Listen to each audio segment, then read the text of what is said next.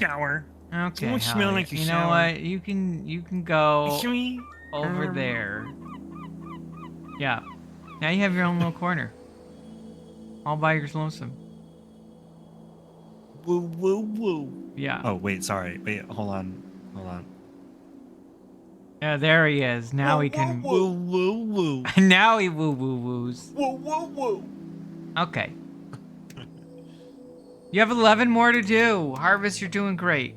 Woo, woo, woo. All right. 11 If you're just more. coming in, I cheated a little bit since we played last. Cheater, cheater. I was legitimately stuck and I didn't know what to do. So I had to look it up. Phone a friend? I had to phone a friend on what to do because That's this part I couldn't figure it out. I spent an hour on stream last time just walking in circles. And maybe there's another way to find this.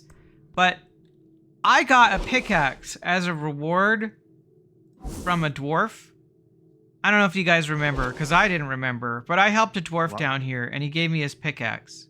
The lobster dude? Yeah. You can use his pickaxe to detect secrets, and it told me to come down here, but it wouldn't give me any other direction other than that, and I couldn't figure, like, I had the pickaxe and it still wouldn't show, so I had to actually learn detect secrets from the pickaxe, because I'm a genius, by the way. As the future God Emperor Wizard of Tolstad, I was able to figure it out on how to strip the magic from the pickaxe, and now I have detect secrets. And in my offline tinkering, and I didn't do anything other than cast it, I now know where to go. Okay. Also, are you impressed?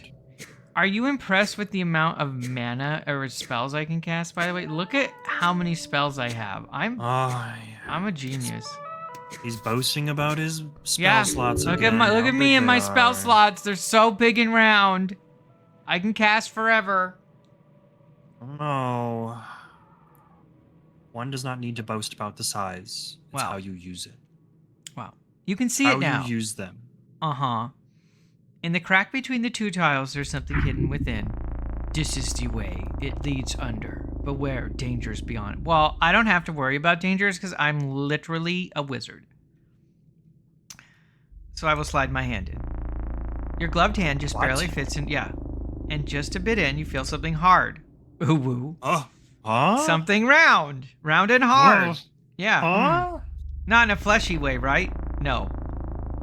Not in a hot way? What are you talking about? No. Okay, so it's not warm. No, it's cold. What? A button! I will press the button. After a light click, the wall itself begins to groan. We did it! I've never gotten this far, so now I know what to do. Billy, did you find this? How did you find this section? Because your character was not smart. The entire wall slides away as you do, revealing a deep, dark tunnel. Whoa, nice catch! He lifts his face into the air. What's that smell? It's, dank. A stench of mold and stone. It's comforting and horrifying, just like Howley. Meek know that smell. Old places, dark places. Be careful, master. It's time to go deeper. I'll see. Which is Howley? The stench in the mold of the stone, or the horrifying and... Oh, I just got jump scared. I can't believe I just got They appeared out of nowhere. She walked up behind you. She literally just walked. She was lurking, Harvest. Harvest, enjoy your lurk. I got my dragon to 90 today, Harvest, too. I have 2 characters. I'm ready if Shadow Priest doesn't work out. Hi, Sal. Seemingly out of the air itself, a masked figure appears. Master, bad vibe behind! The intimidating shadow stands ready to strike with the dagger in his hand. Oh, shit! Not this again! Point at the assassin. That's an assassin! His eyes fall on the dagger and he immediately reaches for his sling. Oh, it's happening! Let's go! Oh, Billy, I can't remember if you saw this, but I solved the Sphinx's riddle. You did that, right? He did. Okay. I pulled death, and I beat death at rock, paper, scissors, which then allowed me to pull the Joker. I have advantage on every roll in the game forever. Oh. You can hear precise controlled breathing from beyond their esoteric mask. This is it. They are ready to kill. Yeah, and the only reason I beat death at rock, paper, scissors is because I'm a genius, and I was able to, like, predict, like, the outcome, like, what death was most likely to play. He didn't beat death, unfortunately. But because of Billy's, not so smart answers were... What's rock, paper, scissors? You lost against death, and he asked to play rock, paper, scissors, and you got to respond with, "What's that?" What's that? Oh my gosh. My character... Sorry, go ahead, Holly. His character responded with the dwarven version of it, I think. It's like, what? Isn't that called something else? That was super upset. You love hunk. Yeah. That's so funny. My intelligence immediately jumped in and was like, okay, by odds, you have 3 options to choose. By likelihood of this, you can deduce that you're likely going to play rock, and that death will probably try and counter with X, Y, Z, and these are the reasons that you should do. And then I broke down why I should pick rock, and then I beat him. Snell whips his sling out with practiced flair and launches a stone. The assassin flips backward, trying to dodge it, but it connects nonetheless with a sickening sound. The sound of brittle branch breaking. The assassin intends to use the distance between you and to their advantage. Throw something at him! Anything! Oh, look at you! Obviously, you have to get closer. Or, I have to grease him up again! You raise a palm, rubbing your fingers together. Open your hand, summoning a torrent of grease. It sprays all over the assassin and the surrounding area. The masked figure tilts at you suddenly. A flick of the wrist, a quick motion with the hands, and dark energy surrounds you. But only in your mind. A hex! You will take constant damage from this typical warlock spell. Oh, they're a warlock! You feel a deep unease permeate your bones, just as the assassin hurls a blast of sickly energy. It lands squarely in your chest, causing an eruption of pain. 2 HP. What a wuss. Never mind, 4 HP. The uneasy feeling turns into a sensation of needles stabbing into you. Ugh. Playtime's over. You will not allow some filthy sneak to kill you. You are in danger. Cleric, you've been hexed! The stone misses the masked one. They glance sharply at Snell. You need to get up close and personal. Move forward within reach. That's enough. Disarm him? Punch him? I have minus 11 for disarming them because they're greasy.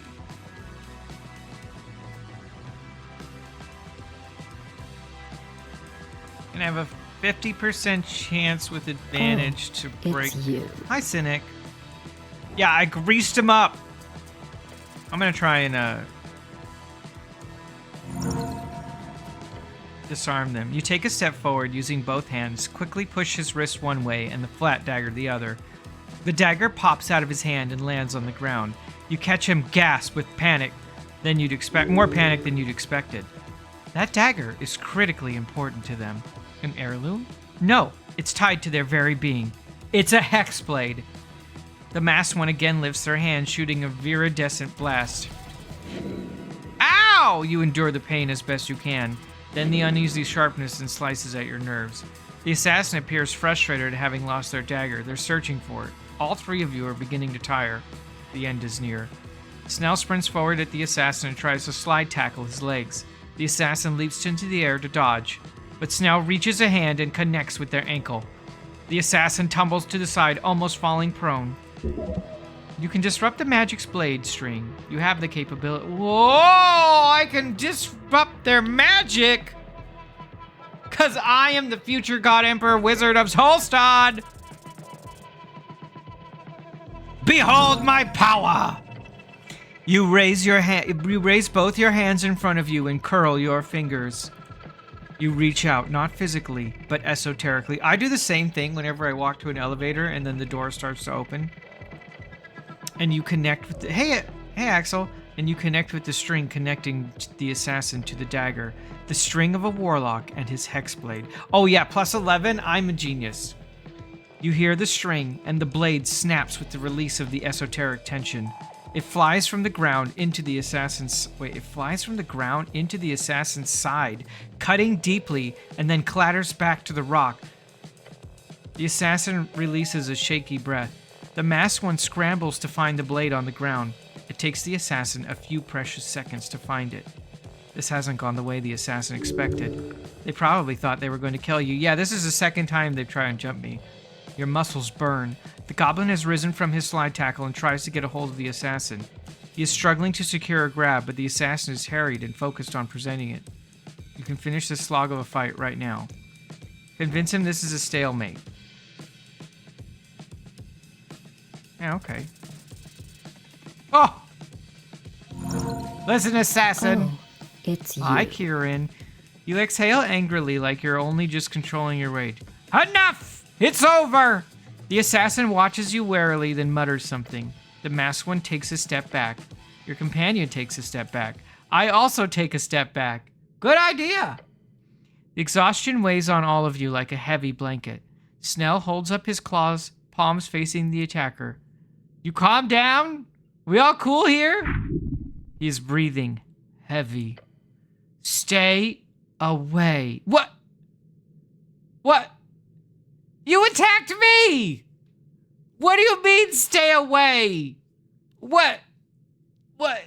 It's like slapping someone and saying, oh, you can't. I'm not touching you, you're touching me. What? That voice. Is this a young boy? The assassin turns and runs, the cloak fading into a misty invisibility.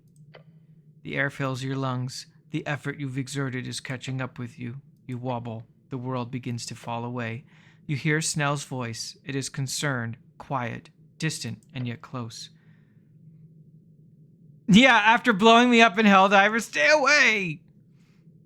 Whoa there! Snell mutters, an elbow pressed against your side. Not yet. Not in the city below. You feel disappointment, fear for the future. Or general confusion, really. Look! Snell points to the stairs behind you. They go down. The assassin got away. Yeah. The goblin doesn't look too good himself. He returns to the sling back to his pack. Why doesn't he look good? All he did was get a little greasy. Look. We can either head back upstairs or we can continue down. But whatever that bastard didn't want us to see is down there. Let's go down. Well, that's not really... I mean, we could take a rest and then come back later. The dungeon ain't gonna shift right away, but... You take the lead, I'll be right behind you. The mystery of the strange assassin continues. You have the distinct feeling that you have to face the mask again, and the one behind it. From all the magic you have seen here, the clues point to a very simple answer. Not a hag, not some brutish mercenary paid for blood. No, that would be far too expedient.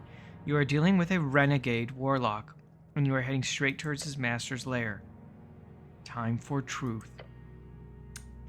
Should I go rest? I mean, I'm kind of hurt.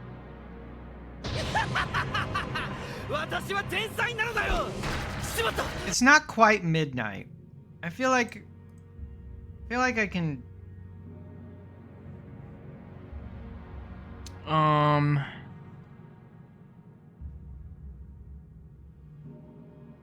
I feel like we can maybe delve a little deeper.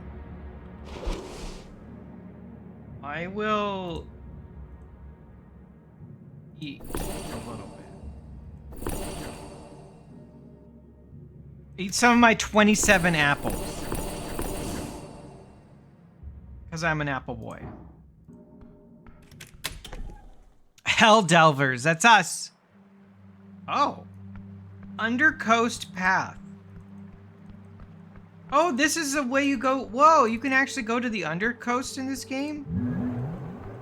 So remember, if you don't remember the lore, the Undercoast is basically the Underdark.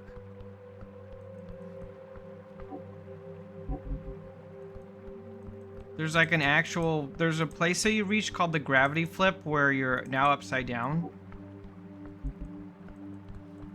Yeah, it's me, the Apple Boy. Okay. No thaumaturgy here. I'm still under enhanced ability.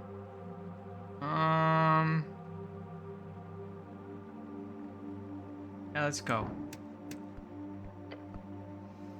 You stand before an entrance. Cynic, thank you for the holy crap, a 40 watch streak. Beyond you see dark tunnels, winding passages. I'm Harvest 1. Yeah, I forgot what happened. Harvest lapsed on his Harvest resubscription, and now I'm Harvest 1.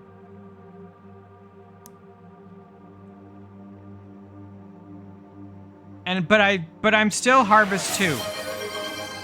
Holly, thanks for giving that sub to Kieran. Well, yeah, I didn't give up my slot. I just also took Harvest's slot. So now I'm Harvest 1 and Harvest 2.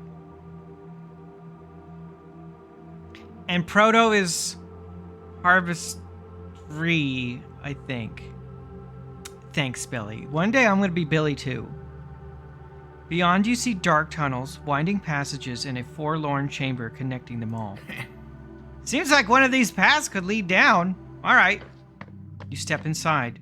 The musky air, oh, is Howley here? Invades the holes in your helm. My helmet has holes. The holes, the common slang for the central spire of the apartments in Tolstad. Oh. Why must you slander me in stinkiness? Fungus. I'm not stinky. Every breath you take is mostly damp fungus. Which way? The rough cavern? The path slopes downward, sharply, too sharply. Rough walls, slick moisture, and fungal growth. That looks steep. Okay, I guess we'll climb. Maybe we should. But you're already descending. I know what we can do for Billy. You can be Billy left hand, and I'll be Billy right hand. Oh! Yeah. See, the responsibility of his hands. You're right. You're right. Yeah. Yeah. The fabled Billy 2, Kirby, and the Musk Hound. That's us. No. Yeah. Yeah. This was a mistake. I'm okay with Stinky, but not Musk. Musk is the same thing. No. It's such a, it's just so much more of a vulgar word. It's so much more vulgar. Yeah, I mean, I don't know. Yeah? You gonna call me Stinky Hound or you gonna call me Musky Hound? Which one is it? Well, make up your mind. I mean, you could be both. You can be Stinky and Musky. No. Or you Musky. just said the same thing. Musk is sort of like stink. Yeah. You stink. Yeah. You're stinky. You're musky. No. Yeah. I liked it better when we were Billy's hands. You're essentially climbing now. The stone is damp and your gauntlets slip. Oh, I don't know if I'll be able to do this one. Bye, gamer. Fall. Bye. Yeah, I'm falling. Oh, yep.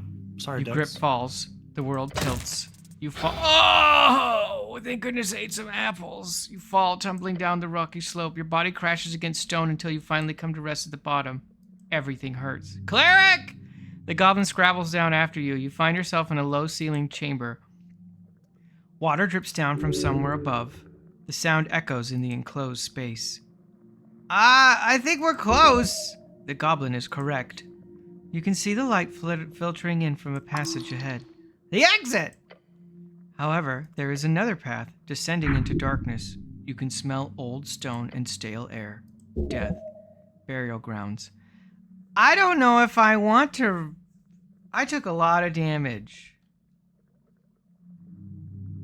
I don't know if I could do that. But I do like loot, so... You descended to the ancient burial chamber. The air grows colder still and rotten. Walk into the cracked entrance. The doorway appears to have been sealed for a millennia. Yes, actual millennia. A recent seismic shift must have broken the seal. Stillness, heavy with centuries of undisturbed rest. Oh, there's going to be undead. Your footsteps splash in hollow water. It pools on the floor ankle deep. The chamber is vast. Columns of carved stone rise into the shadow. Snail motifs and spiral. Oh, snail people. Yep, this is a tomb. Tons of bones all around. His voice is barely a whisper. Don't take too long. And there, in the center, an altar. Upon it rests a mummified corpse. Look closer. Not human, a snail. A giant mummy snail! Its shell is crystallized, preserved. The body itself is wrapped in ancient cloth, covered in strange runes. Funerary rites or a ritual? How else would this corpse be preserved for so many years? One of its appendages is extended, held out, and in its grasp, a ring. Even from here, you can see it glowing faintly. Magic. Powerful magic. Examine the ring. You step forward. The water ripples around your feet. The ring is silver, inlaid with small shells and blue stones. The craftsmanship is exquisite. Look around the chamber. Your eyes scan the space. More altars, smaller ones, other snail corpses, a whole congregation of the dead. This was sacred to them. What is this? It's a dead snail. A really, really big dead snail. Okay. So, are you gonna take it? Yes. You reach out. Your gauntlet closes around the ring, and you pull. It slides free. A ring of spell storing? For a moment, nothing happens. Ancient, powerful, esoterically tingling. A ring of spell storing. An incredibly powerful magic item. What a great find. The goblin wiped sweat from his brow. Let's get out of here before something else wakes up. A sound. Huh? All around you. Oh, shit! From the shadows, from the alcoves, from beneath the water, they run. Undead snails? Skeletons. What? Their bones ancient and yellowed, covered in barnacles and coral. Run! Oh boy, you are trapped. Oh no. Okay, why are there human skeletons in the snail catacomb? They move as one, a chorus of clattering bones. A dozen undead guardians awakened after centuries of rest. This is bad! The ancient ring. They want it back. Well, no! There's too many! The goblin draws a sling and lets a stone fly. It strikes one skeleton square in the skull. The skull cracks, but the creature doesn't fall. Oh, crap! Your god is with you. He must be. They are nothing but loose bones. They are nothing but bones. Manage them. Hi, Wanderer! Make sure to hydrate. It's important to keep the streamer moist, especially when faced with a legion of bones. You're right, I do need to stay moist and hydrated. Especially around my musky hellhound. Your heart pounds. Blood rushes in your ears. Also, Wanderer, thank you for the 100. How are you? Death surrounds you. Literal death.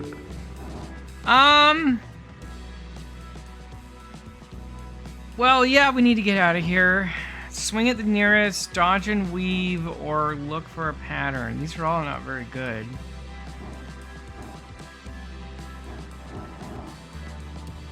Look for a pattern. Oh, nope. Darn it. You try to discern their strategy, but there's too many. The chaos is overwhelming. You can't focus. They swarm around, weapons raised. Rusted blades, bones, spears. Bone spears, coral-covered clubs. 3 of them converge on you. Ooh. Are you kidding me? Oh, no. I rolled a 1? I rolled a double 1. The second strikes your shoulder. The third misses. You're bleeding. Yeah, I know. Cleric! 2 more skeletons advance on Snell. He dodges one strike, but the second catches him in the leg. Oh, crap! The remaining skeletons circle, waiting for an opening. You're still surrounded, but the tide might be turning. Snell is wounded. You are wounded. But they are undead. They do not tire. You do. I got an idea! The goblin rushes forward, sliding between skeletons. Oh, crap. He emerges behind them and kicks one hard in the spine. It stumbles forward, knocking into 2 others. Now, while they're clustered! Earth lends strength. Your arms are heavy. Your breath comes in gasps. You need to end this or run. Use your esoteric might. Okay. I have a -2. But it's really a -1. Yeah, we try this. Woo! You lower your shoulder and charge. The armored bodies crashes into the cluster of skeletons. Bones fly. They scatter like bowling pins. Hey, Zaya, 2 of them don't get back up. Yeah! But 5 remain and they're closing in. The mass of undead presses in. Blades from every direction. You take multiple hits. Oh, no. Oh, damn. Pain. Blood. Hang on! Fall back now! You turn and sprint for the exit. The skeletons give chase, their weapons clattering. But you are faster! Oh, boy. Your lungs burn, your wounds scream, but you're alive. The skeletons reach the threshold and stop. They stand at the entrance, weapons raised, but do not pursue further. Bound to their tomb. Guardians that cannot leave their post. Keep moving. The goblin limps beside you, clutching his leg. You survived. Barely. That was intense! Yeah, that's one word for it. Suicidal is another. Let's get out of here. Your lungs burn, your body ache, but you're alive, and you make your way towards the exit. Behind you, the burial chamber returns to silence. You are emerging at the bottom. Well, that was something. Nice to be alive. And I got something potentially really cool. A compact ring, crafted from ancient silver, which tingles with esoteric might. Inside the ring's oblong crown, you can feel, you know, there is a hidden scroll which will become inscribed with any spell this ring stores. While equipped, you can expend charges to cast spells if you do not have any slots available. The amount of charges needed is relative. The ring regains 1d4. Charlie crap! That is so strong.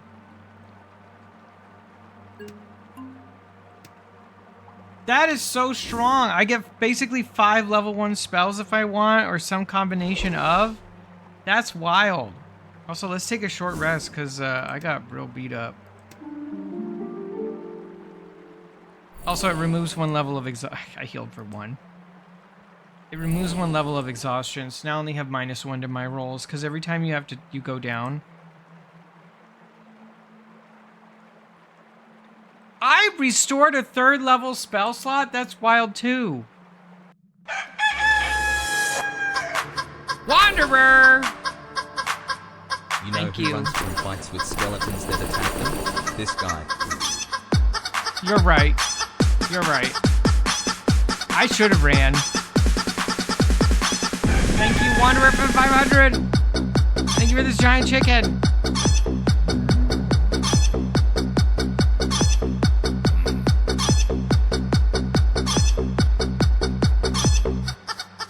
Thank you so much, Wanderer. Thank you. Snell looks up at the looming giant mushrooms all around.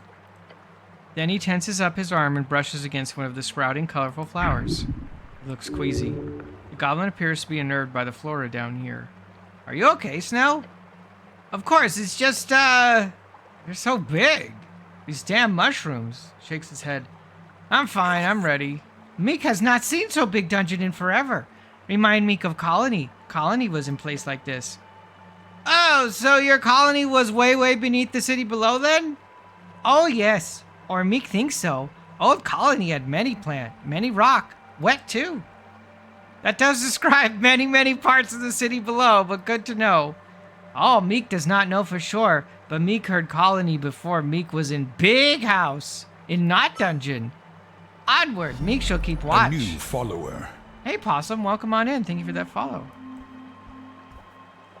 I think I saw with Druidcraft, they had a little thing for me. Trifles your gnomes. Thanks, little guy.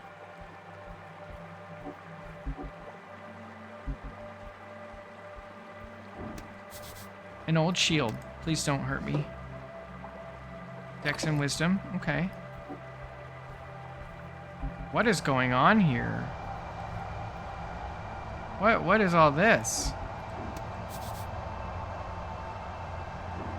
What?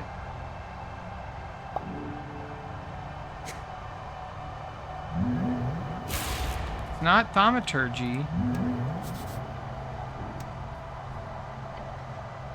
The blizzard rages around you. Okay. This is like some kind of esoteric event. Obviously. Some esoteric bullshit. Yeah. Oh, do you want me to stream for you, Holly, or are you okay? It's okay. Shield my eyes. Your goblin companion holds up an arm to protect his vision. Don't stay in this thing too long, cleric! Cold bites at the cracks in your armor. Little nibbles. He rubs his exposed arm. He said it!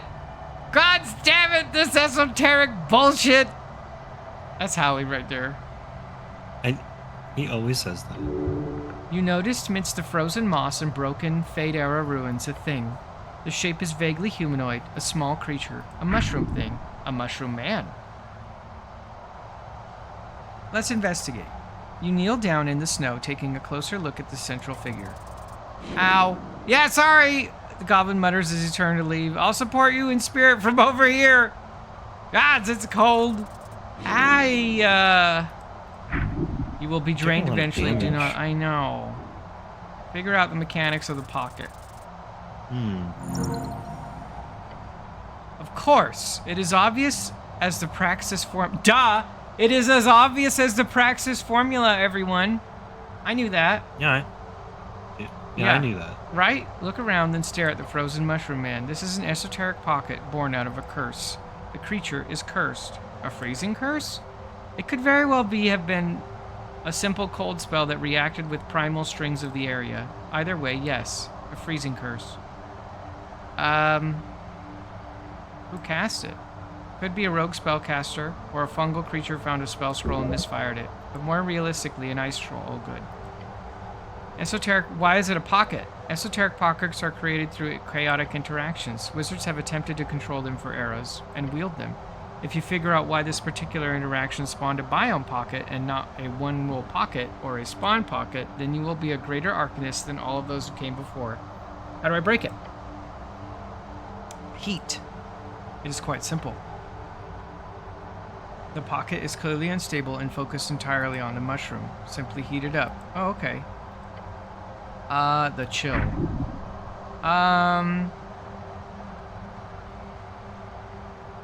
Yeah, I have Druid. I can use Druidcraft. With your hand placed on the surface of the flash-frozen creature, you whisper to the primal forces, "Rest no more, rise with the sun." A mild message, received clearly. A heat springs up from the ground right into him. Bit by bit, the mushroom shivers and then twitches, and then moves. Oh, I thought he was dead. An esoteric tingle. You blink, and it's gone. The heat you brought to it causes the esoteric cold to cease. The blizzard suddenly stops, and in the blink of an eye, as if the aggressive snowstorm was but an illusion. There it is, the end to the pocket. Oh, damn! Great job! You hear Snell call out as he walks up to you. Oh, crap! It's a mushroom! It's a moving mushroom! And then he walks back!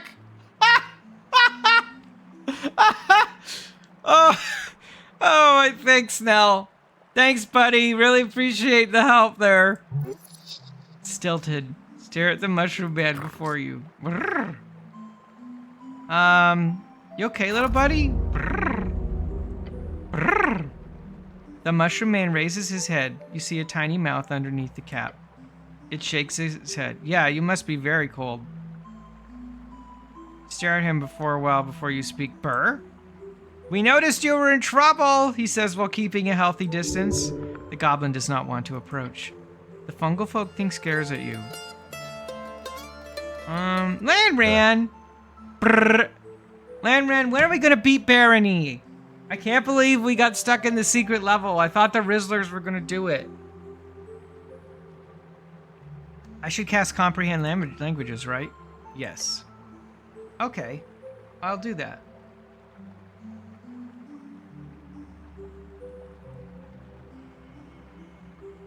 No reason to cast it. What? Why? Are you able to speak normally? Oh, you are. Brr. The mushroom man looks around the still frozen grass until he finds a snow-colored bulb. He lifts it up, shaking it clean, and as he does, it lights up. Brr. Gives you a tiny item. It is heavy in your hand despite its small size. Oh. Oh my. An ion stone. How? Ah, it was in the grass. Brrr. Yes, the ion stone was responsible for this prolonged esoteric pocket. How come I can't cast comprehend languages? It's very nice, Trippin. Thank you. Brrr. Just as the little mushroom man then waddles past you, walking away from the still frosty area. Alright, bye! He seems to walk around the corner into the nearby ruins. Okay!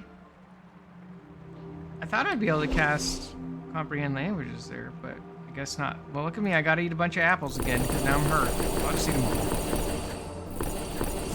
I'm so full of apples. I am the apple boy.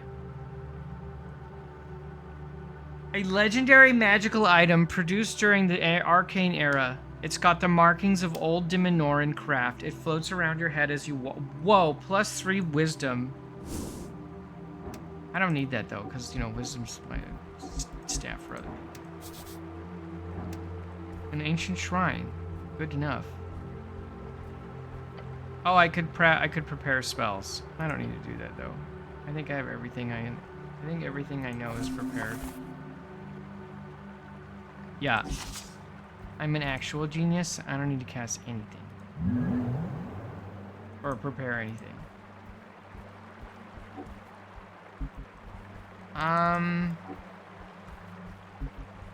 Well, I have to go through the skeletons to come back.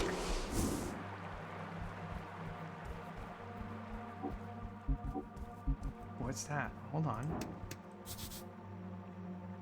Covered in fungus. And a tiny mushroom.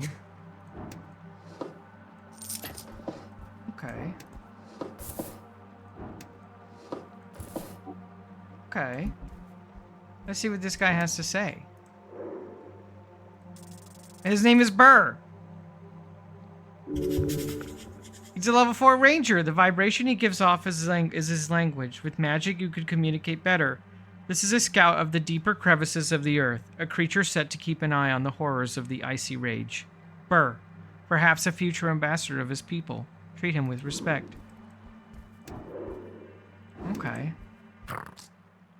This mushroom man greets you with a slight tilt of his large cap. It then rattles out a quiet noise from his mouth, while Snell keeps his distance. Brrr. The mushroom man clearly gestures for you to come closer. Well, don't you worry, little man. The twitching and rattling coming out of his mouth gradually morphs into something else more tangible. A word. The mushroom man will share with you something profound. Something to unite your two cultures into one whole, unified people. What? The mushroom man will share with you something profound. Something to unite your two cultures into one whole, unified peoples. A message of peace. Sup? What? What? What? What? The mushroom man will share with you something profound. Sup? Oh. Thanks. Sup? Great. The spell worked. I saw. Spell. You're good at stringular manipulation. Sup? The magic words are slightly garbled through the words are slightly garbled through the magic. You must get better at this. Hi, Chaos. How are you? Sup? I am Kokolo Normal Momo no Rosso. I'm sorry. Could you try that again? You're unsure if this is the spell or simply a fungal thing. He shakes his head. You may call me Burr. That is what meat walkers like yourself say. Although it would be a little different from me calling you Chushu, for that is what your speech sounds like to me. But it is convenient. We do not parley with you often, so a name based on the sound will do. Chushu? Sorry, I ramble. I want to thank you for saving me from the curse of Gorgolash. I owe you my life. He bows his cap. No problem. I will gladly assist you in any way. Tell me about Gorgolash. Gorgolash, the Aska king. A horrid word. A curse word. He is a bane upon the shadowy depths. The murky fungal valley that is my home. A beast with no care for balance or primal love. Oh, so he's a bad guy. He's the worst. For decades he has roamed the Great Tunnel and its splits, taking what he wants. As all trolls do. He's a troll? Oh, yes, across the river. That's bad. He nods his cap. The troll spreads his frozen curse wherever he goes. Fortune favors us, for he is without his tribe. But once he was driven from the surface. Oh, he's from up there. By one of your people, yes. Do not worry. We do not hold you responsible for the actions of a monster. If your avatar had not slain his tribe, then the tribe would have eventually spread down here either way. But to even face Gorgalash alone is not a quest I take on lightly. A quest?! I'm here to make sure the troll does not descend into the fungal valley. But in my attempts to scout, I made a mistake and was ambushed. I do not remember much, but the troll most certainly caught me with a bolt of ice. How it triggered such an esoteric event, I don't know. Oh. So it was a curse. Yes, it seemed so. It could be such that the Ion Stone was involved, I'm unsure. They are known to cause all manner of trouble when involved in esoteric situations. Well, we have to vanquish him. The Mushroom Man looks around nervously. That would be beyond my dreams, friend. If you do that, your name will be written on the walls of the valley itself. Alright, well just make sure it says, my name is Ragan, the Wizard King. Wizard King? Okay. You carry the weight and pride of a true wizard. Heck yeah. The folk of the valley will remember such bravery. Alright. Do you know Nessun? Yeah, I know her well. We worked together at a time down in the Undercoast. She is a lovely woman and a great druid. I owe her a lot. Who are you voting for? Election? Yeah. I have heard of it. It seems like a way to abstract the common consensus of a core crevice so that a larger collection of people can feel involved in the direction of a tribe of such size that personal relations between the leader and the followers cannot be had. Wow! He knows what he's talking about. Indeed, it's mostly about organized efficiency in systems that grow too complex. The Mushroom Man tips his cat. I'm apolitical, by the way. Want to know who I'm voting for? Okay. Myself! I'm not sure of the implication of this. Fair. Now invite him to vote. You should also vote! Everyone should vote. I should vote? You invite outsiders to vote in an election for your own sovereignty? There are no outsiders. Everyone can be a part of the melting pot that is Norvik. The Halfways had trouble getting enough voting cards, but you invite the first mushroom guy you see to vote? Love to see it! Burr nods a bit and looks at the path leading up towards the city below. It has been a long time since I visited above. Once this threat down here has been dealt with, then yes, I will come to this election. It will be an interesting excursion. Thank you for the invitation. Okay, that's cool, man. I also just got an achievement. Hold on. The achievement is... State your intentions to become the God Wizard King of Norvik 12 times. The achievement is called I Vote for Me. And you know, I do. A vote for me is a vote for the good of Norvik. So, how are we thinking about this troll? I have a little bit of magic. Why don't I, Okay. Oh. What? What? What? What, Hallie? Pop. What? Alright, now I'm full health. I feel like I can handle the troll now. I'm not under enhanced ability anymore, though. Can I get a second level spell? Hallie, can you give me a second level spell slot, please? Can I give you a second level what? Spell slot. Why would I do that? Could you oh my gosh, look at this troll. If I'm a devil, right? Yeah. And you want to make a contractual deal with me, yeah, it's got to benefit me. Right. I have disadvantage. What are you giving up?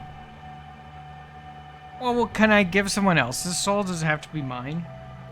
No, that's not how this works. Okay. It has to benefit me, and it has to come from you. Can I have your eye? No, I need that. He'll never give me his eye, chat. He never wants to give me his eye. Oh man, this guy... It's back facing the Pillar of Jor. Oh, I need to touch the Pillar of Jor. A creature right out of every kid's nightmare. A troll. A frost troll, to be precise. A horrid creature. Frost troll is a tribe of trolls who rose to prominence during the late Arcane era. Some of the most infamous trolls during the Conquest were of this type. Gorgalash, for one, as well as the holdout, Orgro. Such fierce power, just sleeping. Your bloodline pulses within your veins, shying away from its headsman. Your goblin companion stares slack-jawed. There is a cage next to the pillar. Ooh. Sneak closer. Please, please. Oh! Woo!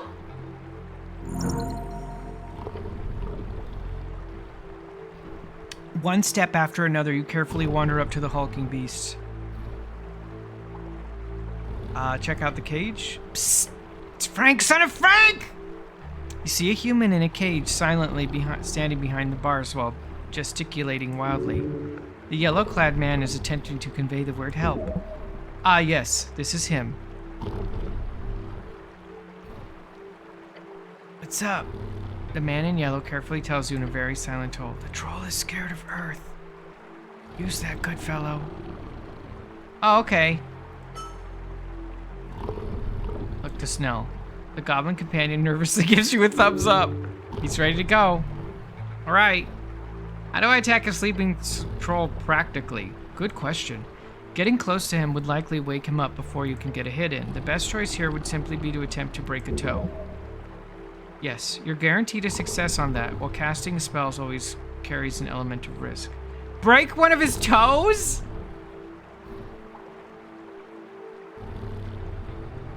I could also cast Inflict Wounds.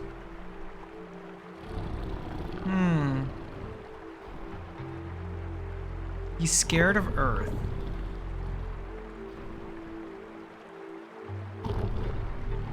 Break his toe. Twist his toe! Now close enough to smell the troll's rank odor, you reach forward and clutch the troll's pinky toe. You grab it and give it a mighty twist. You hear the resonating snap, like the first log in a house to crack before the collapse. The troll's eye bursts open as he bellows with rage.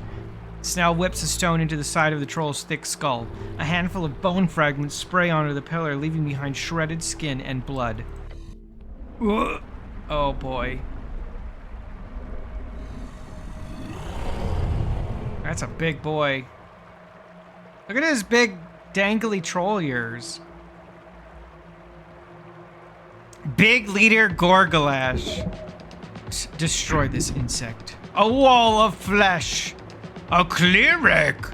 Oh, I have waited so long, he roars. Your bones are loose sludge. Long to crush one of his little soldiers. Oh. Yeah, he really wants to kill you. Oh my gosh, Gaby, I love it. I love it so much, Gaby. I've adored the heck out of the writing. If you like any kind of fantasy and you are a fan of disco, this is gonna do it for you. You spring into action before anyone else. You stand in front of a tall troll, a molehill defying the mountain. Act now. Astonishingly foolish. You cannot defeat a troll with brute force alone. Sorcery was invented for moments like this. Okay, this is clearly getting off to a bad start. Let's try to calm things down. Okay. How hard can it be to trick a troll? You yell, I am Earth, return! Time to finish the job! The troll appears to be taken back by this at first. You have the opportunity to get him. He does not believe you. Oh!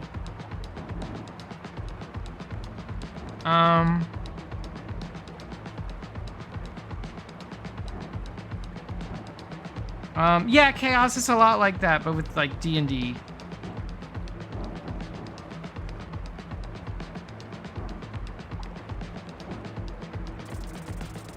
I steal my nerves. You reach into the cool well of placid water that rests below the currents of your mind. You find it dipping into the creases of your brain in refreshing calmness. You see everything with sharp clarity. You have awoken King Gorgalash. Quake, wretch, for your doom comes. He pulls back a giant leg and then kicks forward with another roar. Ow! Nails, piercing like a wave of spear. You try your best to shake off the impact, but damn. Earth destroyed nearly all the trolls in the realm. This Gorgalash reigned as the last king of the Ascani alongside Yodimel, Berg's daughter. To think he has been alive all this time. How pathetic. Snell loads a stone into his sling and shoots it, already breathing heavily. It crunches into the troll's kneecap, blowing the skin off and causing him to waver. Figure out the non-violent way to end this.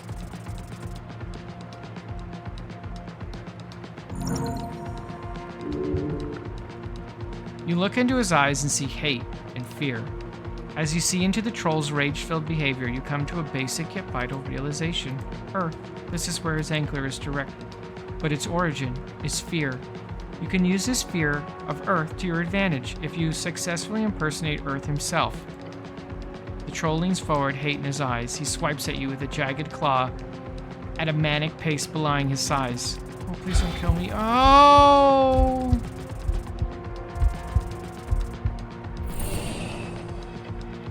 Ha! Blood is drawn! I will mangle your corpse, filthy cleric. Attack its eyes. Snell tosses his hair out of his eyes and looks up at Gorgalash's face. With sweat flying off his brow, his lightning-fast sling, the goblin fires a shot into his face. It hits his left eye with a smack. Direct hit! The troll roars in pain and anger. Yes! Possible paths are closing off in this fight. It's time.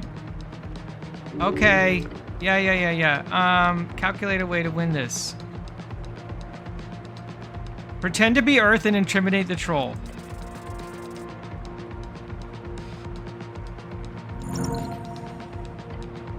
You pull all of your might into your posture and stand with divine grace despite the blood caked on you. You enhance the volume of your voice and speak with a rumble that dwarfs even the troll's voice. You desperately try to hold together your meager kingdom. I need not try, for I know it is mine, and so I reclaim it. What? You are a violent creature, undeserving of my mercy. You call yourself a king? I am a god. You think your size protects you? Know this. You are but a tree grown in my path to be chopped down. No! And now I lift my axe. The troll's anger turns to totally blind, panicked fury. He is terrified, the poor thing, but this is the only way you can end this without more death. Also, it was sick. You killed it. The troll reaches towards you with one hand. It feels like a slow attack, but you step to the side, but Master, look up! You notice too late. The beast moving forward, his foot is coming. Uh-oh. Comes down you like a hammer on anvil. Your body attempts its hardest feat yet, not being flattened. Try to not be flattened. The rough underside crushes your entire being in an instant. You cannot do anything. It is impossible. Wait. And you get crushed against the ancient stone. Oh. I failed. Again, yes. Another sacrifice for the... Oh no, am I dead? Or the gravel road 30 feet down. Another sacrifice for the pavement. Or the gravel road 30 feet down the lane. Blood pooling into the gutters. People forming a crowd all around. A spectacle of human achievement. A fight against the most fearsome beast of Ascani. Ended in an instant. You saw when it happened. When the troll awoke from mud and stone. When his claws clashed against the thatched roof of the neighboring hovel. Father was not the first to grab a pike. He was not the last. He was one of many brave men. I remember the sound of Dad's bones being crushed. Dad's bones being crushed. His ragged breathing. You were close enough to hear. You were close enough to see. You were there for it all. The sights etched inside one of your... Oh, that's awful. The sight of humanity being snuffed out by those wretched creatures, each deserving of complete annihilation, on the gravel road 30 feet down the lane. Mother did not speak with you about it. Not once. I never asked. You never asked. That is what a man does. He grabs a pike and goes to face a roaring troll. He gets his bones embedded into the pavement, over and over again, until the heavens open to the earth and the hells spill their guts on your doorstep, until the last man takes his last breath on the last day of existence. Until you die, you will pick up the pike. Jolt awake. Mangled and bruised. Dying. A familiar scent wafts near you. Musk. Death life. Life death. Spores. Look to the side. Not far away, you see the Mushroom Man. He is waving his staff, spores surrounding him in a thick cloud. You feel as your drumbeat of blood, slow and frail, becomes a sturdy rhythm of march again. Ho ho! I'm back in it! Your bones are mending. A healing spell cast through the primal. Brrr. You live? Bones cracked and soul returned. Yes, you live. The troll lets out cackling laughter. I crush you, yet you stand. Cockroach! How are you alive? Stell yells, loading another bullet. Never mind, just keeps fighting. Hi, Hazel. Hey, gamer. The goblin sits at a safe distance and launches another stone. It smacks him in the face this time, just off the other side of his other eye. You insolent pests. This is where it ends. This is it. This is everything. This is a time for divinity. Oh, channel Earth? No way. I get to channel Earth? You lift your head and try to find within you the delicate yet omnipresent connection to Earth and seek the divine strings. Yeah, you can't squish the future god wizard king of Tolstad.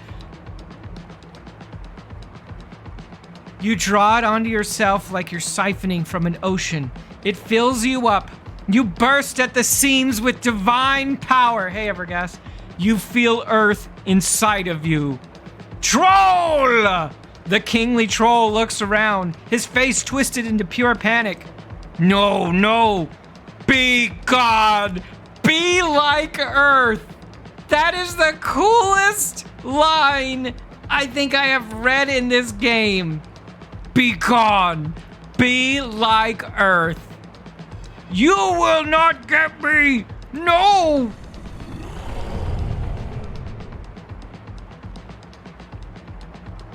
Oh, look at him go. He lunges forward. No. No. Now's your chance. Don't let him get away. Focus and steady mind. It is time to take this evil down. Runch up behind the troll. I'm the king of Ascani. Now is your moment. Your god is watching. Every god is watching. Strike down the beast. Finish what Earth started. Defeat Gorgalash. Oh! That was so cool. You hear his roar fade into the rushing water below. And with that, it's over. You think he's dead? Eh. The big leader Gorgalash has fallen down to the gravity flip. This means the troll has a 1 in 20 chance of survival. Let's hope! Yeah, it's me, Earth 2. A shaky breath leaves your chest. I can't believe it! That wasn't just a regular troll either, was it? On the ground, just off the ledge of the chasm, you see the only proof left behind by the beast. A tooth. A tusk. It is called a tusk. The troll king grabbed the tusk. I'm just happy to be alive. Good fight. Did you take any hits now? No, nothing. You tanked all those hits. Yeah, I did. Speaking of which, how are you holding up? Okay. Cure wounds or two and I'll be back to normal. I know your healing magic's strong, but just let me know if you need another break. But for now, let's go check on that weird cage. Yeah. Oh, right. Also, what is his tusk? How cool was that, by the way? Quickly regenerates HP over time. Wait, really? Like more than my Ring of Constitution? Yeah, this is quickly. This is slow.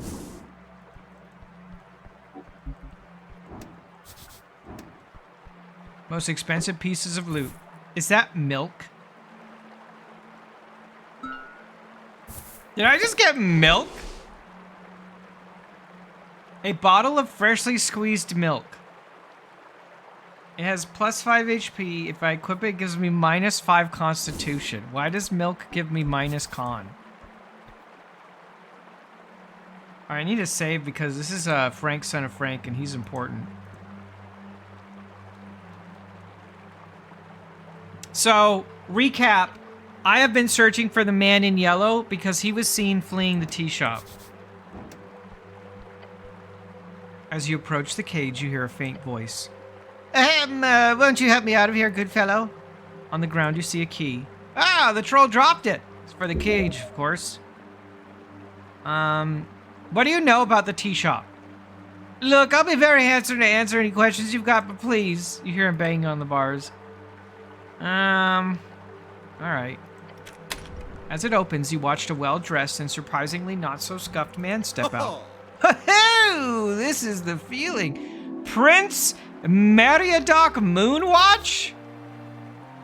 A fameless family of revolutionaries in the Reeds. They were one of the few powerful houses that managed to brand themselves as non-majocrats and were thus spared in some sense revered. Oh, he's a noble. The sweetest nectar of any band. That sure is oh, he's a free strider. This is a merchant prince, specifically the Moonwatch heir. Are you Meriadoc Moonwatch? The one and only. The fancy free strider flashes you a series of pearly white teeth. Allow me to properly introduce myself. He bows. Hola! Hassan! Salve! Amici! Sek! Hello! Greetings! Oh boy. He bows forward in a deep performative motion.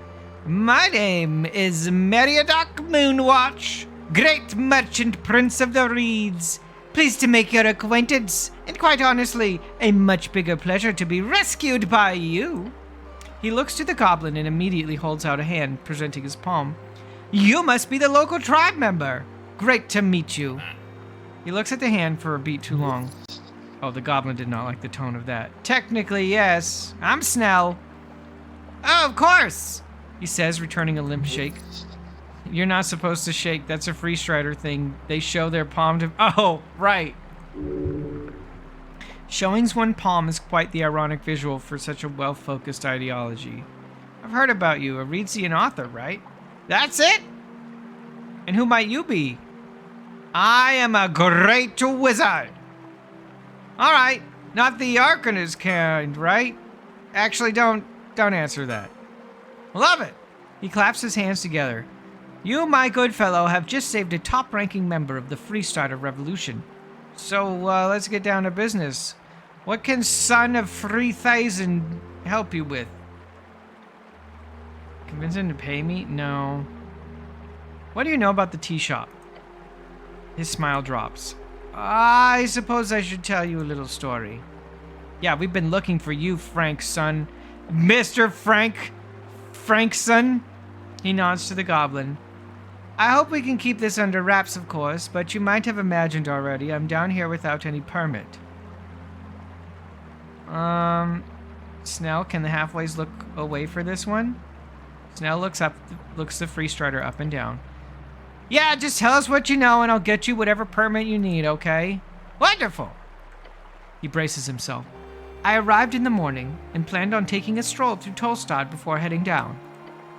My presence was a bit of bad timing, really. A week before the election, and a son of 3000 arrives on the scene? That could cause a bit of havoc. And since our dear Ascani Reeds Trade Company was doing so very well in this election, I did not want to steal any of the Oh! Oh, he's part of the people that are buying the docks. I hate him. But then, of course, fate intervenes, and just when I find myself before the Ascani pillar, a darn fireball goes off next to me. Just my luck. So once the ringing has stopped and some goblins started swarming the place, trying to put out the flames, I decided quite quickly that this could end poorly for both my timetable and the poor people who had to deal with the mess. Uh-huh.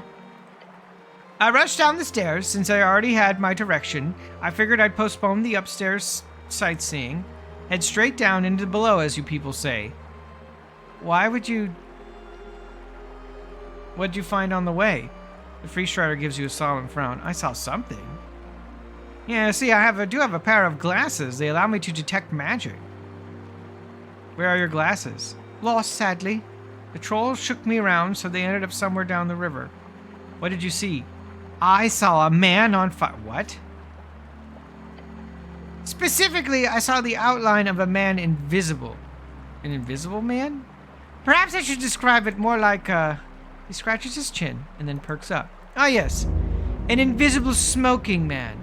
My glasses allowed me to see him, or at least a faint outline of his esoteric illusion. Where did you see this? I had just entered the, what is it called? The area right below with all the big apartments? The Pillar Crossing? Yes, that's it. And when did you see him? It couldn't have been more than minutes after the explosion. How many seconds does it take to walk from the pillar upstairs to the pillar down? A minute. Yeah, so... That means... I think that means... I'll save my theories for after this conversation. Did you see any other detail? It was clear that it was a man, and he was on fire, and he was probably wearing some type of armor. A silhouette made that obvious. A human, I would guess. Too tall for a dwarf, too short for a, half giant, but that really a humanoid slightly taller than either of us. And I'm sure you're experienced with detect magic, but my glasses are not as powerful as the spell. What did the man do? That's the question worth 1,000,000 tens, huh? Well, what did he do? Meriadoc takes a deep breath.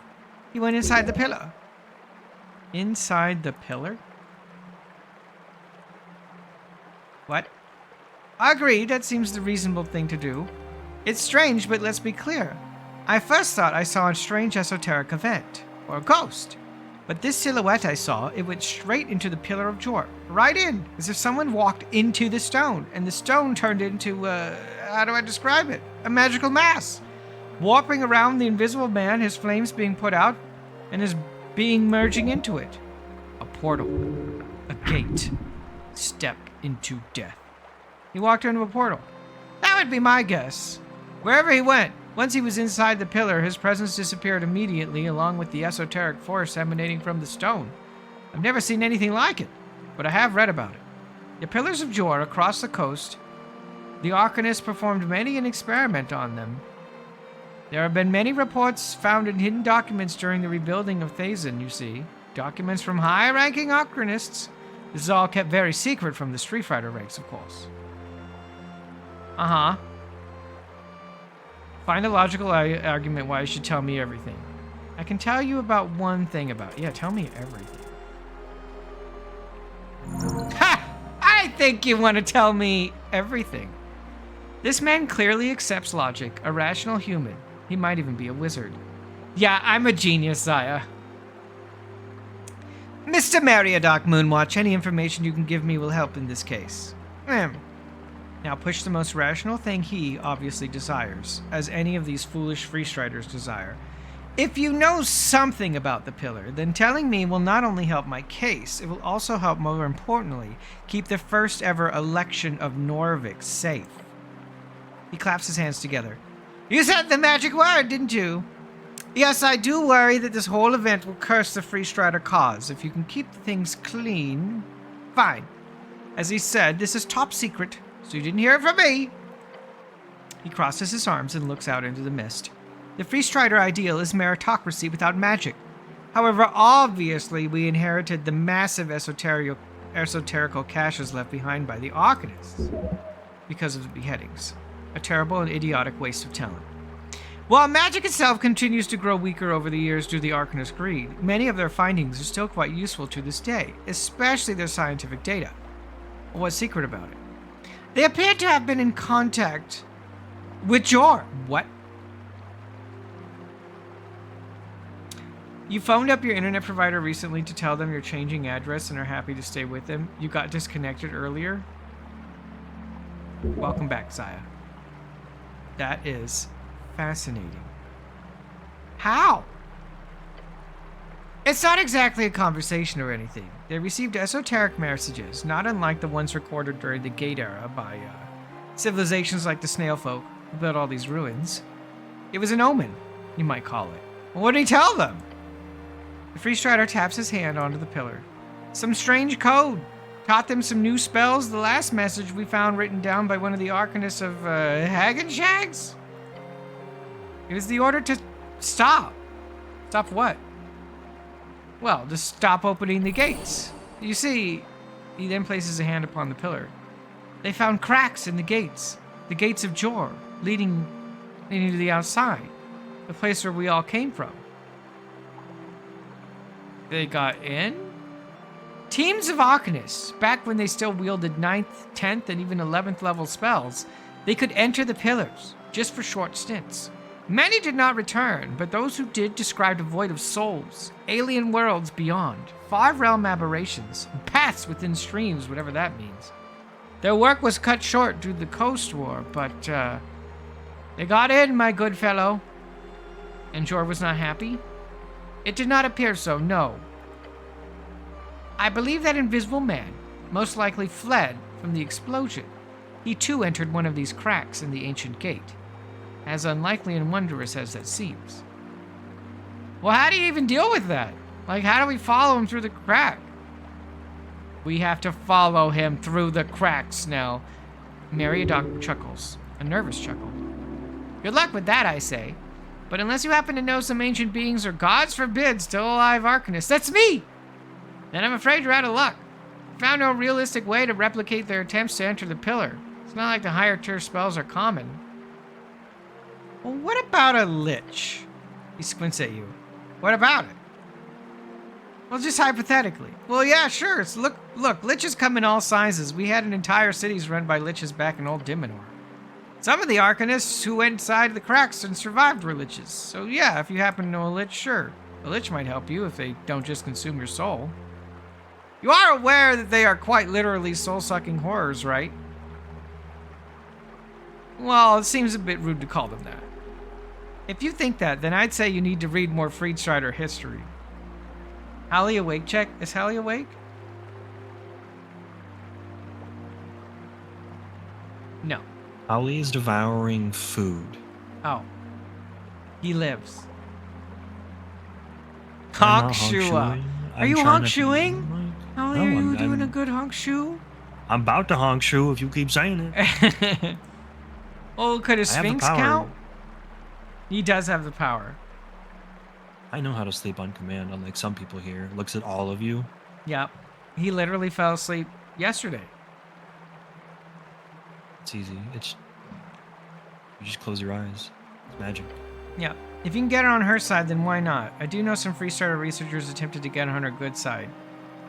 Okay. Well, what about a Demi-Lich?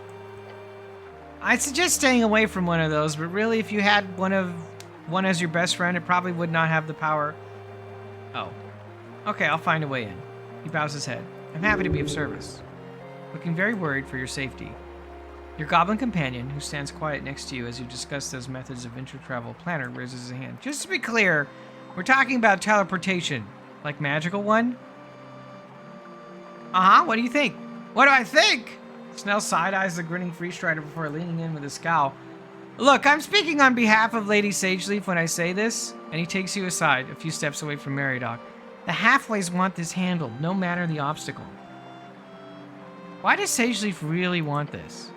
The goblin thinks about it, letting his eyes rest upon the pillar. He then tells you, if we don't get something tangible, like for example this rogue spellcaster, then the halfways will be in a really bad situation. Is Sageleaf losing power? No, she's got that in the bag. Economically speaking, the city is effing us all the time. Sorry to break it to you, but your bosses don't make it easy. I'm listening. If the city manages to get their way on this whole fireplace failure narrative, along with all those zoning disputes, legally we're looking to get completely screwed. Lots of tenants we have to house without any permit for apartments they occupy. Hundreds of buildings across Tolstad, commerce, living spaces, even government locales. If we don't get something tangible, or at the very least, some type of leverage on your dear Magistrate Darrow, then I have to do anything I can to stop that from happening. Okay, and that's what you'll do. Hold out your hand. Let's have an adventure. He instinctively grabs it, giving you a solid handshake. Let's have a goddamn fucking adventure. Okay, we've decided to go into the Pillar of Jor. Oh, how lovely. Hope you survive. What do you know about the elf? Do you know an elf here? No, I don't. I have a few elven friends in the Reeds, but no. An elf died in the explosion at the tea shop. Oh, I had no idea. That's certainly a scandal in the making. An elf, you say? Elam, I presume. She might have been the target. Well, that's just awful. I will leave this investigation to you, but I assure you I have no contact with any elf in this city. You're unsure if he is speaking the truth, but your eyes do not waver. Or his eyes. What are you voting for? Why do you mention that? I did hear that anyone authorized to stay within the city is allowed to cast a vote, which is wonderful policy, and the Ascani Reach Trading Company has surely pushed for this implementation. However, as an outsider and one of significant political power, I will not partake. Isn't democracy your thing? He shrugs. It would simply be tasteless. This election of yours should be decided by those who call Norvik their home. Whether they've been here for a week or a decade, it doesn't matter, but I do not call it home, so I will not vote. That's why I haven't made my presence known here. I'm incognito. He's looking for a fight. You should disagree with him. He'll like that. Allowing anyone to vote like that is an awful policy. It can and will be abused. I disagree. Allowing anyone to vote like that is an awful policy. I disagree. We've seen time and again in the Reeds that states making limited attempts, as we call it a democracy, will always end up sliding into older order deciding who gets to voice their thoughts. Thus, the one to decide who gets a citizenship vote gets to decide the outcome of any election. Terrible! Oh, there's light in his eyes. Keep arguing.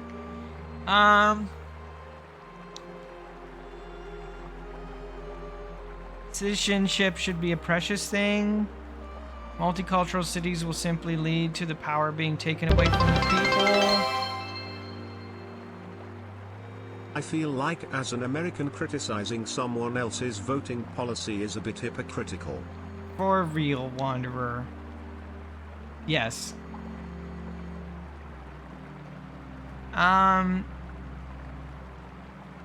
Seems like that's how Free Strider Revolution works. You move in, pushing the old order out. Citizenship should be precious, but if citizenship is tied beyond culture or local folk, then can't outsiders influence elections to increasing degrees?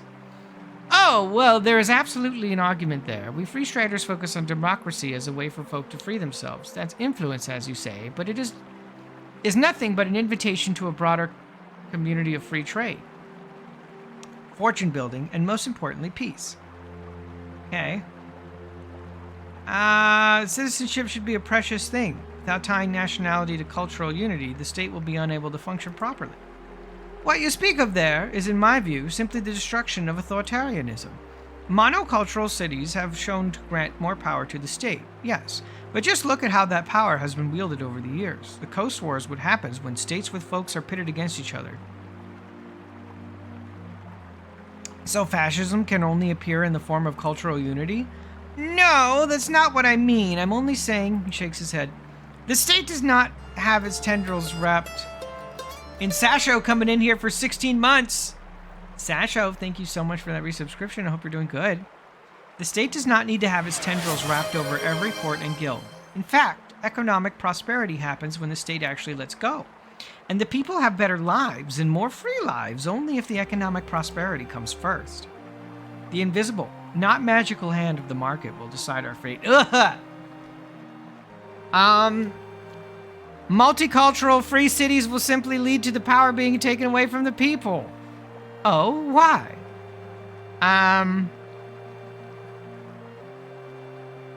Because the people means humans in this case. If they become a minority in their own city, they won't. No.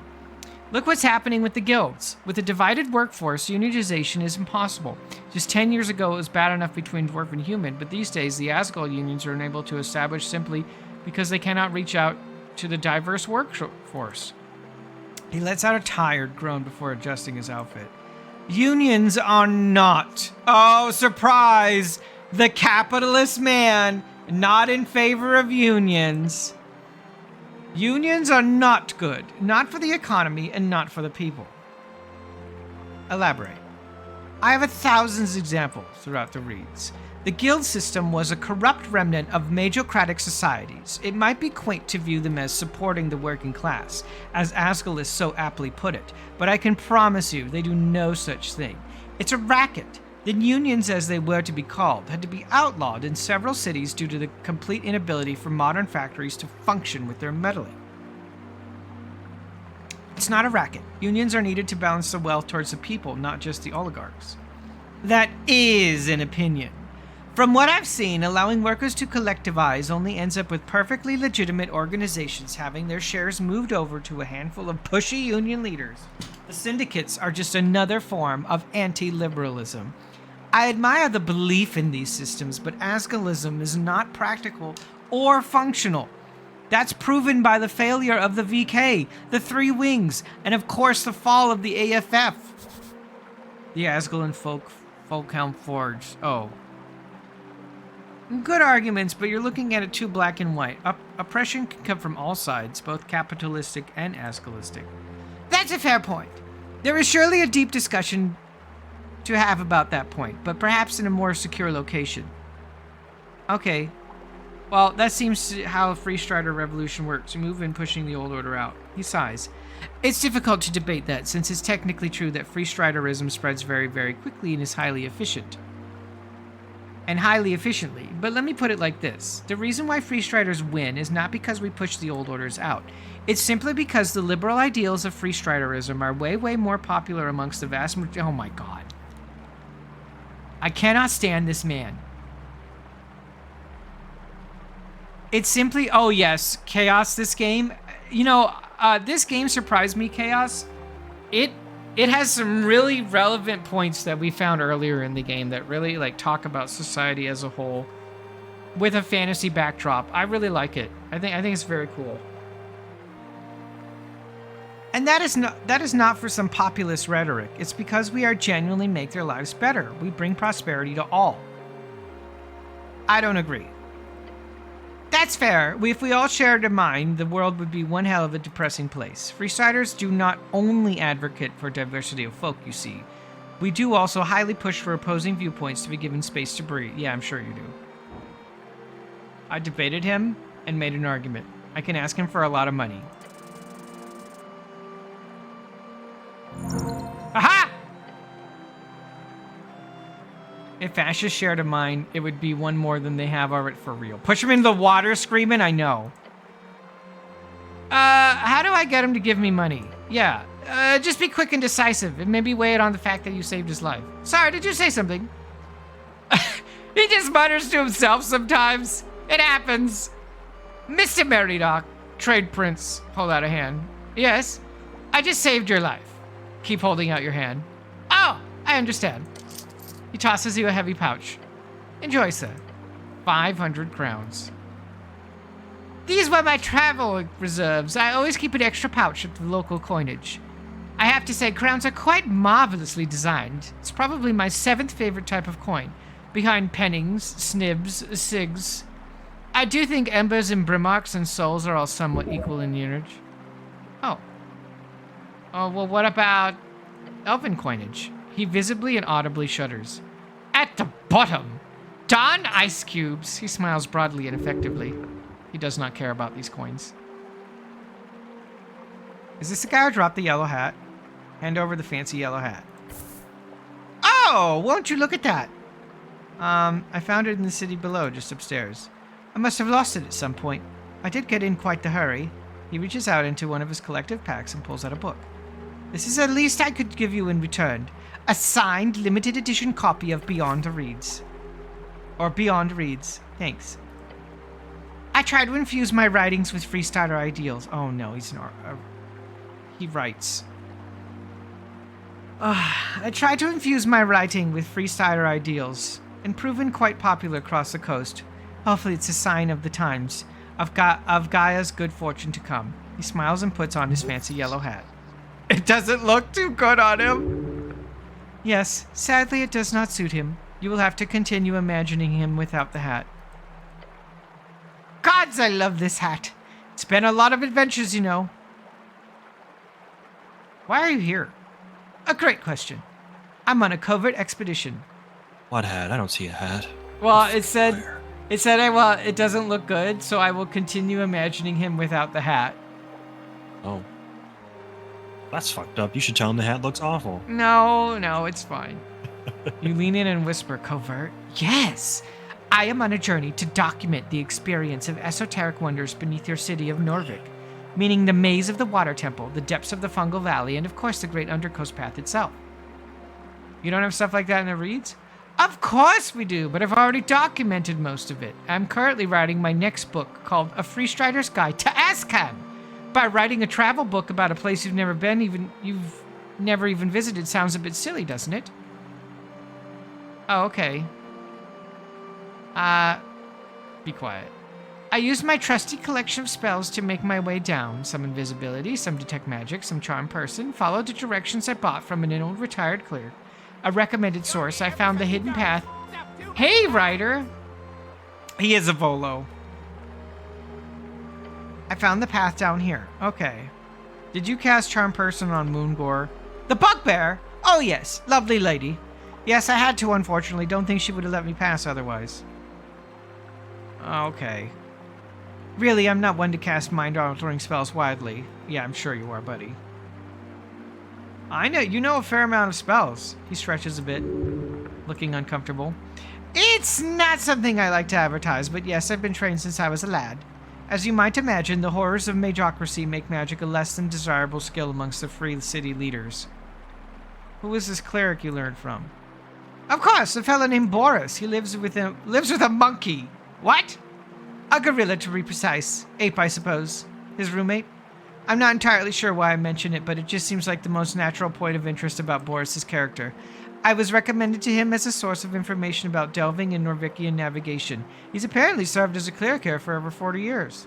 Hells of a career. Okay. Yeah, sorry for going on a tangent. He looks away for a moment. Boris, yes, lovely fellow. Okay, then. He groans a bit and rubs. About the troll. I really should have been more careful, but once I'd reached this far down, I figured there wouldn't be any trouble if I just rested a bit under one of those mushrooms. Mostly to regain my spell slots. And there's not much else to say. I was thrown into a cage, interrogated. I spent my remaining spell slots on him, but nothing seemed to work. Yeah, he did seem esoterically resistant. Indeed. Not entirely, of course, but every charm person I cast just bounced off. At first I thought it was due to his nature. Obviously, charm person only works on direct humanoids. However, trolls are distinctly a giant variety. They even speak a broken offshoot of the giant tongue. So I'm quite confused over it. Considering the esoteric freezing around the beast, I'm sure there was some kind of strange pocket or biome effect he carried with him. Did you ever manage to talk to him? Sure. If by talk you mean him screaming at me and threatening to eat me for a fair bit of time. Lovely experience. It'll go straight in the book. The last vestige of Eskani's brutish past. No useful information? Well, the brute did mention how he hated Earth. Sounded like he was one of those few who survived your dear god's cleansing during the first city's founding. He also spoke about rebuilding the tribe, but I'm not even sure what that means, so good riddance, I say. Such a beast has no place in civilized society. Compared to the half-giants of Orgeni, I do not see much potential in trolls. He glances towards your goblin companion. Goblins, for example, are more or less stellar examples of this democratization of tribal cultures. If you pardon... Oh, I hate this man. Pelanova, thank you. Snow looks tired. Happy to be a stellar example for you and your ideology. Either way, the troll's gone now. Hopefully, the way he fell down into the deeper reaches of the gravity flip should suggest a gruesome death. But don't take anything like that for granted. What makes these parts so wondrous and horrific is both the esoterically unstable nature of these strings. Alright, that's all I've got for now. Very well. I think I'll pick myself up here for a bit. think that Dawn bastard troll tossed some of my belongings down the riverbed. Hopefully I'll be able to recover some of it. But either way, thank you. You performed an amazing service for me and the entire revolution. I believe some of my fans. He presents his palm to you. I owe you a great deal. If we ever cross paths again, I'll be sure to repay you. Present your palm. The free shredder shows you his palm in an open gesture. Well then, if you need anything else, I'll still be here for a little bit. Alright, goodbye. So we found Frank, son of Franker's son. Oh, I level advance. I am so smart. I have 20 intelligence naturally.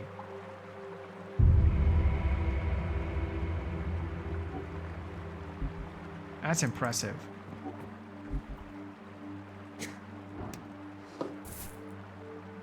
Lingo berries. A snail door. I want to look around. I could climb these vines. The roots are moving. Oh no. No druid craft here. No thaumaturgy. I know I can talk to the pillar. I'm just waiting. You stare up at the wall of the ruin. The thick rubbery vines drape over the ancient spiraling concrete. It is a vertical ascent of roughly 20 feet. The Tulin did not do stairs. Whatever steps you have found in their architecture are added eras later. The vines are slick with fungal humidity. Mucus. Oh. Holly! Hey, who is that? Yeah, who is that guy? Who's that right there? Who's? Thank you, Holly. Who was that? I cast Druidcraft. Ah! Holly! What? Who is this person? Who is that guy? Yeah, who's that guy right there? Oh, look. What a dog. That's the butter dog. The dog. I just play tested Gravy's game that he's working on yesterday.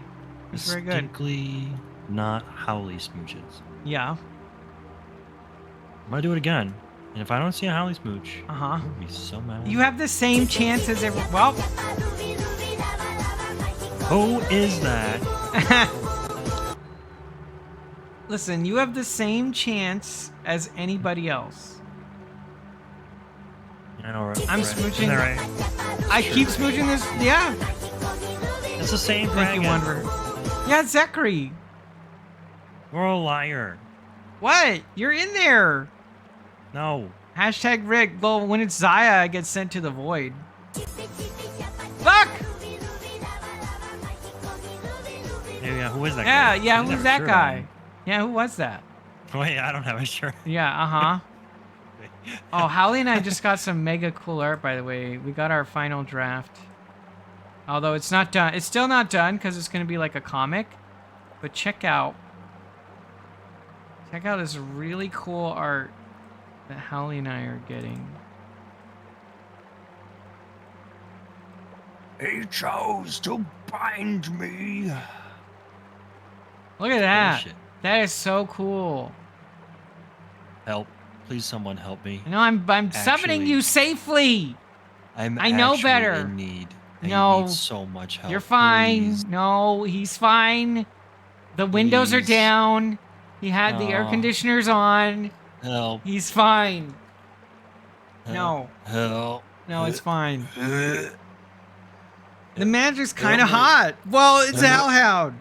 No, he's Help fine. me. No, he's fine. Help me. Help me. How many kinks is this?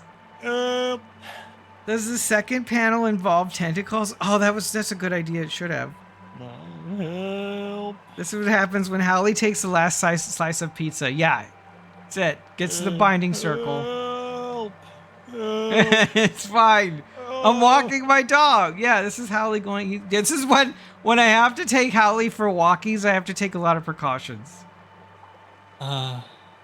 One time, you burn the neighbor's mailbox, Yep. and all of a That's sudden, you That's just have it. to have magical binding chains and a Uh-huh. summoning circle put underneath you. Yep. It's Shirt is off. Shifu, I'm not wearing any clothes in that. There are no clothes involved.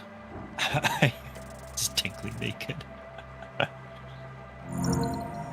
Alright, I'm gonna climb double this. 16s. Yeah! I avoid the slick spots where the ancient resin has pooled, calculating friction coefficients in real time. Your boots find a knot, and your hands find a loop. Efficient and knot. clear. I'm at the top. No. Hell has a good question. No, it's probably Howley grunts, actually. Rue grunts? No. It's What did I probably just me, I'm learn? probably- Did you cast Stinky? I just got speak with plants. No way. He's a tree hugger. Help. I can hold on. I got. There's plants right here. I bet I can talk to them. Wait. Does that work on the little guy? Hold on. I just got speak with friggin' plants. That's so cool. I didn't expect that. If you learned anything from Terminator, summoning doesn't include clothes. That's true. Do you have apples? Oh my gosh, I'm forever the apple boy. I just ate 8. I just got 8 apples. Literally ripped me from my home and said, "Do my bidding." Okay, but like consensually. You can go home if you want. That's not true. I am binded. You literally bound me. How rude. Right, Sasha? That's what I'm saying. No, that's how you're supposed to do with hellhounds. I read the manual. What manual? Who is just giving these manuals out? Please do tell me. I want to know. Who would give you such a damn... No. I read it. He's thanking you for defeating the troll.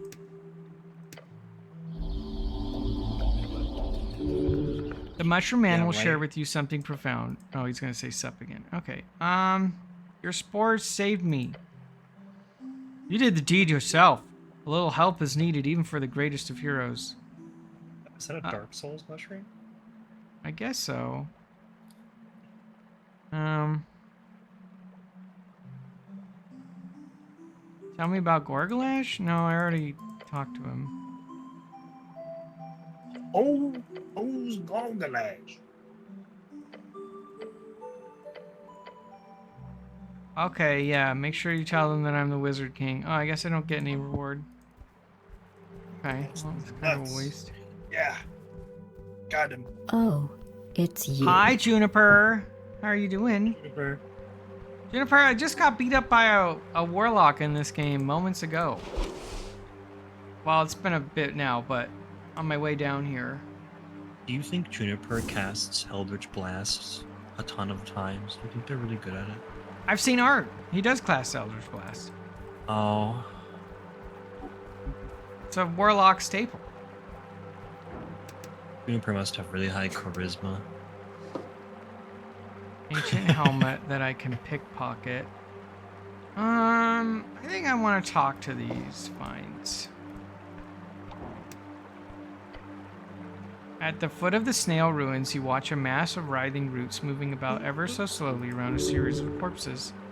Skeletons. There's a lovely helmet on the skeleton in the middle. You see it straddled upon the brow of a skeletal face. Late Fade era or early Divine era. However, a corpse would never remain this intact over hundreds of years without esoteric means. Most likely, these were adventurers from a later era who simply used that ancient helmet. I hope you're not thinking what I'm thinking. It looks like the type of helmet that would bring great mindfulness. Oh, I'm thinking. I'm gonna cast Speak with Plants. You trace the spiral in the air, each string of primal energy focused upon its collective life before you. It writhes, the writhing becomes sound, and the sound become words. Puisanadud, who comes to step on our rooted being? Oh crap, right. Speaking with plants, cool. I'll let you do your thing. You're talking though, Mr. Druid. I'm a great wizard of above. Wizard. Yeah, good enough. Being a wizard has shaped the way that I've seen the world. Yeah, it has. The writhing mess of roots lets out a low groan. Anadla Ifa Dwa doll. Slowly, the spell appears to attune you to the primal essence of this life form. We hold, you speak. We find interest, we answer. Ask something interesting, it might help you. Who are you voting for in the election? What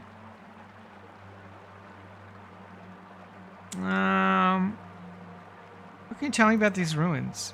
Inside the Trifler, the beast of many eyes who lives in pipes. Beware, it is waiting. Beware. What? The beast of many eyes who lives in pipes. Like rats? Oh, Meek knows beast of many eyes. Bad, very bad. Master, be careful. Oh, okay. I defeated the troll. Yes, we felt. We cheered. Yeah, Mario. We are grateful. The freezing, breaking, slashing, stomping, it is gone. We cheer. Oh, a beholder. Maybe, yeah. Are you good or evil? We are. Oh, okay. We are. Who are you voting for? We voice our concerns over moisture. The pouring keeps us filled, but the wetness is causing Earth to drift. In time, there will be less soil for us to inhabit. This must be handled through care and substantial conciliatory consideration. What? Okay, you should get some type of plant election going down here. That would help. Okay. What's it like down here? Fresh, damp, filled. Many come, few we hold. Those who do not know, respect. Okay. Can I have the helmet? Helm. That thing on the head of the corpse, the one that you've got in your grip? Helm is not needed. It begins to carefully slip the helmet from the corpse's broken head. Oh, thank you. That's all for now. Have a good one. Alright, bye. Well, that was nice. I just got to ask for a helmet. So my current helmet is plus intelligence plus con. This ancient helmet is plus wisdom. How do I look in it, though? I look pretty cool.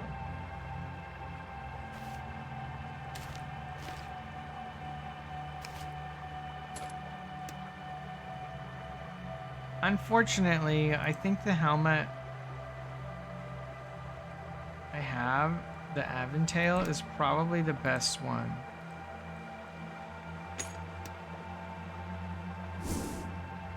Because it's int and con. Nerd with glances.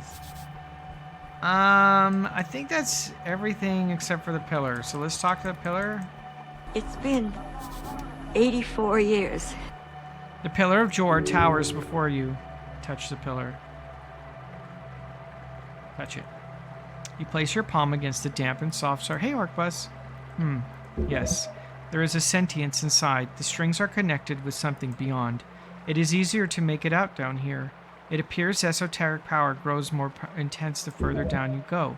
Logically, this could indicate there is a central point somewhere within the undercoast where the power is at a climax. Unfortunately, you cannot reach so deep. No one probably can. However, you could try to reason with this sentience if you so desire. Oh, okay. Try to reason with it. Damn! Now with the pillars so far beneath your dear decaying city, the voices are loud. You know damn well what they are. Only a fool would ignore it. The unreasonable assessment of death. Press your palm against the hard surface. Many have written about the pillars of Jor.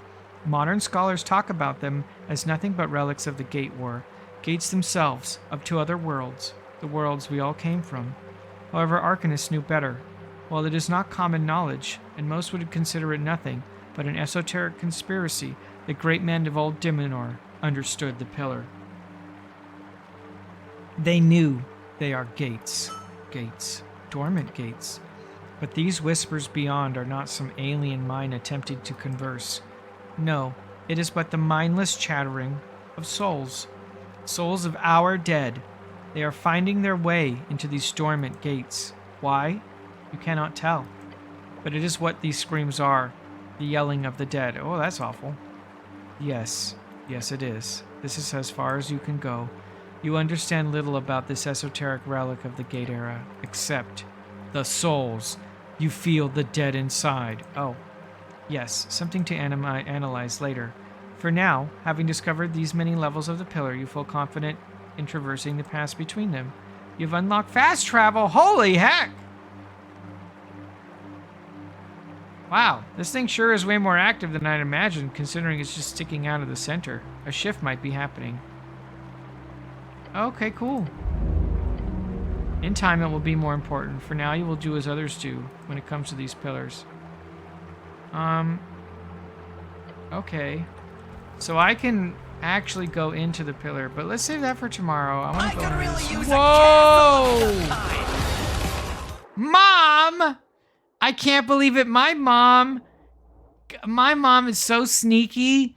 She had me explain how to gift subs when she was here, and now she figured it out. Now no one's safe. Thanks, Mom. I appreciate that. I appreciate the 5 gifted subs, Mom. I hope you're doing good. I hope you're enjoying the blueprints. And thank you, Mom. I really appreciate it. That's very nice of you.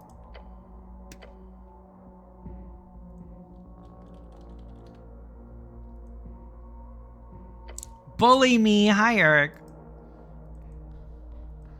Thanks, Mom. I appreciate you. What is this?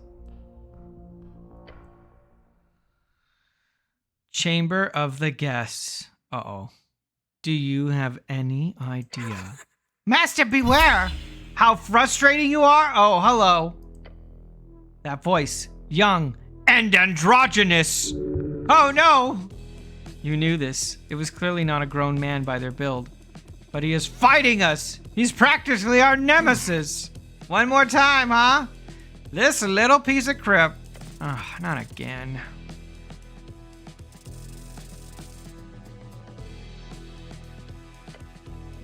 You see the goblin already moving. Snell spins up the sling. The bullet flies dangerously close to the assassin's head, missing only due to constant movements. You face the assassin. Consider your options. Well, I'm gonna grease him again. You rub your fingers together, feeling them slick and smooth, and extend your hand. A bright smear of grease appears and splatters against the assassin. You could use this spell for cooking sometime. Fried foods. Masked assassin lunges forward. Die, die, die! The dagger connects. An agonizing feeling shudders through you.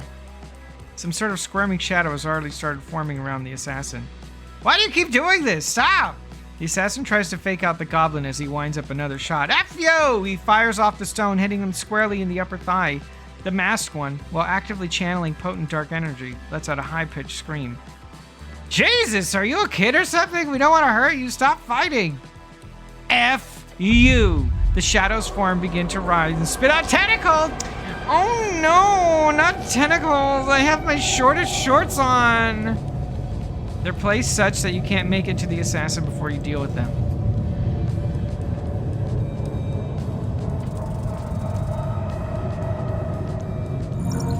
Resist the tentacles, sadly. You brace yourself against them. They slap into you, wrapping around your limbs. Your vision splits. You're both here and elsewhere.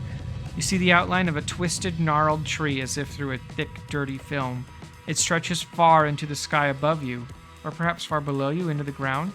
You hear whispers in your mind, maddeningly just incomprehensible. Ilya Tuma. It's a Tuma!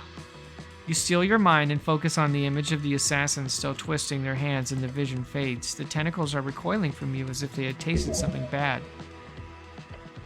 The assassin twirls their dagger and drops into a squat and shifts. Watch out! Nick! The masked one was there, and now they're here. They teleported directly in front of you. Ow. You don't have time to react as the assassin plunges a dagger into your shoulder. Crap! The assassin pulls a dagger out as you try to grab them by the arm, twisting away.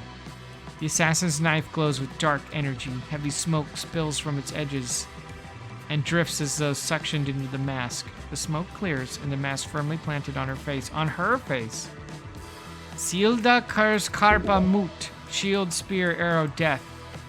The tongue of the far realm of aberrations and esoteric abominations. Oh. More tentacles. I didn't even get a turn. Oh, are you fighting another warlock? I am. They keep casting tentacles on me, Howley. Oh no, you're wearing your Yeah. rippable. Yeah. Wait, Well, my most shreddable shorts. you're not even wearing short. My most shreddable outfit. Oh no, not the You're not even- tentacles. You're literally like wearing nothing. You are. Fine. I'm wearing nothing. We have Except pants. Oh, gods. One last chance. Strike him? You stomp through the demonic tendrils, charging like an enraged gullbear up to the hapless assassin. Your gauntlet meets her face. The assassin wobbles and bends. You punch again, and that's it. Her dagger flies across the chamber. Oh no, not the tentacles and me wearing this tearaway pants with pockets filled with olive oil. Oh no! Hey, Sagir. Her dagger flies across the chamber, and the assassin collapses, unmasked and unconscious. There's a lull as the chaos of the fight abruptly cuts off. She's just a kid! It's a pity to see someone choose to be dangerous when they're so young. The assassin's eyes, now fully maskless, open. Step forward. Fucking bullshit. Depression. Acceptance. You're the one trying to jab steel into my heart. Go F yourself. Let's just take her to the dungeon. She's earned it. All right. To the dungeon of Talstad we go. Get subbed to nerd. Oh no! My most subbable outfit. I can't believe you've done this. Sagir, thank you for the 51 months. What's wrong with your son? Wow. As her hood falls back, you see her face more clearly. Tsk. Lady Freydis Darrow. Fredris. Oh crap. Oh boy. What the hell's that's? Are you? If you tell my dad about this, I'm gonna actually kill you. The girl scowls. Oh, this is certainly an embarrassing situation. Darrow clearly has some family issues to deal with. I see. Teenage rebels rage, even amongst the bourgeoisie. Oh gods, you're one of those. What do you mean? Never mind. Now will you let me go? What makes you think that's even remotely a possibility? Because I'm so nice. She gives you a sad smile. That's good acting. You can barely even see through it. She's good. That's scary, by the way. No, you don't get to be snarky after what you've done. No? Go shove that stupid slingshot up your butt, Goblin. It's not a... He takes the leather slap. It's a sling! It's a weapon! Not a damn slingshot! Let's put it like this. I'm gonna walk out of here, and you're not gonna mention a single word about this to my dad. In return, I'll stop trying to kill you. Tell me about your magic. No. Now let me go. What is this little word? No. So you've been stalking me? You're not exactly difficult to find. It's true. Wow. Yeah. Got called stupid. Yeah, she's a teenager. Lousy? You do realize how loud you are when you're stomping around in those boots? Hey, he can be as loud as he wants, you hear? Where'd you get all this cool gear? Where do you think? Did your dad buy it all? No. Okay, well, where'd you get all this cool gear then? A dungeon crawl. No. Okay, but why? Why what? Why are you trying to kill me? Well, the girl glances at the mask on the ground beside her. Snell kicks it away. Nope. Answer him. F it, I guess it doesn't matter anymore. I signed up for this stupid effing deal, okay? Whose deal? I needed easy... Oh god, she's a real warlock. I needed easy spell slots. He wanted an extra pair of eyes. Win-win. But then he started asking for those night outings and reconnaissance missions. And then he tells me to push some dumbass cleric into the river. I don't like killing people, but sure, it's... Oh! She's the one who pushed me in the river. And then you come back, you jerk. And whatever I do, you just keep effing. As she speaks, the mask next to Snell begins to glow. Get down!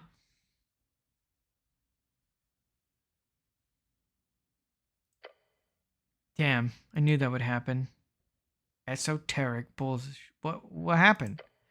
You happy now? I just broke my damn contract because of you. She lets out a groan. I am a warlock. Or I was. I held the whole thing worked out with Mr. Toilet Worm. What? Your patron is Mr. Toilet Worm? Whatever. I don't even care anymore. This deal was ass and I didn't want to do it anymore anyway. So there. I'm actually perfectly fine with my awesome mask being turned to dusk. It's fine, really. She does not sound very fine with it. She gets up and drops her cloak. I'm gonna leave now.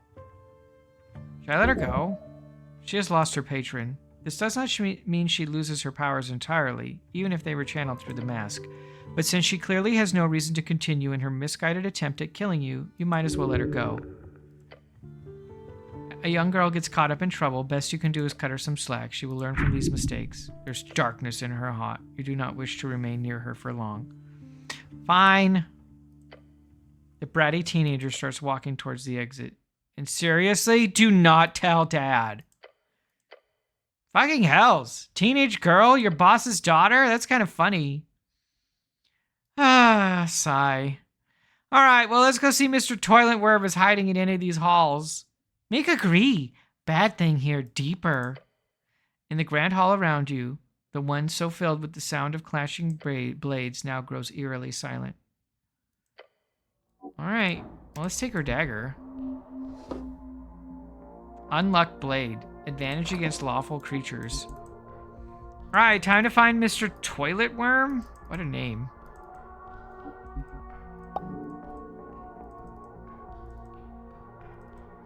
It might be time to go back and rest, though.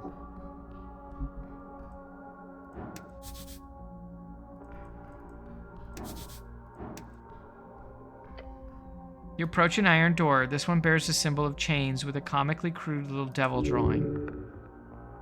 It's simply how they wrote their language with images. I don't like this one, it's wrong. There is a devil inside. Hello? Kudodam? You don't understand the words. Infernal. I'll come back later.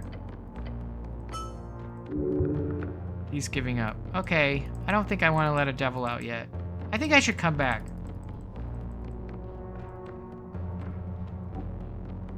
Oh, is this where I meet the toilet worm? Muad'Dib? There is something in the... I hate this.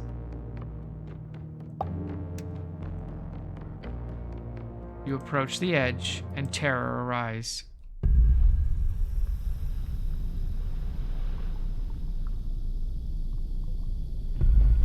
Oh my gosh.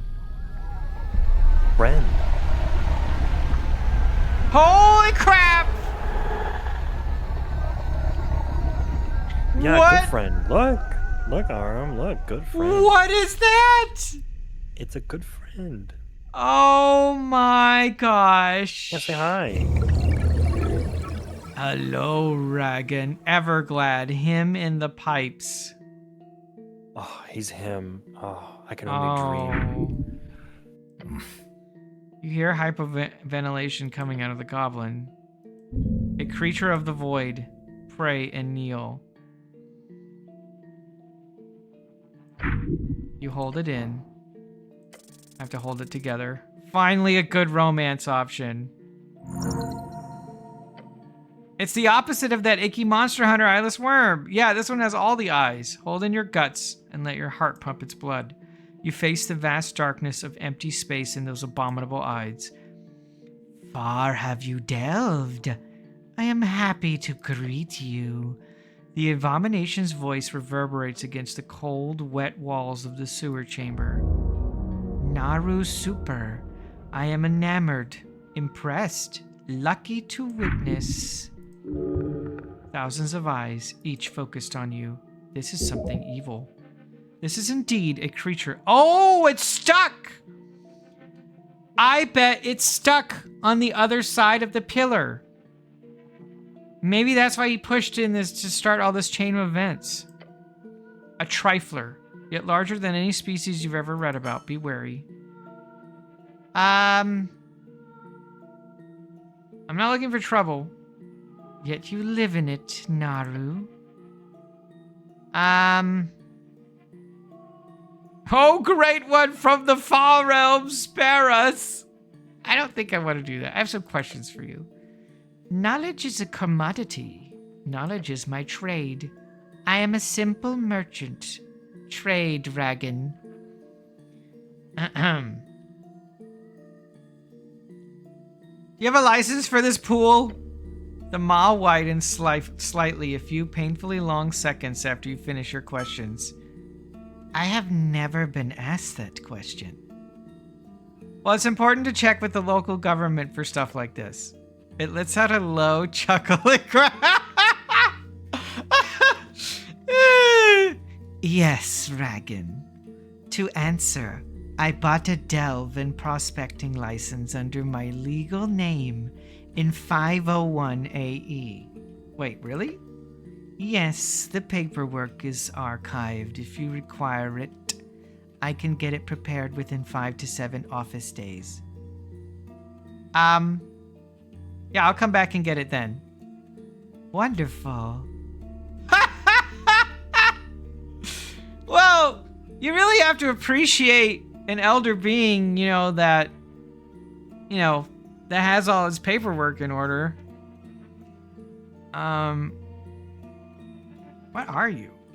I am the other which is beyond. Not the big other that you keep close to your chest. The small other, that is I, what you find yourself longing for in the dark. It's very philosophical. Yes. This thing is cool.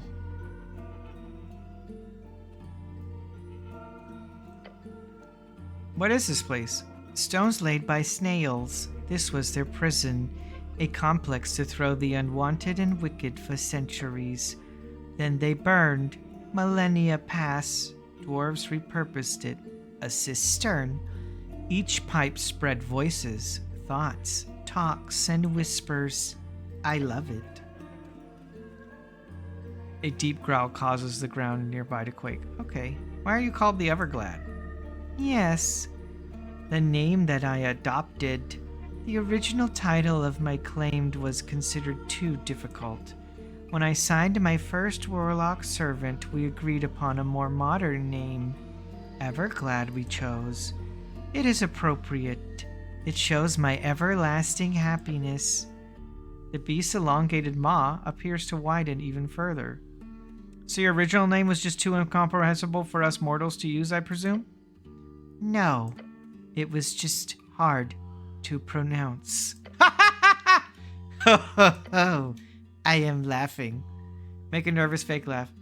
Good, laughter is healthy. Fine for a body and mind. Warlocks? Yes, you had run-ins with my former servant, the girl. You sent her to kill me? Yes, a big misunderstanding. Freya did not perform as to her promise level. We went over it many times. It was not a sudden decision, I assure you. I made sure to go through the appropriate steps. I offered training, magical enhancement, hex incantations, and even free knowledge. None of it was enough to get her to the appropriate performance. Thus, we ended up having to cut the patronage short. Very unfortunate. It is not often my warlocks end their service in anything other than death. He clacks his massive teeth again. Oh.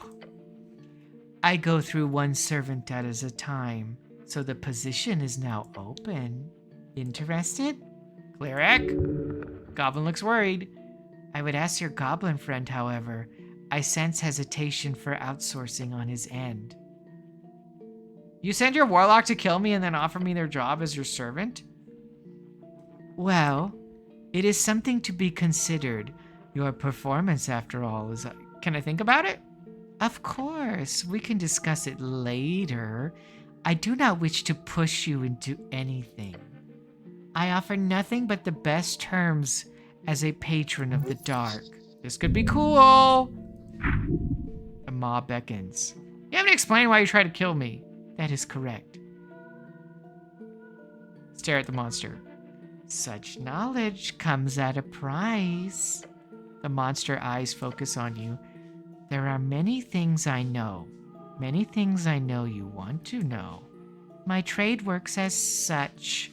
You tell me a secret which I do not know, and then I grant you access to knowledge beyond yourself. A fair exchange. God, are you sure you're not a free strider? Not quite. No, though I admire their propensity for intrigue. The tentacles writhe around the cistern. It goes like this. You hand me a secret. I value its depth. I grant you knowledge in return. Yeah, look at this friend-shaped being, Sash. All right, sounds good. Give him a thumbs up. Good. The monster then stares at you, waiting to befed a secret from my crevices of my mind. Oh, right from my vagina.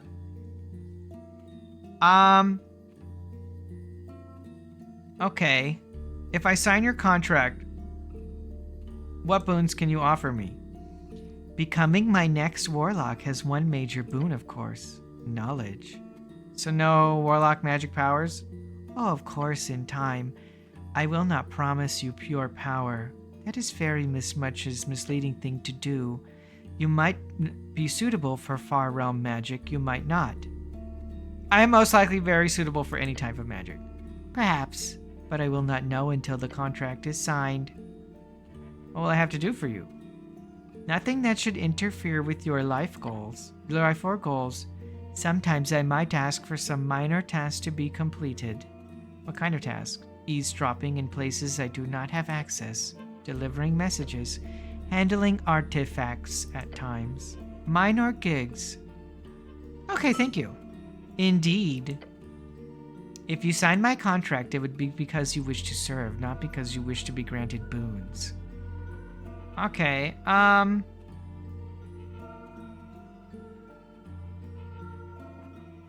Are you influencing the election? No. Okay, but who are you voting for in the election then? Nothing. Well, I'm voting for I know what you are voting for, Naru. You do? I am listening. A lot. At least if I were to take your spoken word for it. Yet it is true, only you know what you intend to write down on the paper, so I retract my statement. I have heard what you said, not what you truly believe. Are you legally influencing the election? No, not that either. I've played my part. You know Loshia Manathern. Fate cannot sway. What? You hear the growl coming deeper this time, deep from its mind. You humans. The humans. They are played not by me.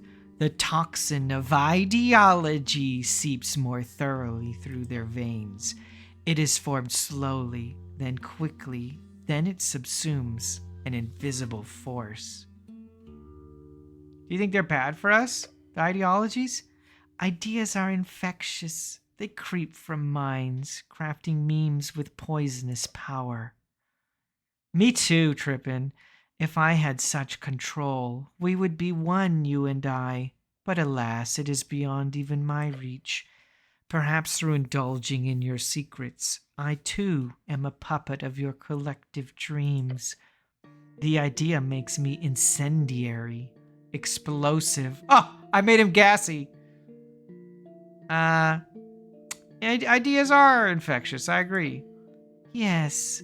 This is all simply my frustration against sentience itself, I suppose. However, simply by being aware of a problem, one can envision and unveil new powers of thought, including the ability to view the past, the illusion of choice. Not too dissimilar from Jor's viewing, I imagine, to watch the strings of fate collide and fray across the eras. Jor's viewing? Yes, the ability to view like him, beyond the third dimension. You keep on thinking, Naru, as will I. The time of ours will arrive with thunder and grim tidings one day. Mathichism, hey. Once we both understand why and how these thoughts are controlling us, it is the start of the esoteric era. You do not forget, Naru. The gates shall rebuild. I understand. Good. I will see once the blood is proven. You see his grin go wider than ever before. Ever glad. Thank you for the knowledge, Dragon. What did you give him? Okay. I know it's inside Olzis's vaults. Oh? At the end it was a chest, an eternal stream of light, and inside the chest I found the deck of many things. Ah. Few have entered since I escaped my cell, since information is very, very invaluable. But a deck of many things, such power, such horrific fate. Did you pull from it? That information costs extra. He lets out a growl. You know how to play the game, Naru. Very good. Then I will refrain. The fact that you survived and are still of sound mind and body reveals you did not get anything too warping. The deck of many things arrived in the old days, smuggled through a gate. Oh yeah, I pulled it. Chaos, I pulled death, so I had to play rock, paper, scissors against death to survive. I won, so I got to live, and then I pulled one more card, and I got the Jester, and it gives me advantage on all rolls. Tales of its horrors reached the ears of the blind and the eyes of the deaf. It was a bit of a meme. So it's not that special then? No. I know, I got so lucky, Saigir. No, it is very special. One of a kind. For this world at the very least. It has surely been stuck inside that vault for 1,000 years at least, and once you used it, it disappeared, did it not? He growls. That is how it works. Use the deck, and then it fades back into the vault for the next person to pick it up. That is how they choose to limit its power once one of them acquired it. To only let those deemed worthy by the Sphinx have a taste of power. You sure know a lot about it. I do. You see, I was a young soul during the Gate War. A wonderful time for the finest of creatures, warriors, heroes, the dead and alive alike. Their tales engraved into my abandonment. I was named the False Whale, a trader of whisper amongst the battlefields. This is my secret, however, Naru. My reign came to an end at the behest of these snails. Well, he probably hears a lot, Azro, and has changed his speech. How did they imprison you? A group of wizards infiltrated my lair. It was on the coast near the Dimenorian border. They brought the door with them. Such magic was not expected, and I was trapped. Oopsie. Tell me about your lair. Not much to tell. It was a multi-complex. I shared it with several others. I have sent agents to locate its ruins unsuccessfully. You see, it sits amidst the burned coast, which is not too easily navigable. One day I wish to uncover it among the soot. When did you get out? I have your people to thank. A group of humans broke open my iron door not long after your colonization of the ruins began. They were greatly rewarded. Since then, this has been my lair.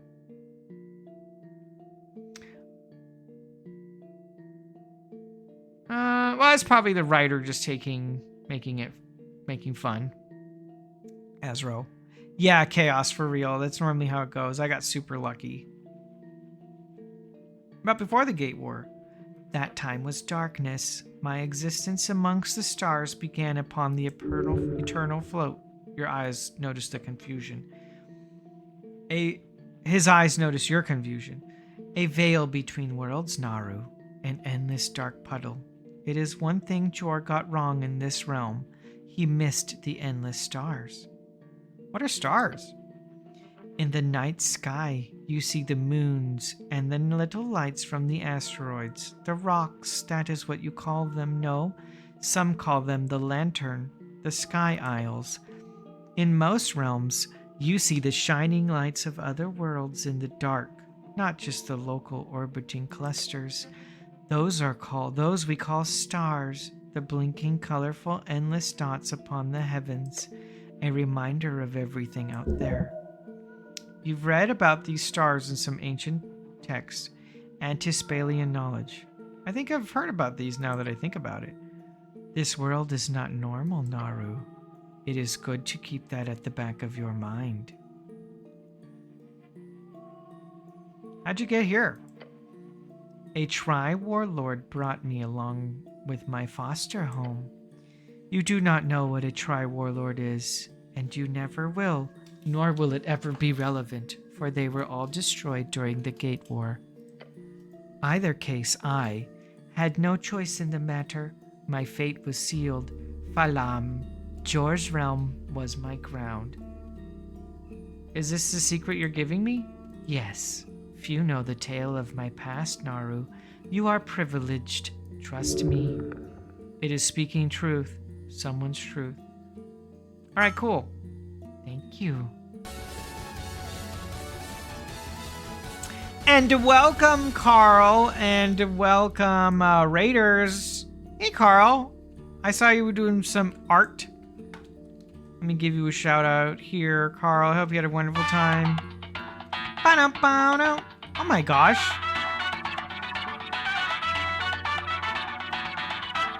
Sour Candy, thank you. Sour Candy, it's nice to see you here. I hope you're doing good. It was nice talking with you recently. Carl, how was your stream? How was art? Whoa, is that Carl? Oh yeah, we got the Carl. I haven't seen that kobold forever. God, it's only been like 2 days. Hey, Raptor. Nice to see you. Hey, Moisture. Hey, everyone. Hope you had a wonderful time. I'm hiding the game just for a second. I'm at major spoilers for Esoteric Ebb. So if you're playing that game and you don't want the spoilers, now is your chance to escape. But if you're gonna stick around, my name's Orem. Carl is one of my dear friends. I'm a chatting and strategy streamer. We're playing through Esoteric Ebb right now. I'm at a mega cool part. You're getting some work done before the Vegas vacation. I hope you have a wonderful time, Carl, and especially at the con as well. You better be having a good time, and thanks for that raid. All right, the game is coming back. 3, 2, 1. Look at him! Look at this beautiful creature, Carl. It wants me to make a pact with it.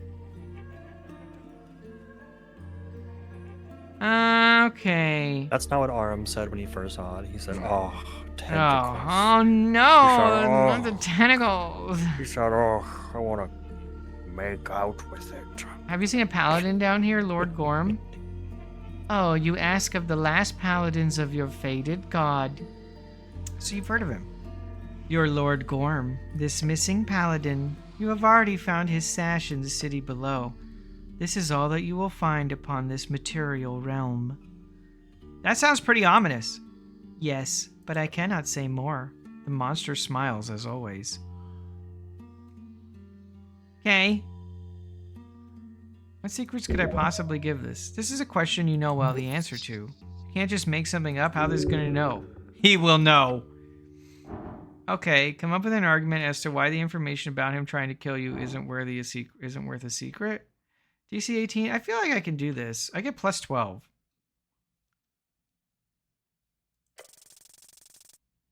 Oh yeah, I got this. 36! Yeah, come at me. Come at me, baby. 36? I'm a genius.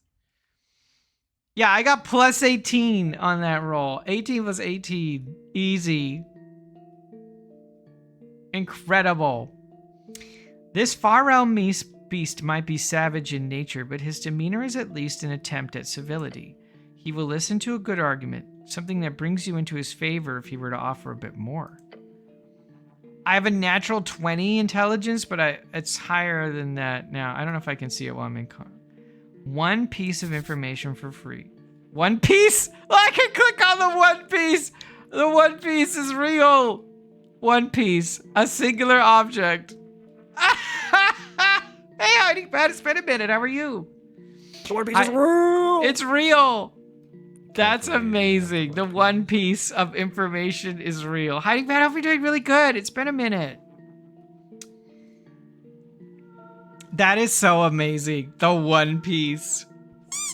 Oh, Mr. Everglad. I don't mean to speak for you. However, your offer of potential knowledge would be much More interesting if you were not to grant me a solid taste test, is it not? Ah, thank you, everyone. You make a good point, but more than that, you make it sound as if you are quite happy about the idea of working with me, which I enjoy. So sure, I will grant you a piece of information for free. Now you wish to hear why. Why you targeted me? It lets out a grumble and squints the many, many eyes. Let me tell you about the Blood Tongue prophecy. A night dark as ink. Some years past, a young scribe is overcome with maddening visions. On the morrow, the writing is recovered and kept secret by the council, yet the whispers of its content reached me nonetheless. Yeah, we are, Haxie. Look at this beautiful creature. I will not share its contents in full, as that is all too valuable a secret, but I shall share this one passage. Scent of Ukul midst flame amiss. Ukul, the jewel of Kargamesh, and endless pillars in Primordial, a natural wonder of the world, an underground city where all the elements live in harmony. Rivers of water and lava intertwine, clouds gather around a forest of enormous stone, a paradise far from the coast and the undersea. Scent of Ukul midst flame amiss, loyal death upon the day of suffrage consumed, laid at the feet of necrocratic doom, 1,000 clamors for iron's wrath, all wrought in sundered trove beneath the stone, there time itself as witness standeth mute, first by west, south, east, then north, an esoteric era marked forth. Oh my gosh, Hiding Bat, you were mentioning my pouch. I just got a new VR model and I was testing it out this weekend, and I can put people in the pouch and they can ride around, and it was really funny. Okay, so the Everglad is telling me that there is a new esoteric era that is about to happen. Now, let me try and understand what he just told me. Loyal death upon the day of suffrage consumed. So someone will die on the election day, laid at the feet of necrocratic doom. I'm sorry, does that mean Viskin is going to try something? Laid at the feet of necrocratic doom. The only necromancers I know of are Viskin, who is a lich, and the demi-lich. Brondagarbin? 1,000 clamors for iron's wrath, all wrought in sundered trove beneath the stone. Capital N. Laid at the feet of necrocratic doom. Wait, loyal death upon the day of suffrage, laid at the feet of necrocratic doom. Wait, does that mean the crypt? Necrocratic doom. So either there's a necromancer involved, or it literally means like a place. Necrocratic is kind of a... Yeah, well, I think it's implying like laid at the feet of necrocratic doom means like there is some kind of takeover happening of the by the undead, or someone undead, or someone wielding necromancy. Are you a necromancer? I'm not technically a necromancer, although I'm a little bit of a necromancer, yes. Could you be my necro dancer? I could be a necrodancer, yes. Do a little nyan, Yeah. like have your hands above your head. With like some ghost backup dancers. Yeah. Yeah. I'll be one of them. I am a hellhound. There, time itself as witness standeth mute, so time will freeze. First by west, south, east, then north. I don't know what that means. All wrought in sundered trove beneath stone. So something to do with Jorah's pillars. Jorah's pillars, some kind of necrocratic dune. Like autocratic? I think it means someone's going to take over someone's going to try and take over. So something's going to happen on election day. Sounds like divine era scripture. The words of fate. Strings tickled. Ukul leaves. Oh! Oh! Oh, the scent of Ukul! I found those plants! Oh no, it's already happened. Scent of Ukul amidst flames of mist. I found Ukul leaves at the tea shop. Oh, Ukul leaves bring death on election day? Yes. He opens his maw and clicks his fangs together. It is as unlikely as it appears, confirmed to be a truthful prophecy, not yet come to pass fully, of course, as we are, in fact, not in an esoteric era born true, since the ebb still lingers. Okay, so what does this have to do with you trying to kill me? I wish the ebb to end. I saw in this prophecy my part to play. I saw the truth I could create, to bring about this fire to the legislative mass, a plot brought by the Mender's followers, the Ilum Elves. I choose to support a player in this game of intrigue, the one you seek, this rogue spellcaster you hunt. You know who I'm after? Of course. I already know who it is. Oh, no, I don't. What can I trade? I'm afraid to say nothing. Do not worry. You will find out in time. So you tried to kill me to stop me from finding the rogue spellcaster. His tentacles snap around the cistern. Freya was to destroy this government cleric sent to investigate. To make sure the prophecy was given the space it needs to breathe. There was no doubt in my mind of this plan of action. Until you stepped into my chamber here, I see more than truth and hey, Anomaly. I know, right, Em? Look at these tentacles everywhere and all these eyeballs. Looks like right out of Slay the Spire. It is obvious.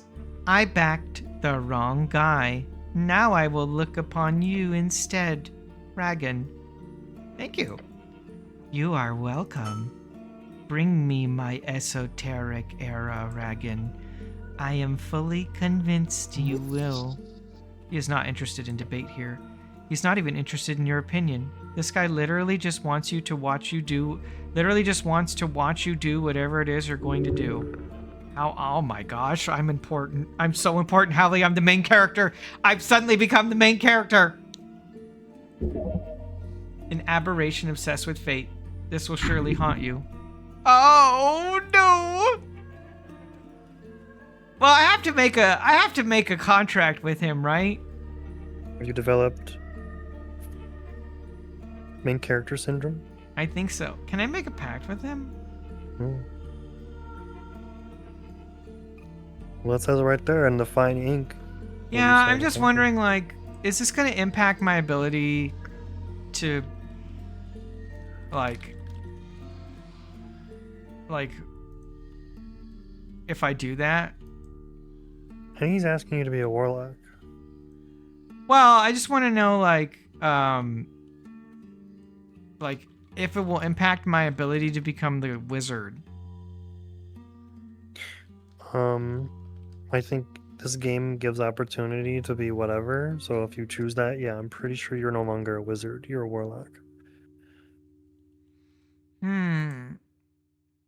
But I don't know. This game doesn't seem to have like you're stuck as this class. It's like you just say whatever you want whenever you gain it. Yeah. I'm just not really sure if I want to.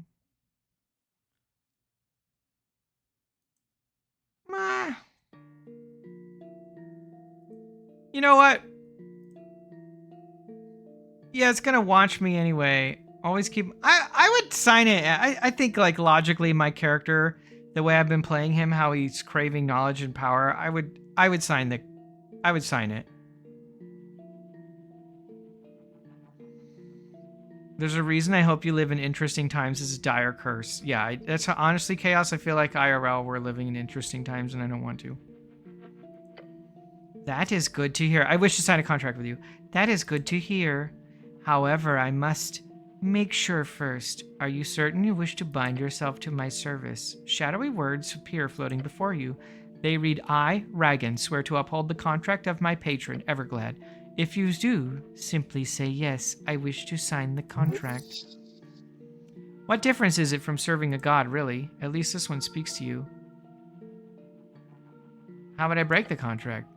Breaking the contract is not something to do easily. As you saw with my previous warlock, Freya, the breaking can be quite traumatic. Make sure you think about it, if you need to think about it. Okay. Yes, the shadowy text turns red in front of you, then disappears. You have now signed the contract, Ragan, my warlock. I never thought you'd be this crazy. Well, what happens now? In a few weeks, I will send for you. We shall then see how your attunement works. We will walk a long road together. It shall be a... Darkness. Uh-oh. The blood boils. You see the strings. Chattering skull, more like. It's a puddle. Endless. Not exactly what you need right now, but you learned something from the darkness. Naru? I learned Divine Hex? What? What did I just get? Divine Hex? Cinder, thank you for the 45 months. Cinder, look at this cool creature. I just met a pact with an eldritch being. Oh, your eyes, they are dark. Breathe. Aw, jeez, I knew this would happen. What did you do to him? Interesting. I saw dark water. It's a spell. You pulled on the strings. I see it. A hex? I have not seen that magic. If you pulled from the eternal float, it must be powerful. You are full of surprises, Naru. It will be enrapturing to see where you end up. It lets out a deep and echoing growl. A true warlock you might just become. Sweet, I'll have to brag about it to everybody. No, Naru. This is secret. You do not tell anyone about how you are a warlock. No! No. Unlike how you talk about all the other things you wish you were, this is quiet. Look, Snell, it wasn't so bad. We'll see about that in the future, but I'm hoping for your sake. Look to the Everglad. Don't tell anyone. Snell is literally right fucking well, there. Well, Snell won't mention it. We have only just gotten started. But yes, I have nothing to ask of you. For now. In the future, we will see.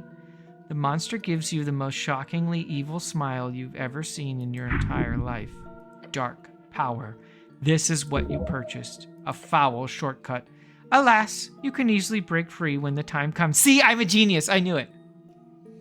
Your intellect just literally said, like, you just took a shortcut, you loser. Yeah, and then it said, alas, you can easily break free when you need to. Because I'm smart enough to do that. Okay. Okay, see you later, Master. Our work continues, Ragan. Damn. Did Billy make this pact? He didn't, did he? Anyone know if Billy... No. No, he didn't? Well, Billy was missing out. What did I learn? No, Billy, like, said no, and he said, oh well. Your loss. Okay. Divine Hex. You place a curse upon a creature that you can see. Until the spell ends, every roll against this creature is increased by your proficiency. If the target drops to 0 before the spell ends, you can take a bonus action on a later turn to curse a new creature Since you're so good, this will be done automatically. Wow, that's really cool.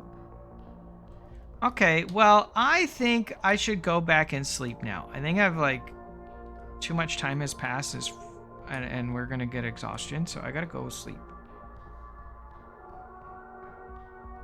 And then we'll come back and explore the rest of this place.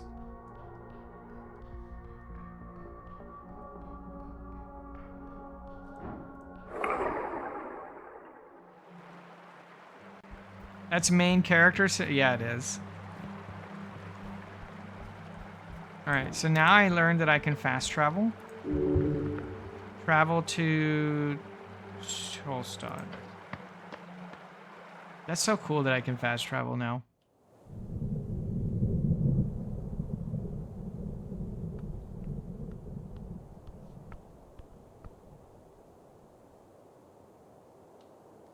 Alright, we're gonna go sleep. I don't have anything new in my inventory, do I? Since the last... Oh, the dagger. Wait. One of these ancient daggers that once had the ability to cast Wish. All the charges are spent, but the esoteric energies inside are still rumbling, causing a tiny esoteric pocket to rage around it. While holding the dagger, you perform the exact opposite action of the one you intend to perform. You say yes when you mean no. Attempting to stab the blade in the air causes you instead to shove it into your own stomach. So let's just keep it holstered for now. Wow! 35 months? That's like 36 minus 1 months. Thank you so much, Mathichism. I really appreciate your continued support. Appreciate that you like my content for so long. Yeah, I'm an actual genius. I have 28 intelligence, and I'm very tough. I have the strength of a small child. I am not dexterous at all. I am somewhat wise. I'm above average in wisdom, and occasionally I say something funny.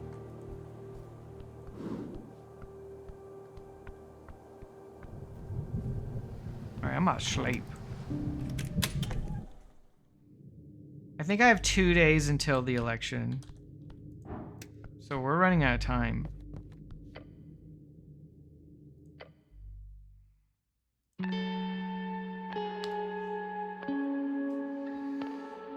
That was incredible. I did not expect to find any of that.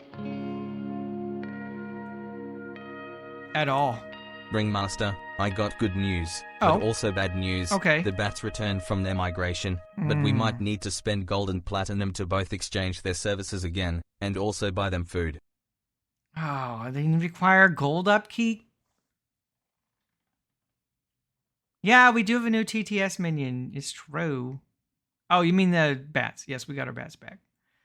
By solving Olzo's riddle, you clearly distinguish yourself. I'm genuinely surprised you didn't end the campaign outright by drawing from the deck. Really, you're insane. Yeah, that's me. Finally, your star witness, Meriadoc Moonwatch. He told you about the sighting of this invisible smoking man. Someone who has managed to enter the Pillar of Joy. So whoever did that is the person that killed the elf, and I'm certain that they killed her. It's time to finish the job. I never found the rat. How did I miss the rat?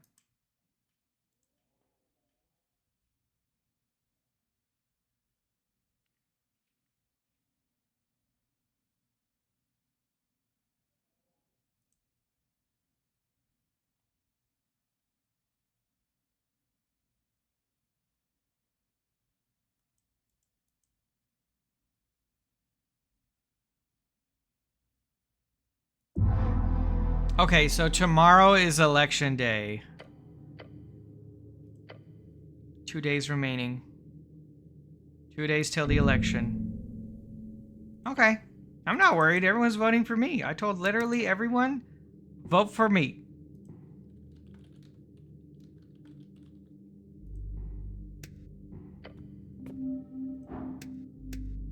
Okay, let's set up our spells for the day. Which I believe I can prepare everything I have.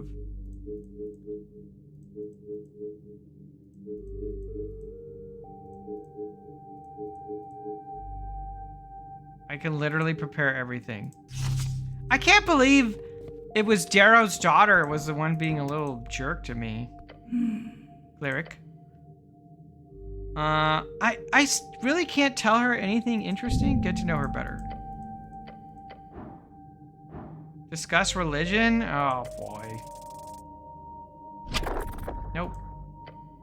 No, no, no. There are ways you're talking to this woman. She's treating you with disrespect, bad attitudes, and ribwood, and is getting to you. Burrowing holes in my manhood? Yes, holes. This is ridiculous. Just because she's an angel doesn't mean she can ignore your questions. Show her that you're a man. A man? Etir repeats. You said that out loud? You are speaking. Stop fumbling this opportunity. Show her why she can trust you. About Earth.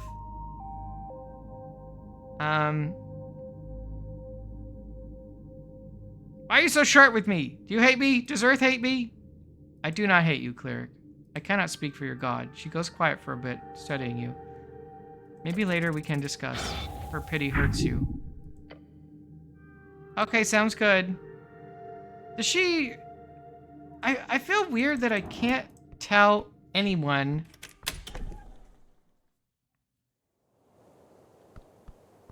I feel weird that I can't tell anyone that I found the deal. I know it's gonna happen.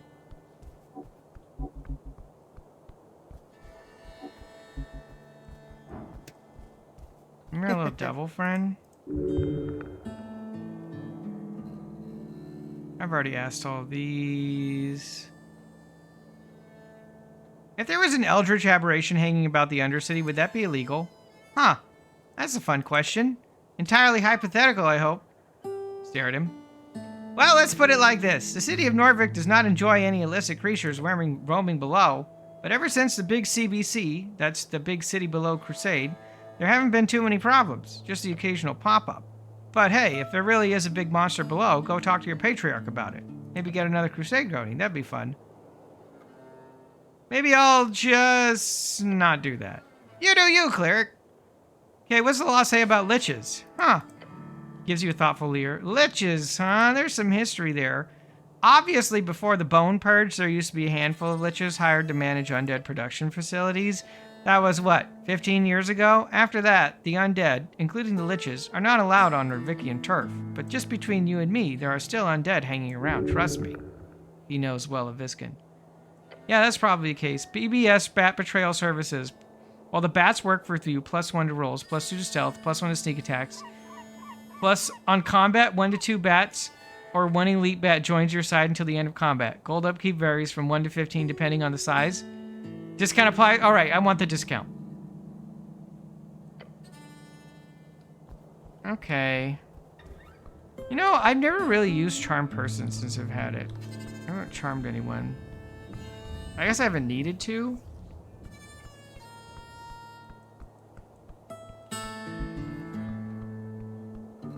Wondering where to go. Like, I guess I need to go pick up Snell. No, you know what I need to do? I need to go figure out about...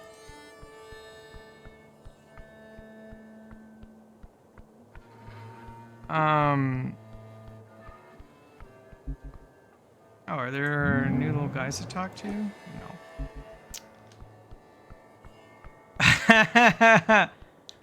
Thank you, Reagent. Thank you, Marshall. Hope you're doing good. Wait, is he in 2 places at once? Huh.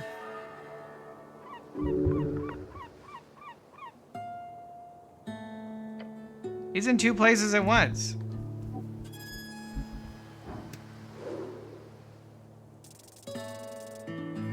Oh. I don't know anything about this goblin.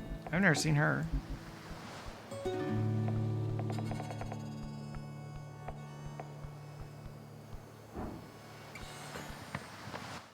Yeah, a lot happened. Alright, I gotta get Snell. The druid's gone.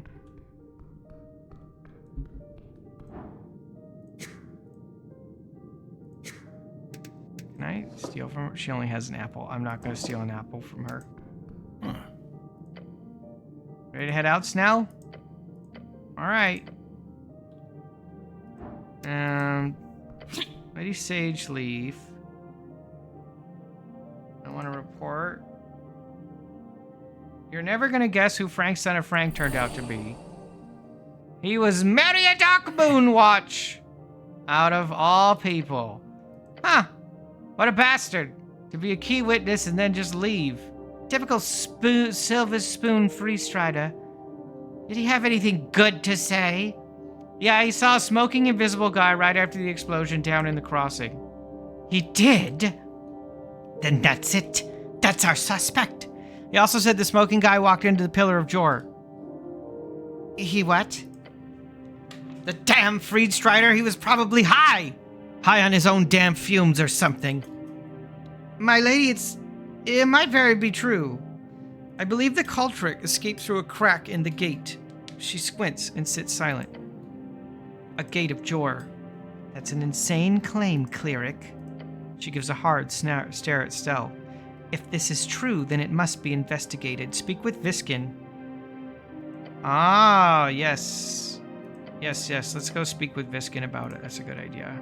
That's all for now. So I have two things I want to do. We'll go talk to Viskin since we're in the area. And then I want to go back and explore the rest of the Everglades area. Because we definitely didn't see everything for sure.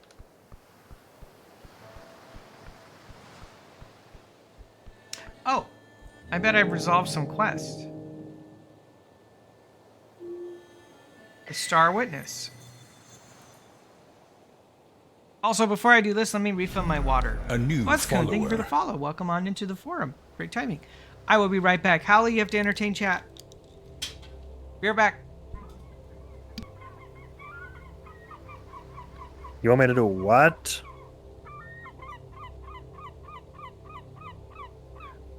What?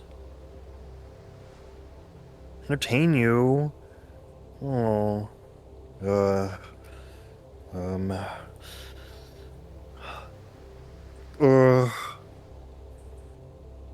Just keeps flexing at you. I can't fully flex at you because arm is covering me. I can't hit you with the full blast. I'm sorry. I'm trying. Flex it. No! Cinder, no. Please. No, don't. That's when Cinder tries to flex. Yeah. I've seen it. Yeah. I'll be after the gym. He's like, look at these muscles. Yeah, then he strikes a pose, and then we all hear it, and we stare awkwardly, and then he starts laughing.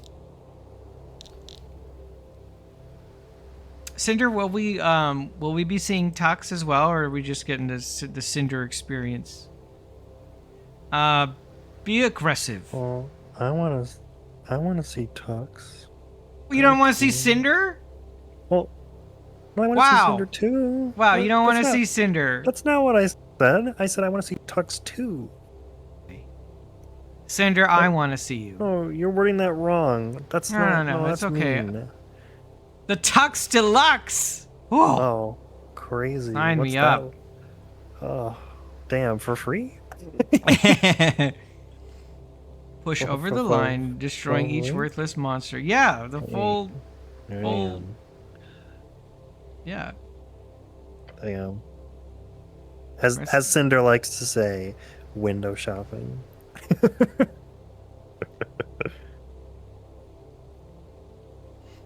My strength says, be aggressive. Push over the line, destroying each worthless monster in the way. That's how you get ahead in life. Aggressive competence with a stoic demeanor. Where is this thought coming from? From you. As the adrenaline wears off, as the world comes back into perfect regular clarity, after such a deeply euphoric fight, you're standing here realizing you were on top. Oh, right, because I killed the troll. Capable of... the fact that I'm alive is the most impressive part of this. It is also the #1 sign of your supremacy, of the size of your manhood. The taste of pure, near instant, blood-misted death has got you hooked. You need more. I need more? More fights. More near death. More romance. Romance? The manly kind. Knights chasing down tyrannical dragons. Damsels being carried to safety. Empires falling and kingdoms rising. Men with goodness in their hearts bearing the burden of reigniting spirits, breaking darkness, smashing evil. You have finally reached the point. The point of actually feeling like a professional cleric. So all I need to do in order to feel like I'm good at my job is kill an extremely dangerous and probably now extinct gigantic monster. The romantic ideal of heroism, knights, and kings is fascist propaganda used to elicit unrealistic aesthetic ideals for young men and radicalizing them towards nationalistic agendas. And what's wrong with that? Makes them feel bad about the world when they get stuck working in the Lampslider Guild, thus incentivizing them for violence. Nationalism promotes terrible, hateful ideas. We don't want a feudal state of old. It makes them feel bad about the world when they get stuck working in the Lamplighters Guild, thus incentivizing violence against the system. Imposter syndrome is real. Even the best of clerics get it, even though I'm a wizard and I'm now a warlock, Landran. Violence is not always the answer, but if there is no capability of violence, then what stops the system from walking all over you? Democracy? If democracy is your saving grace, what's stopping the system from removing that as well? There is a self-destructive hatred festering within men, within you. Some might say it is driven by the forces of various powers in the world. Some might say it is inherent in this post-war era, but it does not help anyone. A man is not inherently evil for desiring greatness, nor is he mad for throwing himself into danger. There is always a need for men to take in, rule, and protect. What is needed is a way for men to dream freely, to aim towards the ultimate greatness of the self, aimed at helping everyone around, so they do not become thieves or tyrants or ruthless gatekeepers. If there is no positive outlet for these desires, then that is exactly where they will end up. A generation of men told to be calm and nice will grow up to be violent and wild. A generation of men told to be competent and good will grow up to be wise kings and lovable people. Man, they really get into so many interesting topics in this game. This person, the writer, did the research. I see, but I think it's more complex than that. It always is. Annoyingly so. Yeah, it feels like you might be leaning in the wrong direction here. The goal isn't to break yourself for some illusionary audience. That's true, it's the... Oh yes, risk assessment, baby. The larger the creature is, the more you should be getting paid. Not in troves or loot. That's nice on paper, but you gotta get this on paper before you dive in. If you're ever fighting a troll again, you'll be doing so for maximized hourly rate with every possible gruesome death calculated into the final price. Your life on the line? That pouch is getting fat. Them's the rules. I'm not for sale. Can you even say that with a straight face? Clerics are in high demand, especially these days. Clerics with your kind of esoteric know-how, invaluable. Right, I'm not sure this is for me. You know for damn sure that you're just gonna keep throwing yourself into danger, so get paid for it, dumbass. Taking a gamble for pay is good, sure, but to actually live and tell the tale, for that you need more than luck. You need the luck of the fool. I'm lucky? Well, every time you head down there, it's a gamble. Every time you take on a job, and there will surely be even more ruthless jobs than the troll in the future, you will roll a die. The die being a 50-50 chance of death and destruction. What did the Ren one call it? Getting blood misted? Instantaneous smashing. That's it. That's when you're risking everything. That's what you're risking every time. So embrace it. Focus on being really, really lucky. You have survived long enough on gut and feeling and ultimately pointless gambles. It is time to calculate your odds. Tell me more. As you can clearly evaluate, each time you take on a challenge, your outcomes are quite extreme. It appears you are just as likely to succeed in an unlikely and extreme manner as much as you commonly find yourself in a radical and rather terrible failure. Okay, sometimes that's true. It is. Even by recognizing your personal skill level involved in any particular task, the overwhelming power of chance is evidently your clearest ally. This is bad. Instead, let us lean upon the strings for balance, a tightly strung balance, one born out of a beautifully curved yet balanced bell. A bell curve? Yes. If you had before an equal chance of getting each outcome, which is quite volatile, this would instead allow you to take control of an outcome, aligning each attempt around a center, the average. This would reliably increase your odds of succeeding at tasks you are equipped to handle, while dramatically decreasing your failure rate at those you are not. Okay. Hi, Selkos. Tell me more about Luck of the Fool. If you're going to gamble, you might as well save yourself for the biggest fails. Whenever you roll a natural 1, you get another result and take 1d4 damage. This can repeat infinitely. That's like a 1 in 20 chance, though. Dungeoneering reflexes. You've dodged enough to get down here. In the future, you'll be ready. Whenever you roll a 10 or below, add an extra proficiency to the roll. That's kind of nice. Tell me about Professional Cleric. This is it. You feel it. Finally, you are competent. You cannot critically fail. So I can't roll a 1? Or I can roll a 1, but it's not a failure. Naturally, tell me more about curved dip bounce. Naturally, you should only take on challenges you are capable of succeeding at. This will lower any risk. Whenever any d10 is rolled, the string of drawers cause the outcome to lean towards a 10. The chance of critical rolls are diminished. So that would mean I mean, that would basically mean I can't fail any 20. I can't fail any, like, DC 20s ever for intelligence or constitution. I don't know which one I want. Professional Cleric? I don't know.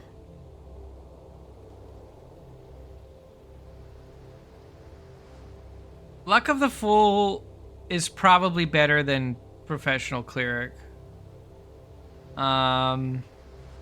Dungeoneering, whenever you roll below a 10, add an extra. That one is also, I don't know if I want the bell curve. Like, it does help me with bad things. Like, I could... Like, even if I roll a 10, though, I have, like, a -2 on...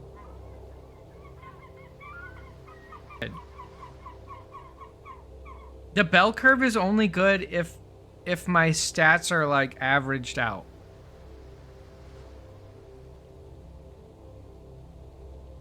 I don't think I want that.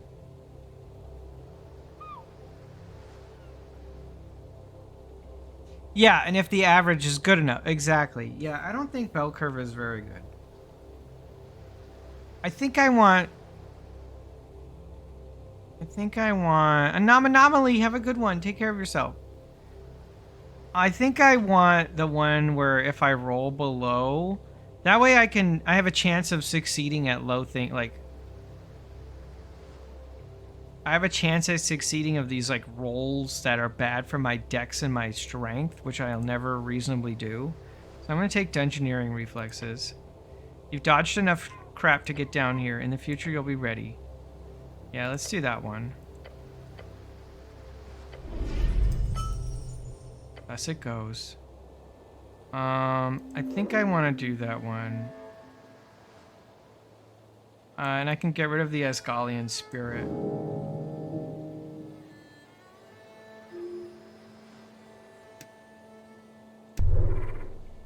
And we'll bring in Dungeon Engineering.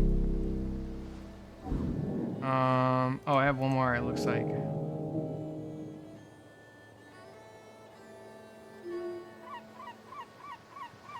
Packs of potions are doubled. I think I'm using that one.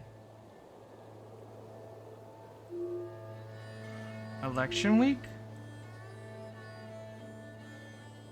Oh. I didn't realize election week was when I did.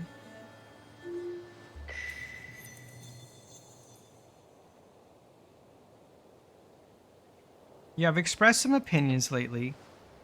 I have. Now you will listen to the true reason. You see what has all been an opportunity. You see what all of this has been is an opportunity, one to share this tumultuous part of yourself with others. So now that part lives out there, it will stay there for some time, collectivizing into a zeitgeist, growing, decaying, until it festers into an unimaginable beast of bureaucracy. That, in its nature, is an election.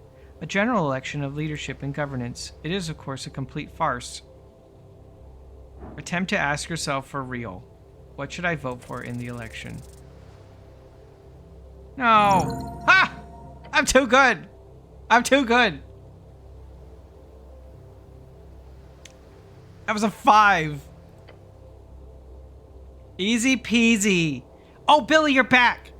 Billy, did you What did you do with the beast in the sewer? I met it. I had a really good time talking with it. It was very interesting. And of course, me being the future wizard god emperor of Norvik, I made a pact with it. I can only imagine what your character had to say. Did you try to attack it? Ask, do this, and receive an answer. You didn't really deal with him at all. Oh, I talked with, I expanded like all of his dialogue, and I made a pact with him, and he revealed a prophecy with me, explained what was going on with his warlock. He was really cool. Okay, who should I vote for? Ask my intelligence. This is it, for real. Who I should vote for. Being blunt is healthy. As such, you should listen to the following well. There is no good choice here. None whatsoever. Except myself. Yes! Yes! Obviously. Obviously. Okay. Yeah. What about the Arcanist party? It does not exist. Or rather, it might as well not. You know of Old Man Prax and his gatherings of so-called wizards. However, branding a political party around the abhorred ideology of the previous era is not an intelligent idea. Yeah, Everglad and Orem are getting brunch for sure. Since you were apolitical, I tried to get him to vote for me. So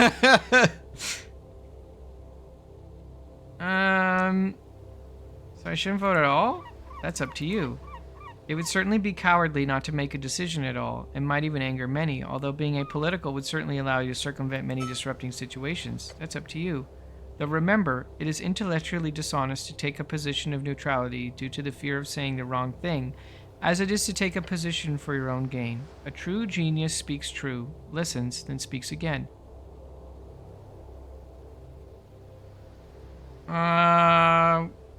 Okay.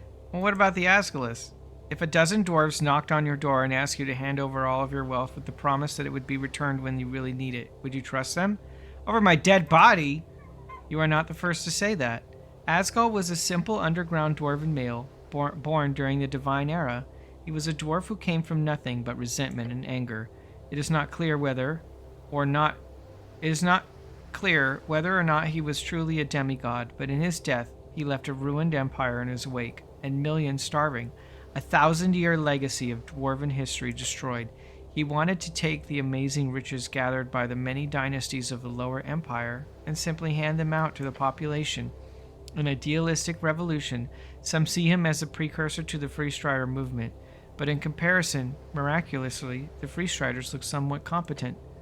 The dwarves beneath Ascani never recovered from Asgal. Today his followers are known as exiles, since they are not even allowed to mention his foul name underground.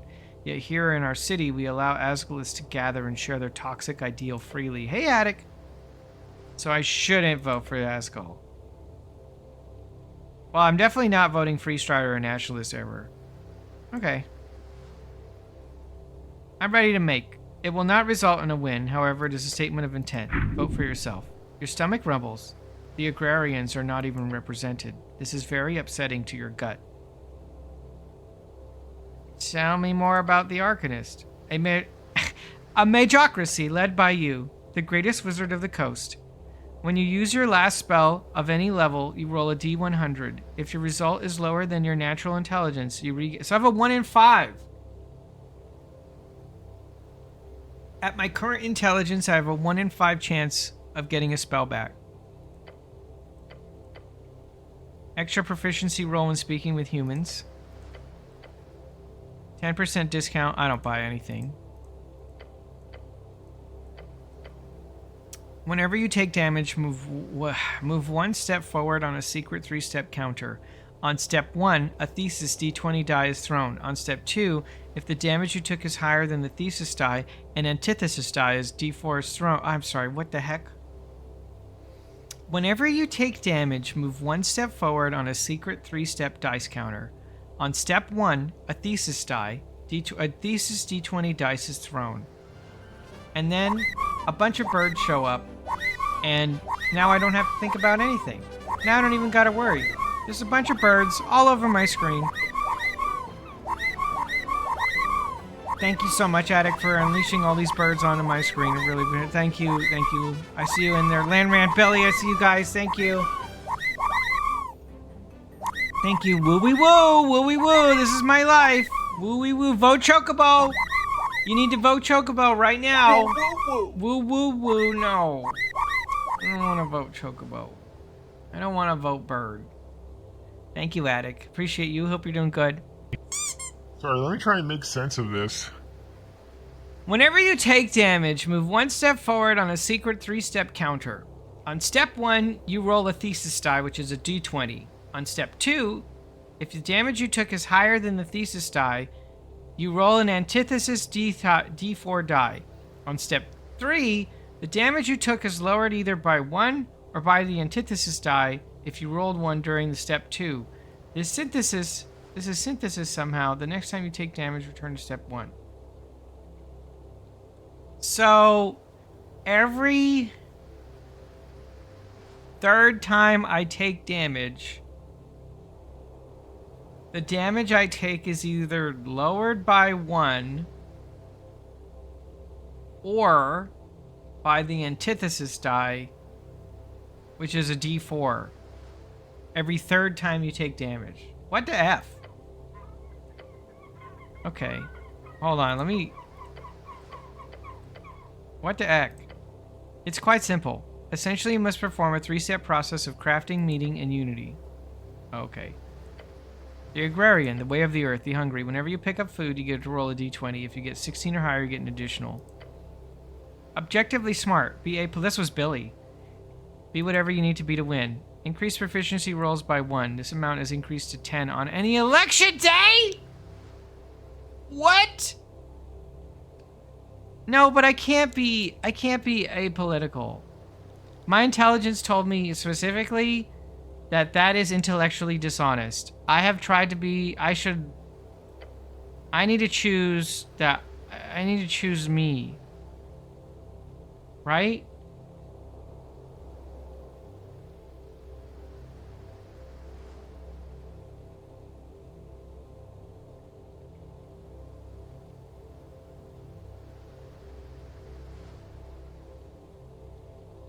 Man, apolitical is really good, though, but... Well, my intelligence also said the Arcanists are stupid, and I should just vote for me. I guess I'm apolitical is really good. Could you imagine me having, like, a plus 20? No, I'd have a plus 22 on election day to whatever involves my intelligence. But is this some kind of... This isn't like a story choice, right? So I'm just going to say... I am the Arcanist. Oh, no, I have to pick this one. I am the Arcanist. I am a nationalist. I am a free strider. I'm an Ascalist. I am the Arcanist. Of course. You feel the great deal of knowledge from dealing with this burning question in your heart.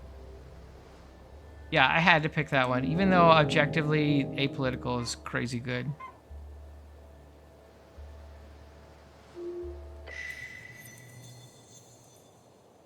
Yeah, how often does election day happen anyway, though, really? Delved deep and sought far. See within, watched out. The pillar of Jor, an ancient bulwark, its gate rising beyond. Yeah, pretty neat. Yes, it continues far, far below, each step of the way making it clearer to you how little they matter, these vestiges of the maker of your world. They are but esoteric rock which sits until something changes. This isn't making it much clearer, to be honest. That is okay. Remember the words, the ones written upon the soft tissue at the back of your head. Feel the esoteric. Sway it. To tame it, in hubris and pride, will always result in tragedy. That is foolish talk. You are a genius at work. This investigation has led you one step closer to that illustrious title that you seek. String Master. No, no, no. This magic must be wielded in attunement with the divine and nothing else. Listen to the voice of God. It shan't lead you astray.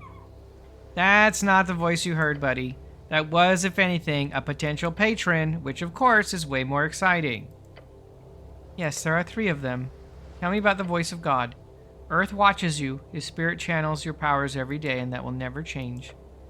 Voice of God, whenever you roll a d20, another d20 is rolled. If that die is the same as your die, you critically succeed. If both of them are natural 20, you regain all of your hit points, regain all of your sense spell slots, you lose all level of exhaustions, and you become genuinely happy for 1d4 seconds. That is such the high roll of a high roll. Whenever you roll a d20, you roll a second one that's hidden. If it's the same, you critically succeed. If you happen to get both of them, no, that's so unlikely. That's so unlikely. The only time that would be good is if you took the bell curve one. Then you could make that work. For each level of spell slot you have, you gain one maximum level spell slot. Damn. You got a friend beyond. They'll take care of you. Communing patron. If you take damage that would cause you to go to 0, a mysterious force protects you. If this happens, you take no damage and lose 1 first level spell slot. Oh.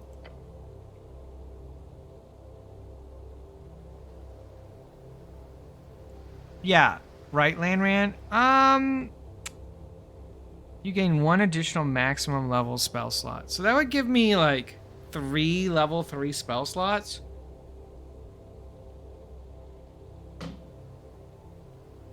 That's pretty good.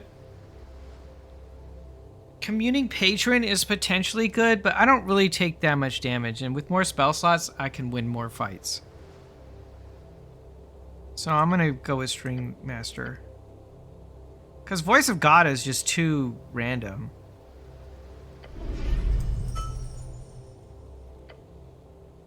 Now, the question is, do I want Voice of God? Future Patriarch, extra proficiency roll when speaking with masculine characters. The only thing I could possibly get rid of is, like, Future Patriarch, because I have advantage.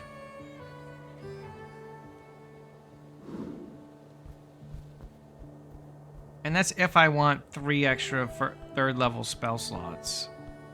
Which I don't know that I need. Alright, let's go talk to Viskin. Man.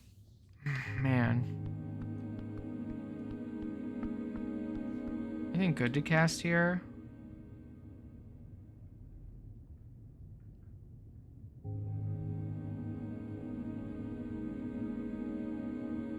Why can't I cast this? Does Viskin have secrets? If there is a trap, hidden cache, or secret door... Are there secrets? In Viskin's shop? I regained the spell slot? That's wild. I'm sorry, what did I just find? A dream patch. Oh, cool. No way.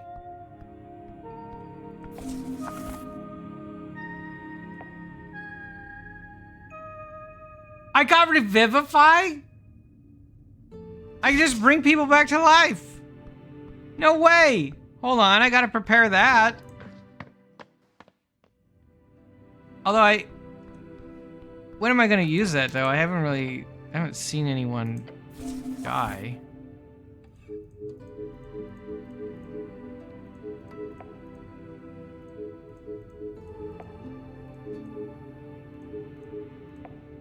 I can't believe I got Revivify. That's the spell they were like teasing at the beginning of the game. It was here at the beginning. If you have high perception, can you just find that? Alright, let's talk to Viskin. Ancient man. Hmm? Yes. I need help entering the Gate of Jor. I'm sure you do. You're not surprised? He takes a deep breath, an eerily long breath. Little surprises me these days, he coughs once. Why not? He says it with such gusto. I knew I could count on you, buddy! The pale man glares at you with an expressionless expression. This is no major secret, however. The method is quite difficult. To enter the Pillar of Jor through the crack left in the gate, you will need astral projection. The 9th level spell? Indeed. You would need a spell scroll. That is the only reasonable manner to solve this. Wouldn't that just project your spirit? Then how about a spell scroll? He nods. Precisely, cleric. A spell scroll of astral projection. An extremely powerful item, no doubt.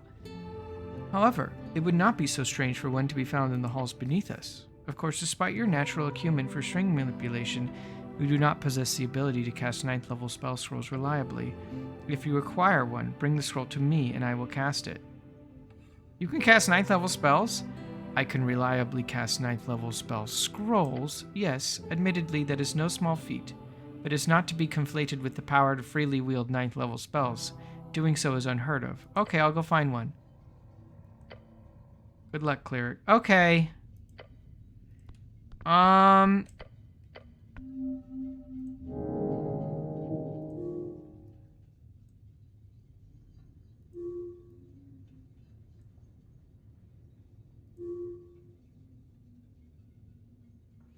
need to find the hag. I gotta figure out what's going on with the elves.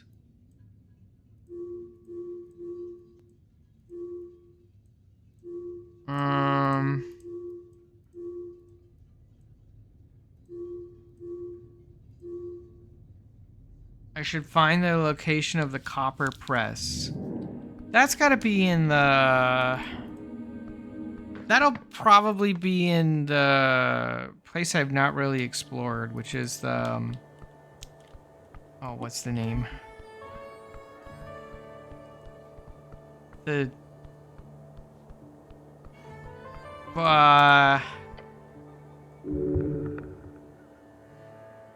Pillar Crossing.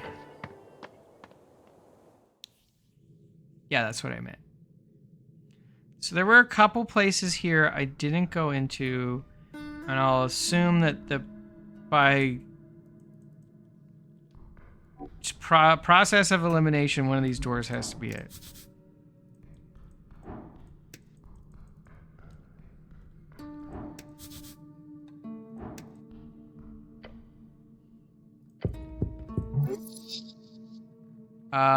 Knock on the door twice in a polite fashion. That was very low. They probably didn't hear you. Bang on the door.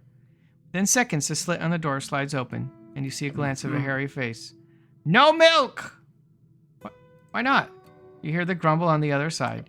Ah! Guess who it is, lads? That's right. Cease now. This is everyone should react to my presence. Careful. Keep going like that, and that big ego might not fit in that helmet anymore. Great to see you swing by, Mr. Cityman. Hold on, let me unlock the door for you. It closes the slit. You hear some yelling from behind, and then you hear a click in the door. It is open. Time to make some friends. I didn't mean to find these guys.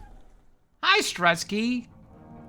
Oh, but I do want to find them. They have this press. It's them. Oh, they have the Asgulus machine. Advantage against dwarves. That's so funny.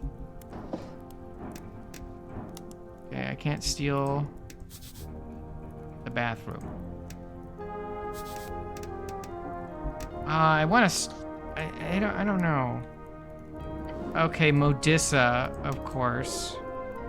It's me and the boys.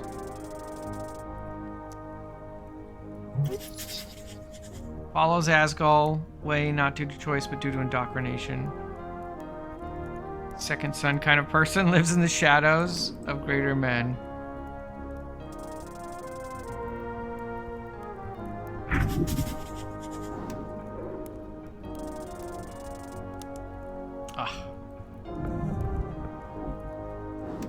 What are you doing here, Modissa? The human woman frantically checks the pipes and rolling cogs.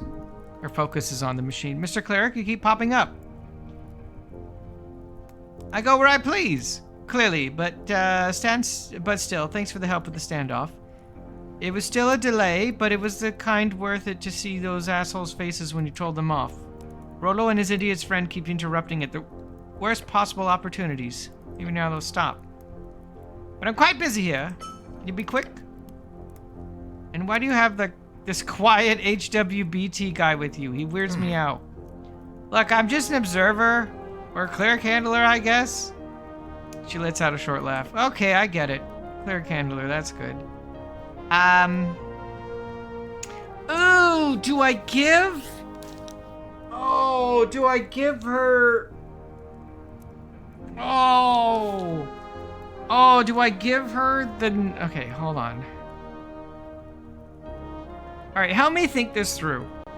Do I give Modissa?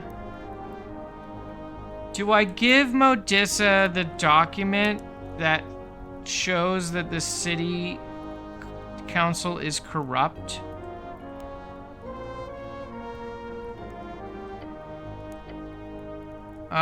If it's not, can I help you with anything? Do you really want to help? If it's not too annoying, yeah. Okay then. I have a quest for you. Sure, I'm cool with a quest. Nice, well, it's more of a task really, like a fetch quest. Oh. Look, I've got a massive final printout before Election Day, and it's going to be our best edition yet. I've written an article that shows my vision for a radical and egalitarian revolution in Norvik. It'll be distributed all over the city, but we're tight on ink. Must be a special ink to print with copper sheets. Is it hard to get? Mostly because everyone needs it. I usually get it off a vendor I know, but they're indisposed. Election stuff, you know. Why is she lying about this vendor? From what I understand, the entire shipment of Quillwell cartridges is stuck in the guild warehouse. Since I need a single set of cartridges to finish off the election edition, I could walk in there and snatch it.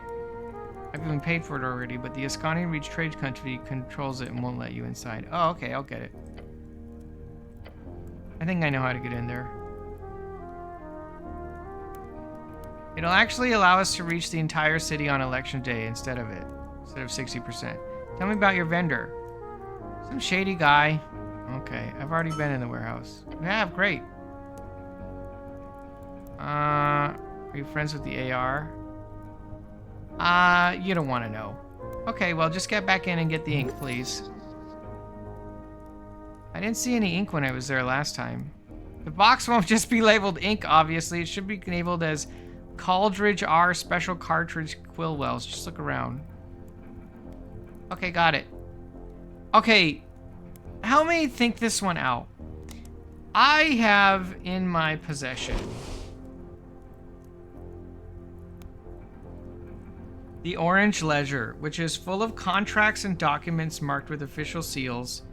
This ledger shows that the city is selling itself off and they're corrupt. Do you think it's good if I want everyone to vote for me? The Orange Ledger? Or, because she'll obviously print it. Right? Or do I want...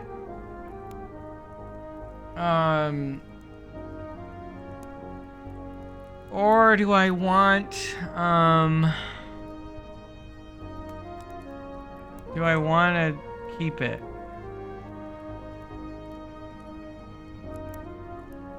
I just don't know what I want to do.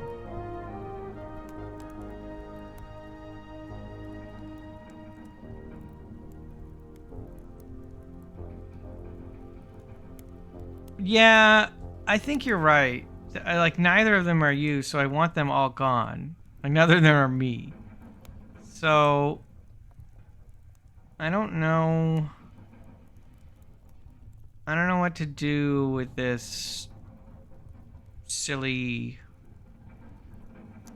thing.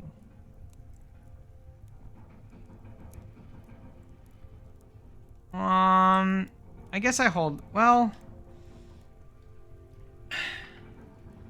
I just worry that giving it to her helps her more than me, but it does seem like I would want her to know.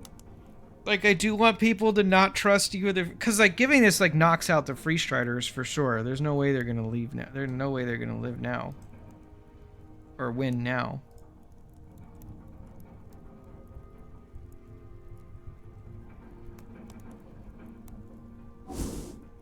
Oh? Think about the orange ledger. You think about it, an idea seemingly so obvious, alas it does not come. Why? You're unsure. But you feel certain that the ledger should be given. Your heart apologizes for not allowing you to simply give it to Modissa instead. Oh, okay. I can't give it to her. Okay. Alright. Well, I found the roller mill, and I know where the boys are, so we'll go deal with them, I guess. I'll go get her ink, and I'll go give this to the boys. Very strange that my heart is making me give it to the boys in the roller mill.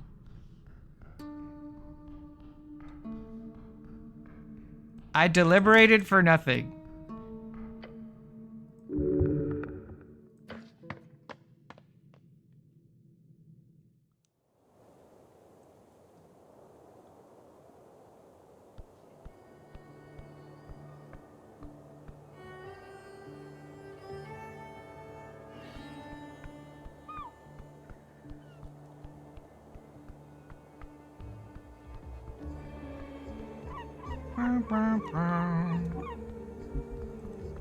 Hopefully they're still here.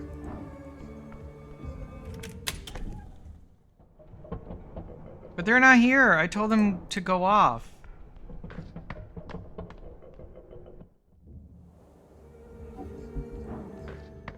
Right, they're not here anymore. I told them to think about... I don't know where they are.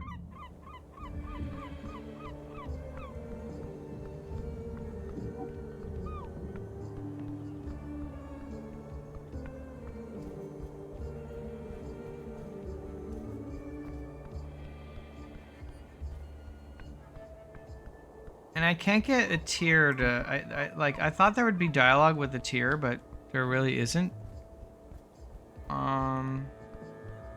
So I guess what I want to do is go... hey dude, how are you doing? Anything new to steal? I cannot steal that. I wish I could. Maybe at the lowest? Oh, down at the bottom of the roller mill? Maybe. That's a good good observation.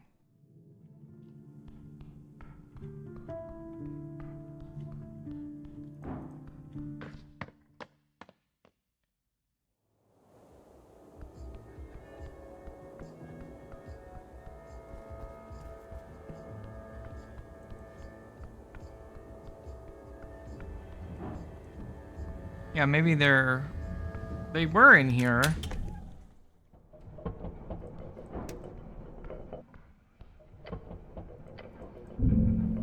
Climb the ladder. I'm pretty sure I can do it now. Nope, they're not here. They're not here. Maybe they're in the water district.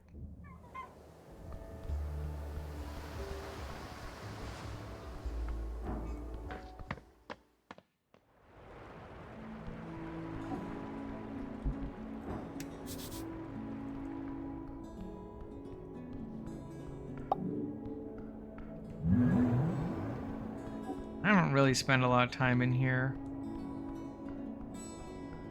Nope, I don't say I'm here either. I've been in all of these places. I need to get back on the roof though. Okay, he still lets me by.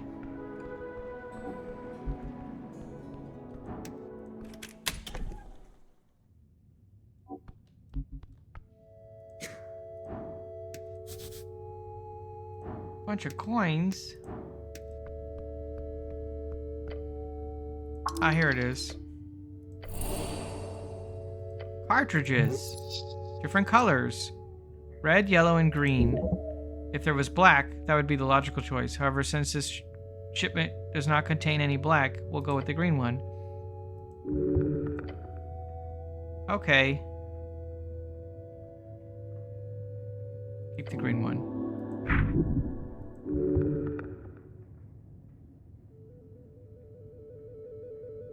Despite placing the cartridge in my pouch of holding, I don't feel like I've actually looted it.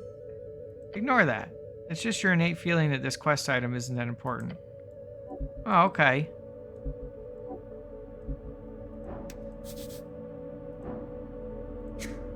What's this? A bottle. Of mind expansion! Oh, my brain is just so big. Oh, don't mind if I do. 29 intelligence. I'm so smart. Can I grab this helmet now from far away? Oh, no, I can't. Okay, I didn't do too well the last time I did this. Yeah, this is like the mosquito sand that tried to kill me. Right, Snell. Okay. Yeah, same. I don't like mosquito sand when it tries to kill me. But did I get the helmet? Yes. Yeah, for one whole week, I'm the smartest. I'm probably like the smartest person in the city at this particular moment. I think I even have like more intelligence than the Lich.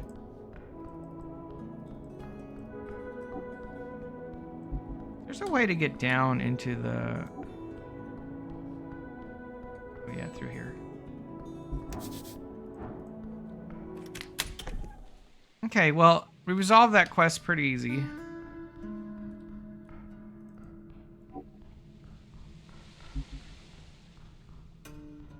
So, now I need to search the tunnels. I still need to find the hag.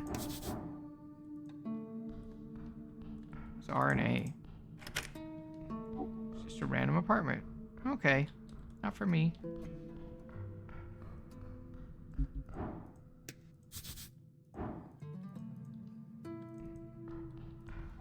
Wait, where is the door? Was it that one? That's Snell.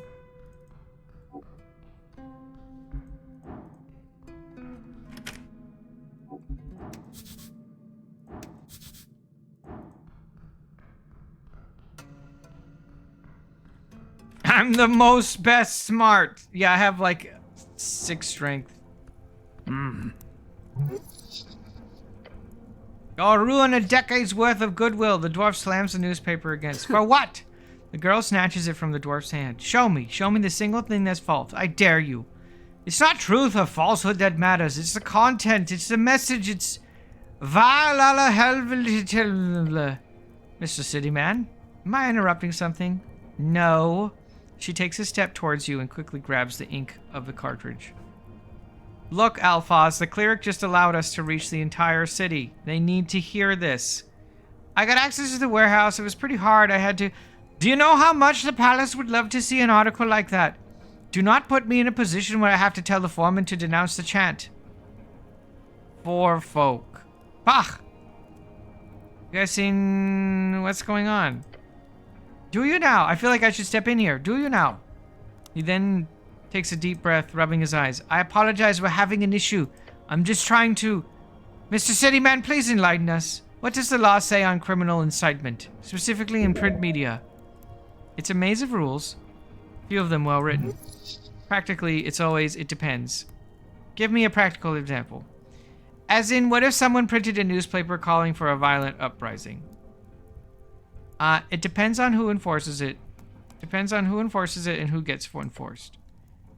Then I suppose it's a gray zone that would be a wonderful place to die. Look, Alphaz, look at where we are. I am in a closet with this damn esoteric mess of a machine blowing hot air up my ass. The city already guts us at every turn. The protests at the towers, your PPG problem, the BS with the Silkers Guild. They will never work with us. Now's our only chance. We have the people's attention. It is time to drill into their heads that they have the power here. You're missing the entire picture, girl. Bah! He crosses his arms. You're correct. The people have the power here, and we will use that power responsibly by creating lasting, lawful change. If you keep writing about violent revolution, the average person will think you're crazy. And even worse, if you push for all this other socio-relation crap, Crap? What? Is feminism also just ignorant reworking of Askal's ideas? No, it's... The dwarf takes it. Oh boy, takes a deep breath. You know, I am very much in favor for pressing down on hierarchies. But to put such a threatening stance on the way people have lived for centuries, it's not wise. It's not wise to tell women and oppressed minorities they should have rights. They have rights. We have universal suffrage. Norvik is one of the most egalitarian cities on the coast. We've spent decades working for that. We have universal suffrage, sure. But 9 out of 10 guild leaders and business owners are human men. She taps her fingers to list off her talking points. Women earn lower salaries across all work sectors. Citizenship is withheld from other folk types on a basis of so-called monstrous traits. Halflings are constantly extradited to the Horde, while every major faction ignores their pleas. Mind control being used somehow as a legal tool of the state. And despite the outcalls over and over again, none of the forefolk have even begun to address any of our core demands. And don't even get me started on rights among MGIs or Fembeard, or the Fembeard debacle, or your refusal to stand by all of our... She taps index against his chest with every word. Cross. Folk. Attraction. Couples. Crossed folk attraction couples. Oh boy. Do you mean like a dwarf and a human start smooching? Stare at them both. We have toiled, Modessa. Decades of work, all to reach this point. You'll throw it away if you try to play their game. You know the party is not behind even half of those ideas. The party doesn't have vision. That's why we're not winning. We have as many voters as the Free Striders, potentially more. You think the numbers matter? After all you've seen, they don't care. We'll make them care. Bah! The dwarf takes a step back to catch his breath. All of the workers in the apartment just seem to go along as usual. Let's figure out why Modessa really won't turn it down. She hates them. She hates how she's been pushed down by them all her life. She hates how powerless she feels all the time, every day. Every time she walks down the street and someone looks at her funny, every time someone asks when she's going to grow up and start a family instead of playing around in some of the Asgalus LARP outfit. You see it in her eyes. Hate and anger. Anger from endless systematic injustice. What are you looking at? She says with a scoff. Oh, what do I tell her?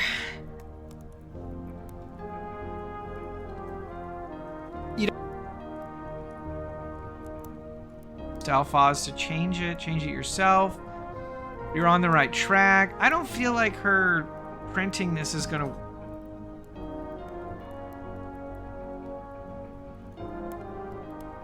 I don't know. I don't think she's totally wrong. She's understandably... Her position that all these things needs to change, I empathize with. But being like unbending at all times and yelling at everyone will never convince them that you're right. Even if you are on the right side of... I don't know. I appreciate what she's going for. And I understand her anger. Yeah, I would go with 1 as well. I don't think she's going about it the right way. Even though she's justified in being angry. She stares at you. If you publish this, you'll push everyone out. And everyone like you. Your voices will be silenced in the years to come. Instead, speak out slowly, bit by bit, until your ideas are accepted as truth. She clicks her tongue and looks over to Alphaz with a frown. She then glares at you. Not today, but tomorrow, and tomorrow, and tomorrow. Fine. I'll change it. I'll rewrite the article. Thank you, the dwarf says and closes his eyes. He looks extremely relieved. But I'm not happy about it. I'm sorry. But really, thank you, Modissa. Alphaz goes over to his comrades and begins the final process on the machines. She grunts out, "You had the ink, right, Mr. Cleric?" "Give her the ink." She quickly looks it over with a stern face. Green? Really? They didn't have black. Well, crap. I'll mix it out with what we have. Should make it readable still. Green is at least thematically relevant. She shrugs. She pours it out onto the machine.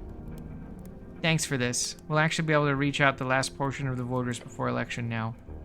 Sorry for the mess. I shouldn't have to apologize, but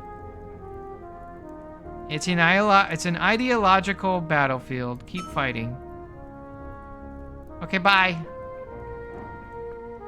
I didn't get a reward for this. Welcome to the Asgalian Sanctuary on Tolstad. For short. Ha! For short, because he's short. Apartment full of nothing but dwarven willpower. It's a wonderful sanctuary. It's central and it's small. He draws in the air through his teeth and looks around. But we've used what we've got to full efficiency. But now the question is, what can you do for the Asgalian work for... Oh, what's this quest? Yes, give me a quest right now. The dwarf sucks in a deep breath through his teeth and then glances to his men before nodding. We don't need anything. Nothing at all? I've got 5 men out on the water lane docks preparing speeches and overseeing poster distribution, all in preparation for the Great March, the day before election day, which is actually today. No, tomorrow. Okay, fair enough.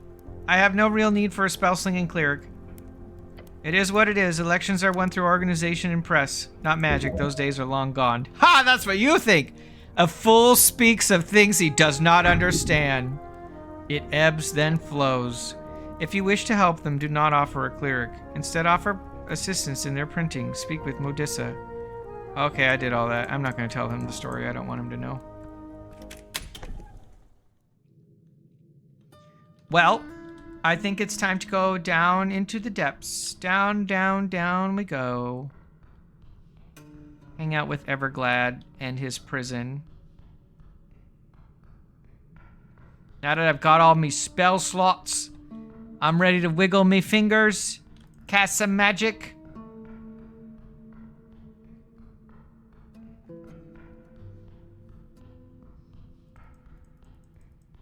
I was thinking that I was going to get an achievement for having casted grease on the assassin every single time that I encountered them, and I did not. I'm a little bit sad. Oh my gosh, what are you doing here? Nissa? Naressa? Neswikala. Hey, what are you doing here? Why, hello there, cleric. You approach the elf as she tips her cap. I received word of your precarious delving. Hi again, elf. You watch her face contort into that too wide, slightly unnerving smile. She's happy to see you. The root whisper of the man in iron, how he broke the winter's plague, the dreaded Gurgulash. Of course, most of this was spread by Coco Loro Nomo Mono Noroso after you saved him from that esoteric freeze. The mushroom man's name quite literally rolls off the tongue. Coco Lorono Nomo Mono Rosso. Highly impressive use of the fungal's primitive pronunciation. Yes, I'm a hero. She leans on her staff and tilts her cap to the side. So what will you do now, cleric? I think I need to do something really, really esoteric. Oh? I have to enter the Pillar of Jor. Oh, her eyes light up. You speak of... She mutters and glues her gaze onto the pillar rising up into the midst. I know of primal spirits who journey through gates. Even those thought long ago closed, shut, locked. Who are they? Oh, they are ones too powerful to meddle in our business, I'm afraid. Opeta Jani, my teacher, Hierophant Ophidana. She is one of the few creatures upon the undercoast who knows the secrets of the leftover gates. But that pillar is no such nook, nor is it forgotten. It is simply very, very shut. What about other creatures? The elf murmurs. I only know 2 who may help you. 2 whose influence I've heard of. Kalpia Misa Pimiasa Tornisan, Sitan Chuha Chuvotinen Savinsky. The pale man in the Sphinx. Viskin. Yes, Viskin. I do not hold contempt for him despite his nature. Varjo Mieli can be found in Everstasis in many forms, left as tutors, guardians, or watchers by the elves of the stars. Viskin is similar, it seems, for now. He holds much knowledge about the pillar. If you dare, you should speak with him. Savinsky, the Sphinx? Yes, yes. Olzlis. Olzis, the Sphinx of the titular drunk Sphinx. I am not a usual customer, however, if you have not gained her ire yet. Is there anyone else? Yes. Her smile fades into a frown as she looks through the mist to the west. Since you have survived a trip into the room of pipes, I'm assumed you've already met the master of whispers, the one who hears the pipes. That's a very ominous way to describe him, but yes. She nods her cap. I do not recommend it. Beyond the powers of Savinsky and Viskin, a deal with the aberration would surely allow you to enter the pillar, but the price would be steep. Steep price. Master, careful. I'll consider it. Do that at your own peril. She smiles.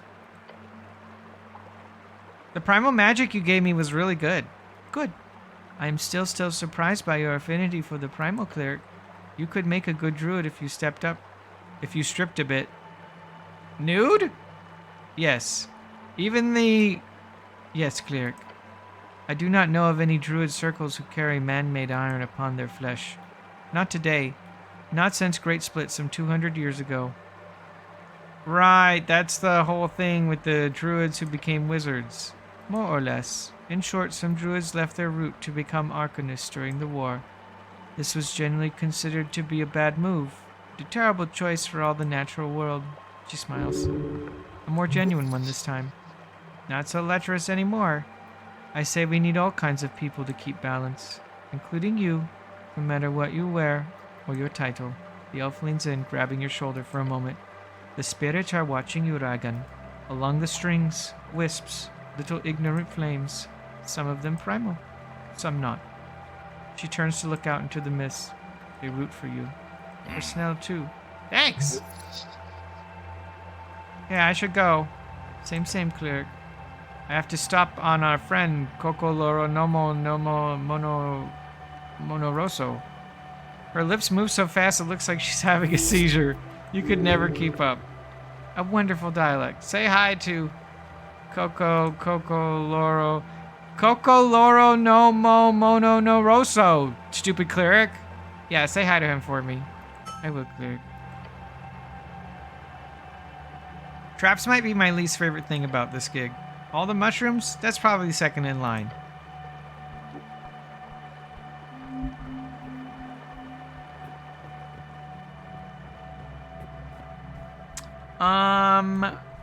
Yeah, I think I just want to see what's in... Also, I could ask my patron, I suppose, now. Since I made a deal with him.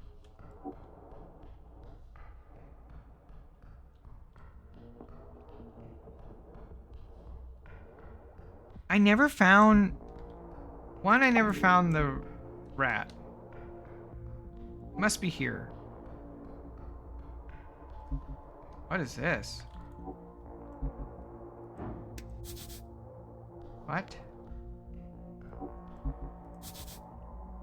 Today this is cursed land. The Reeds. The fortress was still there 1,000 years ago. Ilum Forest. Earthport. Fiska. Tolls Pass. Oh, this is a map.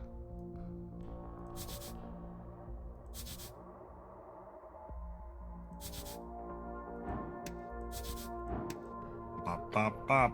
Bop, bop, bop. What? You step out onto the little lines. It's faintly lit. The chamber collapsed, rubble strewn across its surface. What you see is a slice, 1/8 of the greater whole. It's a map of Ascani. Damn! However, it is old. Mountain and rivers do not align with any modern-day interpretation. Despite that, the shape of the coastline, and of course the ever-standing fortress of Verdun, show it clearly. Look at the dragons. 3 of them can be seen, a red, a green, and a black. Who's the red dragon? Isuth, the red dragon of Ascan, the scourge of the coast, the largest of all the known dragons throughout Jor's history. Luckily, he's dead. The green one I know about. Lady Sageleaf is her daughter. Tyseraldanor, the great green dragon. She was the mother of most, as they say, she who birthed the coastal broods. While a tyrant, like all her kin, she is known for her lighter touch and bond with man. When Doog Doolin Dim, Dugadome Dim Doog Dimmadome Doug Dimmadome Slater, it ushered in the freedom for all mankind. Her visage upon the map indicates her domain, what is today Ilum Forest.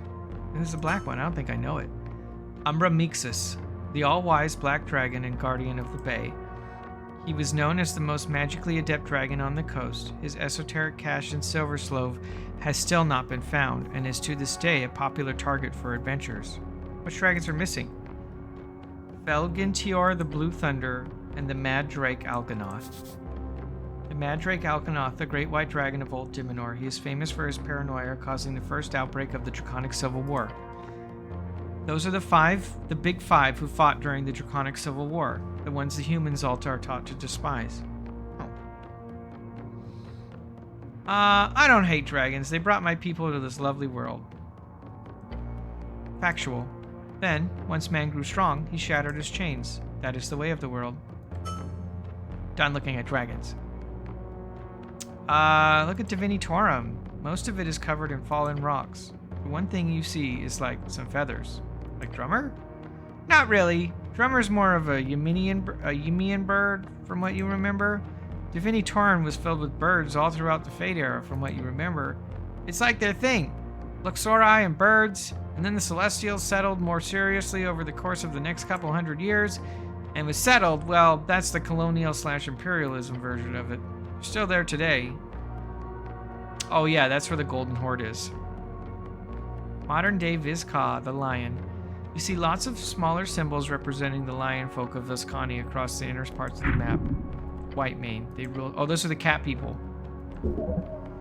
There's some evidence pointing towards Viscani being a temperate band during the early Fade era. The visuals here, along with the inlaid lions, would suggest something similar. Tribal catfolk ruled large parts of Viscani until the early Divine era. Their claw marks are evident all over your precious city. Look at Jor's Ocean. A cool depiction of a perch, and a nice whirlwind/pool at the top, just the same as we do today. Good thing the snails were so confounded by that whole mystery as we are today. You know, figuring you could get yourself real rich by figuring out that whole thing one day. The mystery? Yeah, the mystery behind Jor's Point. Jor's Point, the legendary first gate. Based on archaeological evidence, the Beast of Jor believes Jor to have first entered this realm at that location, at the farthest point of Jor's Sea, right where all the bands collide. None who have tried sailing to this point have ever returned. Oh, right there in the center. It was like the place where the big whale first entered, through the first of Jor's Gate or whatever, but no one ever tries to sail directly seawards, ever returns. Real spooky! But there have been reports of massive treasure being found on the islands located deep inside the stormy part of the ocean. If you ever want to become an explorer, pirate, sailor, that's where to aim. I don't want to become a pirate. Just think about it, okay? The world is your oyster. Crack it open at your leisure. How about look at the reeds? Across the border, on the mostly covered in rubble band on your left, you see a very different visual than the common depiction of today. For today, most of the western reeds is ruined and cursed. Where the cursed lands lay today, you see a fertile crescent. Is that a frog? Yes, you have heard that the Anurans once occupied large swaths of Old Dimenor before the strife of the Divine Era. While on the coast you see several locations that do not align with any modern locations. The Draconic Civil War surely reshaped most of this as your former overlords fell. The one dot that does align is a tiny one placed in the center of the bay, the Reedsian location for the Pillar of Jor. It has stood there since the Gate War, so it makes sense that the snails would want to point it out clearly. They did worship Jor in the end. And it also seems the rest of the geography in this depiction of Old Dimenor does not align with any modern visuals. The Arcanist geo-shaped most of it. Oh. What about the dot on the coast? Your home. Thousands of years in the past. This was the first founding by the snails. These images of the Beast of Jor show them stretched far inland, having colonies along the river. Okay. Are you seeing this, Snell? I sure am. It's a map, right? You are correct, my goblin friend. He gives you an uncomfortable look. Must be thousands of years old. Look at the little snail people on it. Oh, yeah. Okay. It's neat, I suppose. Unless I missed something, like the river. Earthport. It's not a line. Endless waste should not allow anything to be built this far inland. All meaning the endless wastes were not there. If this map depicts everything until the waste begins, then there was less waste than the Fade era. This is commonly assumed when looking at other earlier map attempts. Good to see it confirmed. It's a symptom of the ebb, which is apparently going to end.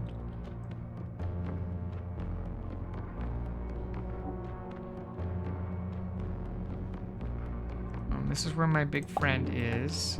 I do not need him right at this moment. Look at the snail people! They're murdering each other! They have little arms! They play music! And the little other guys rode them into battle? Also, they slay a Hydra there.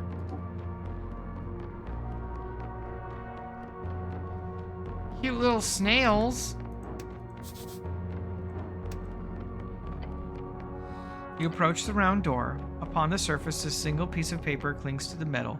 This one, a crude iron drawing showing 3 creatures, a lion, a goat, and a snake. It'd be nice to have a language that just shows pictures of what you're talking about. It's a warning. I like the goat. Small. Look through the crack. You press your helmet against the crack, peering through the narrow gap. And then, movement. Eyes. 3 sets of eyes, glowing faintly in the back. One pair burns with amber fire, another gleams with unsettling blankness, and the third is cold and reptilian. Something alive in there. Oh, of course! Why wouldn't there be? Oh, I can try to speak with animals? The sound of the primal spell rings down the tunnel, and then, a sound. Low rumbling. Not 1 voice, but 3. Who speaks beyond?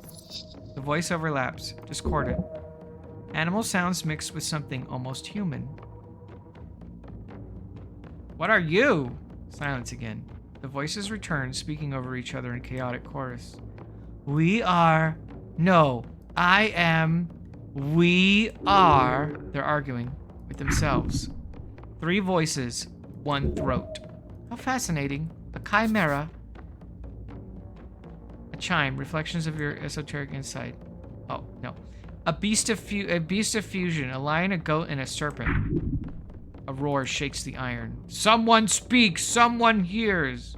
Hello, I can hear you. Yes, at last, the lion voice booms. If there is a voice, then there is an exit. The snake voice hisses. If the exit exists, then we can escape. And the goat barks. If we can escape, then we are no more. Wait, what do you mean? It does not answer, and then, in an instant, the voices disappear. A strange light emanates from the seal on the door. The paper crumbles to ash. Huh. Oh no, did I killed them. Oh, there was some kind of spell on it. And now they're all dead. Whatever is in here is bad. Well, sorry, Chimera.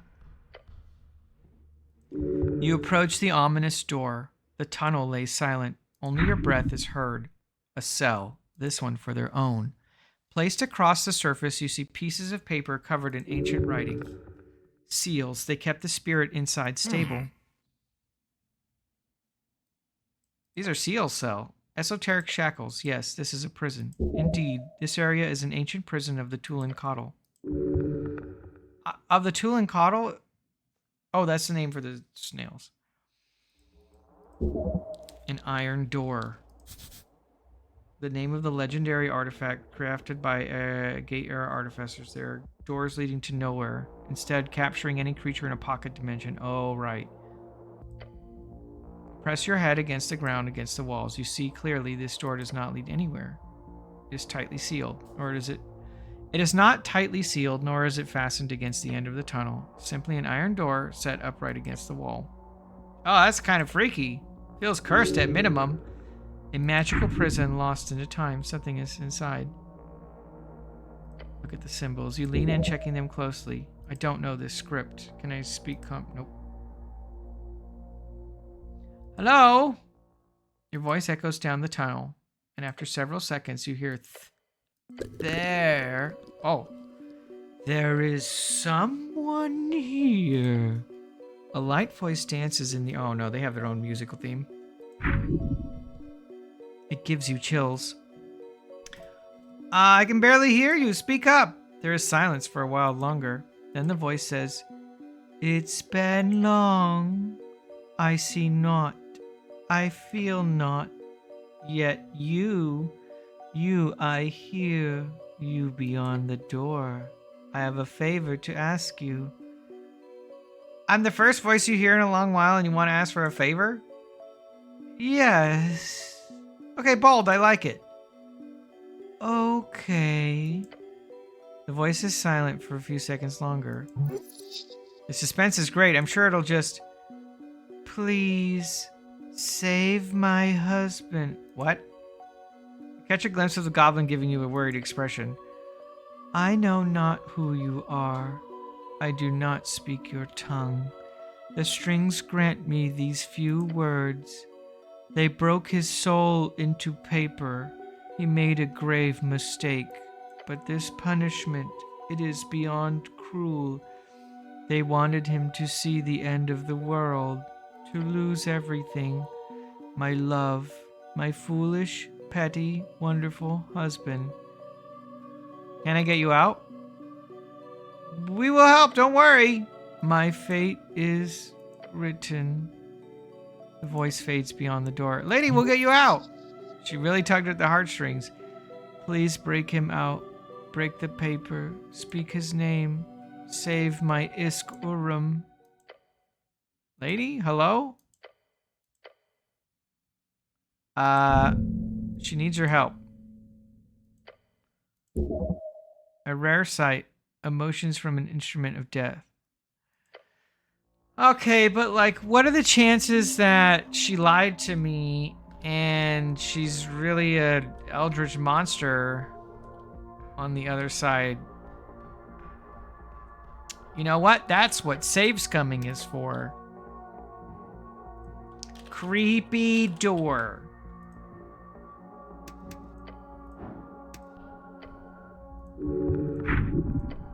Alright. As your fingers touch the seal, the symbol upon it lights up for a split second. Then all at once your fingers drag through it and they crumble. I hope you know what you're doing. I always do, Snell. Sure, I believe you. He actually does. I don't know if that did anything.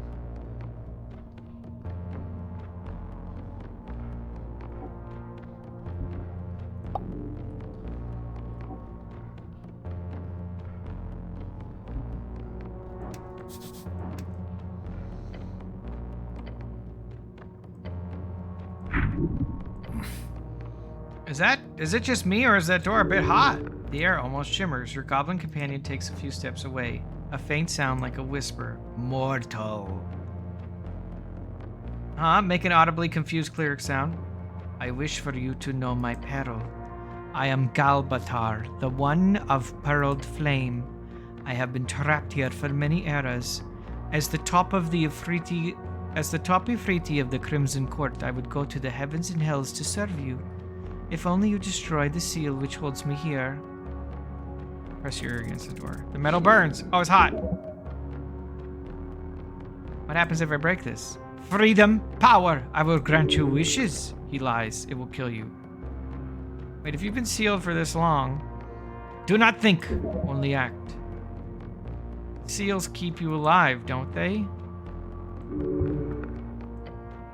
You know nothing, mortal. I have been here for eons. If I die... Oh, he wants me to kill him. You're crazy. I am free, or I will be nothing. What do you want? Son. You will free me! Why should I? Because I demand it! You must listen. I have power to grant you more than anything else of the mystical nature ever could. That's vague. True words are always vague. Break the seal, free me, then I shall grant you a service. But he's lying. He'll kill me, it said.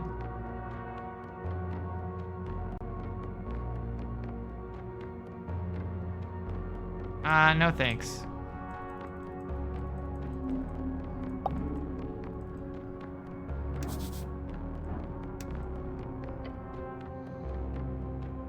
Oh, hello. Can I speak comprehension languages here to this infernal? No. Can you speak Diminorian? You hear a grunt. Samor Rose blah blah blah blah blah. Vashvala TY Bestie? Vratse Aza Nasis Visa Jack. TY Bestie. The voice fades. I just let out a random devil. Doesn't it kill him?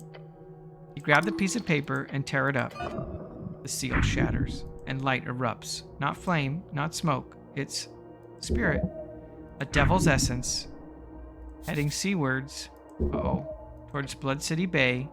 Towards a Gorgorian's corpse. Into your mind. Oh no. Spirit passes. You feel it brush against your soul, but it doesn't take hold. Wonderful. Thank you, human.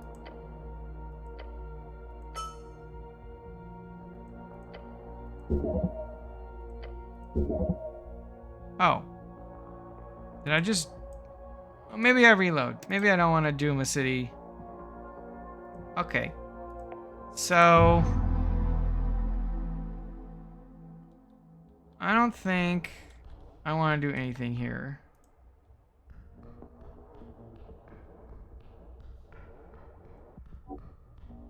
Free her husband? I don't know what seal has her husband in it. And I don't want to let the demon out, and I don't want to let the Ifriti out. No city dooming? I know. I guess I could open this and see what it does. Yeah. Angry Ifriti man. What do you want? Yeah. Power to grant you more. That's vague. Why did I do that? Okay. It burns me. And then... Free me, mortal. Okay, he wants me to actually open the door.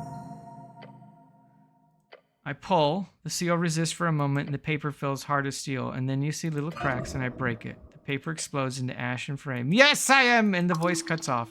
Not gradually, like instantly. Like a candle snuffed out. It is gone and the door grows cold. Is it dead?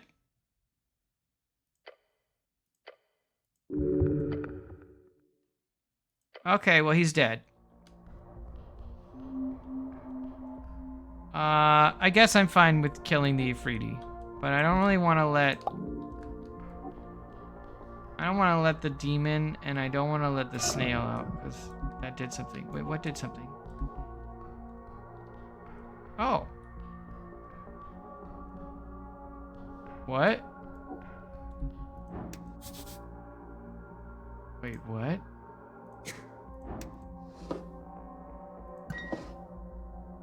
Wait, what?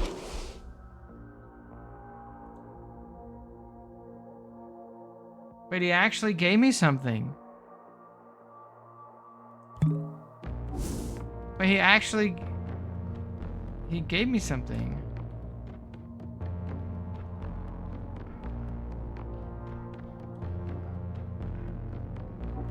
Look, there's like 4 crystals left. Maybe I want to break all the maybe I do want to break all the seals. Hey, Afro, how are you? You know what I can do is I can ask Afro. There's we're gonna meet someone really cool here in a second. Dragon. Hello.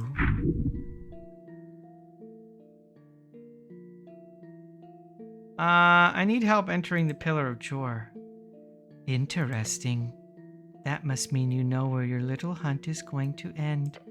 Through the crack of Jor's realm. The wording crack of Jor does not sound as ominous as he thinks it does.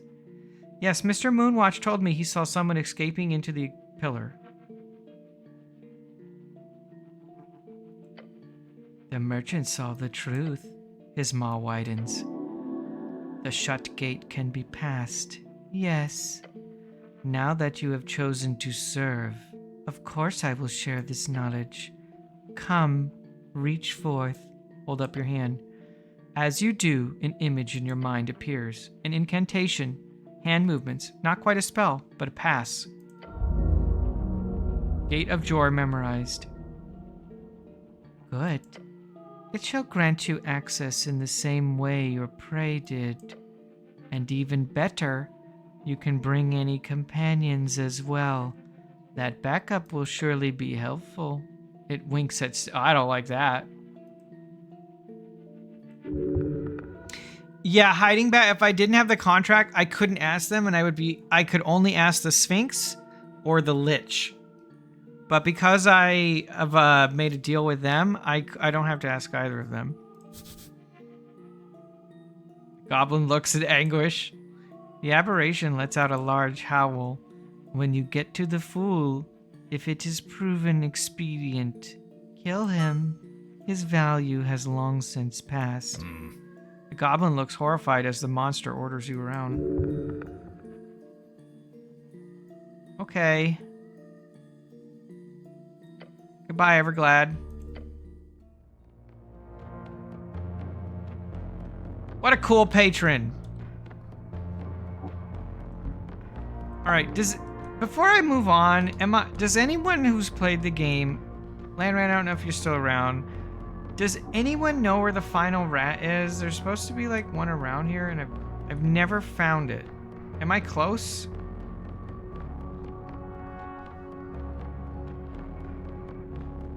I found the 4 up above, and there's like one more.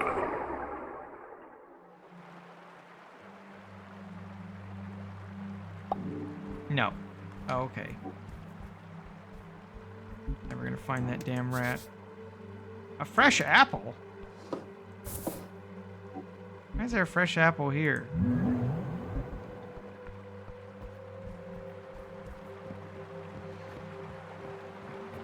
Can I see which rats? Yeah. You like him? It was very cool meeting them the first time, Afro. They were really neat. You can become a warlock. I have the black rat, the green rat, the red rat, and the white rat. I am missing one of the little squeakers. Okay, well, they apparently only... Listen, they apparently act as a group, and I need to find the 5th one. And I also have to find a colony of cranium rats, which I'm down below. Yo, the ant crawls around in your hand. This is it. You can drop me off right here. Oh. Oh, okay. This is where you want to go? Okay. Thanks, buddy. Just like that, huh? The ant stopped and turned around. You did well. Didn't expect much, to be honest. But I can feel the hive nearby, and we're already stronger. Okay, but I have to ask a very important question. Are you trying to make Rat Voltron? I am trying to... Okay, but I'm trying to make Rat Voltron for the Crocodile Man. For reasons I don't understand. That would be cool, Landran. I'm fine with that. Sure, but you mentioned a treasure. An image flashes through your skull. Sudden visuals burn in, leaving a mark. Here! It's underneath that thing you found me on. Just check under that crack. Oh, and the statue. Sweet. The ant rotates around a bit on the spot. Guess this is it. It's been nice following you around, buddy. I've enjoyed it. We have enjoyed it. If you ever have any time off, feel free to visit. Okay, that's not something we have really, but sure. You see him wave a very tiny hand in your direction. We will be one again. He turns and heads off, disappearing amongst the straws of alien grass and cracked ruins. What a good ant. I need a wee bit of faith. Oh, is there a shrine? Is there a shrine? Okay.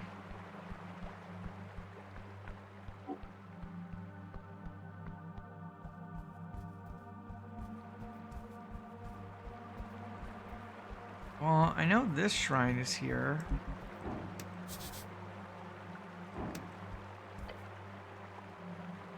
Well, have I found any other shrines down here?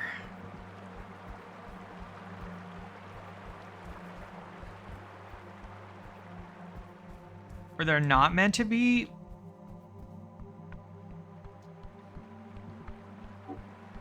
Okay, maybe they're in the... Maybe they're up above.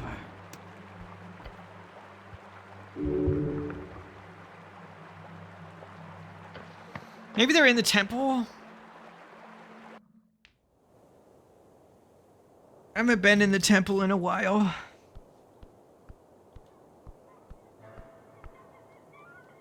I didn't see them by the shrine at the dock.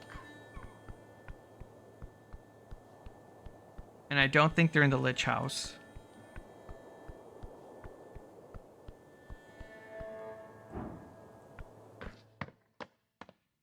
Alright, let's see if our ratty friend is here.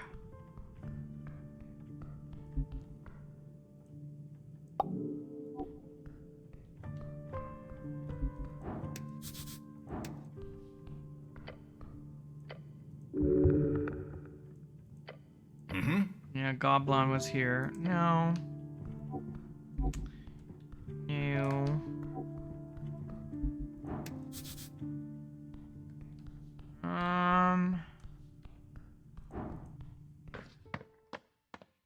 You should. How high is your dex? I can't steal his weapon. I tried to get it with Mage Hand, and it's explicitly said you can't steal this with Mage Hand. Oh. Yeah, I wanted to do that.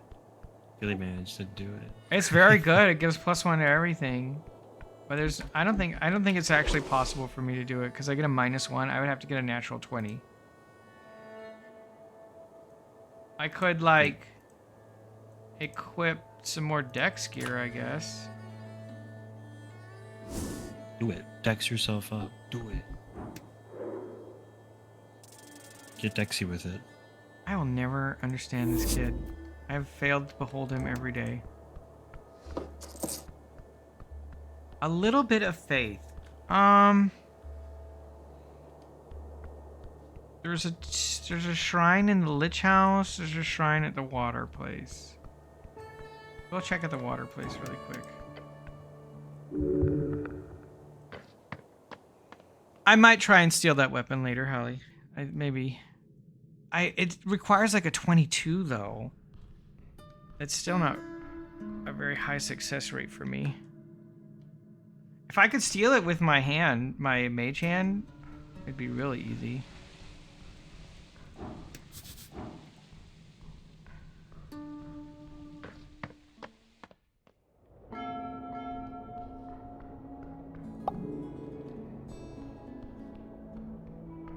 Like saves coming to the rescue. We might, maybe it's worth trying that. Well, he's not at this shrine either. I don't know what shrine. Alright, Landran, I'm ready to phone a friend number 2. In the meantime, yeah, why don't I try stealing from that guy, I guess.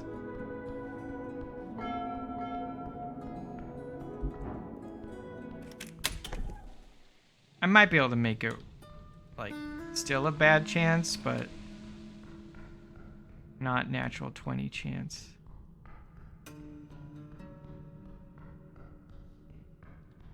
Some alcohol. Oh. Oh, are they here?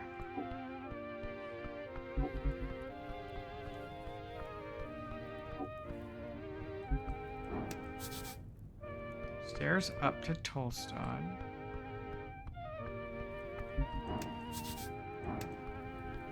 Is there a rat in the well?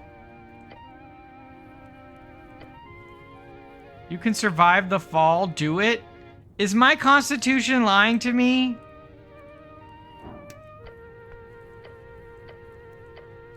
Okay. Excuse you? You're doing what? I'm jumping down the well. You say that as if it's good. Yeah, just go. Snell grabs you. No! That's bad, cleric! But Snell, I wanted to jump down. Not on my watch. If you want to die from rapid fucking dungeon dissension, do it on your own time, asshole. But you know you can do it. Alright, hold on. I'll quick save. Snell? I have to go do some solo stuff. Just for now.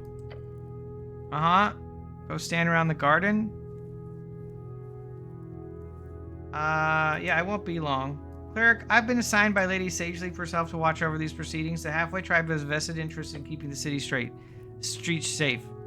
And she absolutely does not trust you to handle this by yourself. But if you're insisting, I will pick you up later, Snell.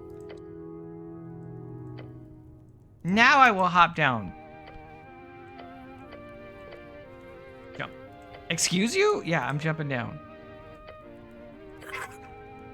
That is way to dungeon. Mika's a little homesick. This is nice. Then you drop into the darkness. For several seconds, you feel nothing but soaring air through your uniform in hell. As the extreme tingling sensation fills your senses, the sense of falling, and then, in a sudden, violent end, you hit the ground. Oh.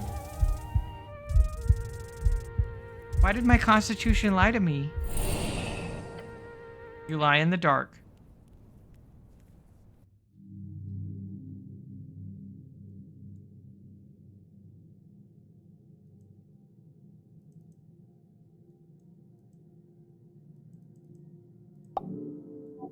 Why did I do that?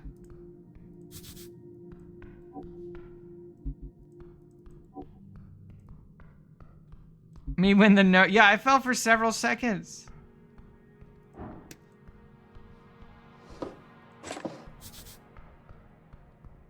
This is an awfully ominous hallway. Sure heckin' it. What the?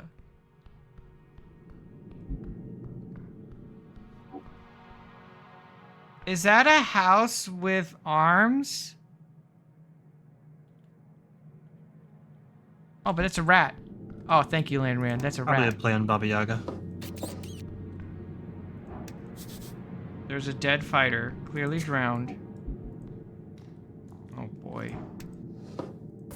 Potion of supreme healing. Oh, don't mind if I do. I have exhaustion. I should short rest.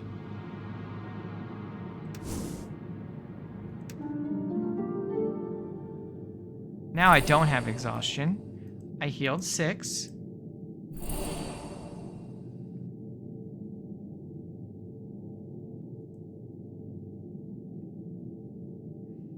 I would be terrible hiding that. Unlocked all ability checks. Oh, okay. Look, and now I got a potion of healing for falling down, and I'll just drink it. Bam. I don't feel so good. Oh no, was it poisoned? Oh no! Oh, that's fine. A skull that looks goblinish. Pre-integration. I could talk to it. Is there a way that I can get Snell here? Oh yes, there is. Ah!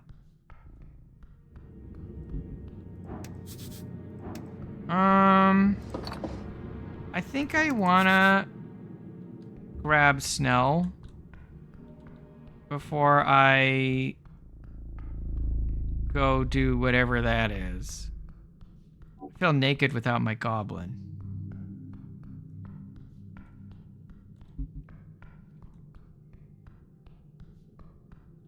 Oh, but I can go turn in the... Hold on, I can turn in the rats now. I can't believe you have to fall down a well and then hope your death saving throws are good. Alright, time to find out what Rat Voltron gives us. The hulking beast looks at you. I've captured all the rats, Kraid. Kraid did not ask. As the beast speaks, the rat rush from your grasp. One after another. The 5 rats immediately rush to crawl all over and around the beast. Look, they really like you, Mr. Crocodile. The beast stares at the 5 happy rats. Kraid does not care. But it does remind Kraid. The hulking monster grabs something from behind a crate. A decapitated head. That of a massive bird-like creature. He tosses it to you. The scent is strong. Thank you. Gravity chicken got caught. Kraid eat all, but clear it can have trophy. Kraid offer assistance. Gravity chicken? The beast has a nickname for the basilisk due to their love of the gravity flip. How idiotic. Now Kraid Now Kraid will feast with many gay rats. Make them grow big and strong. Okay. Have fun with your gay rats, buddy. Oh, they all dance around him now. The conjoined 5 of those rats equal 1 arm. It's like he knows you. Yeah. He knows of your appreciation for chickens. No, he doesn't. We just gave him gay rats. It's fine. Thank you. Thank you, Wanderer.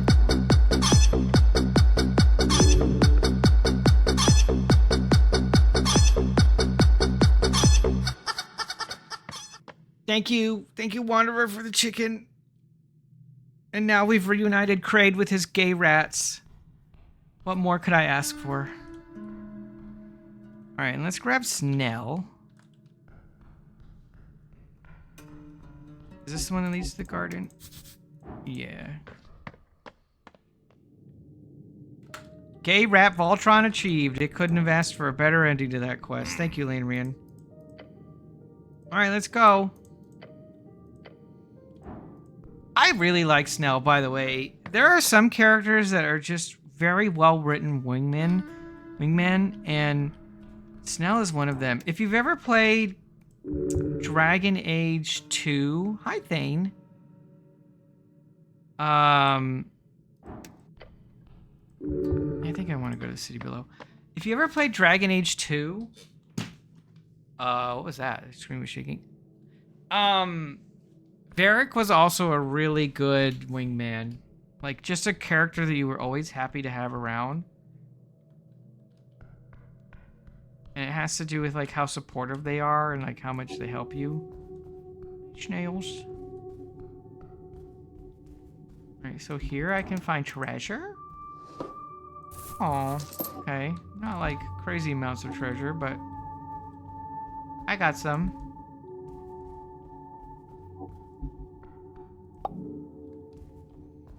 All right, let's go find out what that house is. So, if I remember right, someone was meeting with a hag, the elf. The elf was meeting with a hag. Oh, right, for our new patron. Yeah, we can just toss coins into his giant... What did the lady call him? Like the toilet monster?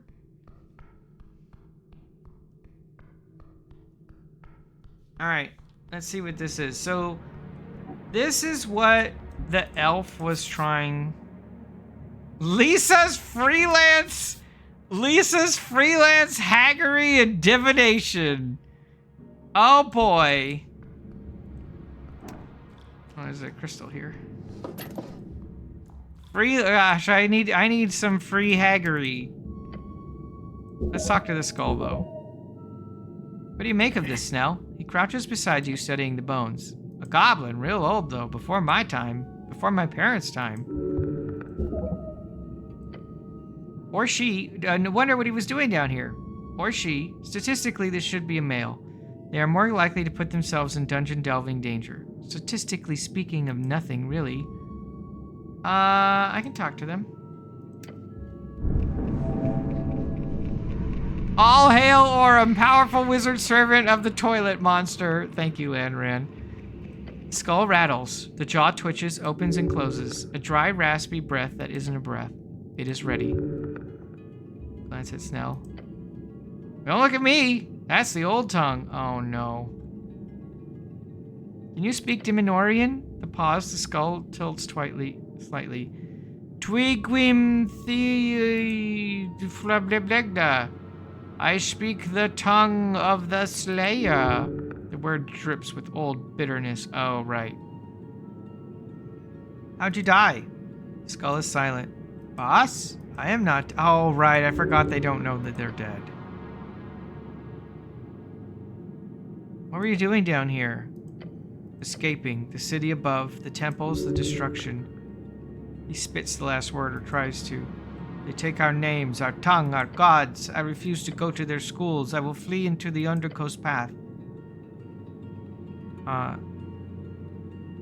Do you know a way? Yes, I know the way. Past the Hall of Fire, the trap corridor, there's a hidden door. Oh, this is how I could have figured out about the hidden door. Ah.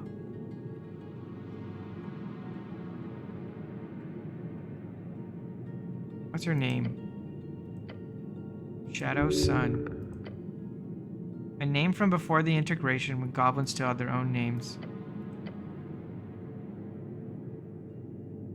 Yeah, that's about what I imagined. It was a long time ago. That opinion is still regular among goblins, for your information. I'm very sorry, Snell.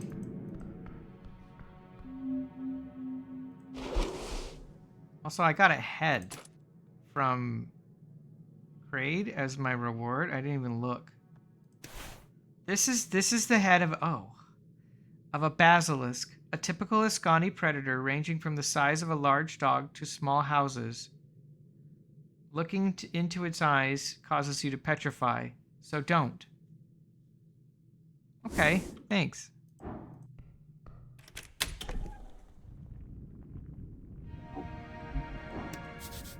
Tiny skulls without mouths. Oh, how nice. They're filled with money. Thanks for letting me trifle around, lady. Oh my gosh, another potion of mind expansion. Behold, as I reach the heights of 30 intelligence. I am a genius. Can I wear it? Is it a helmet? No.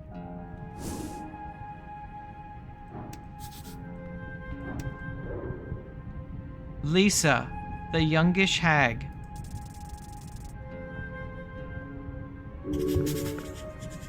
A Fey level 6 hagling. Birthed through the evil means of esoteric reproduction. This is a hag. A hagling, in fact. Not quite so horrible and foul as a true hag, but that is not always a betterment. If anything, they might end up in positions of power due to their nature not being so completely evil. Oh, I didn't get her alignment. This one has lived a wild life. You can see it in her eyes. The years spent in service, the dreams of a greater life, the bodies left in her wake. This hagling has nothing but a desperate love of life and freedom at this point. Let her have it.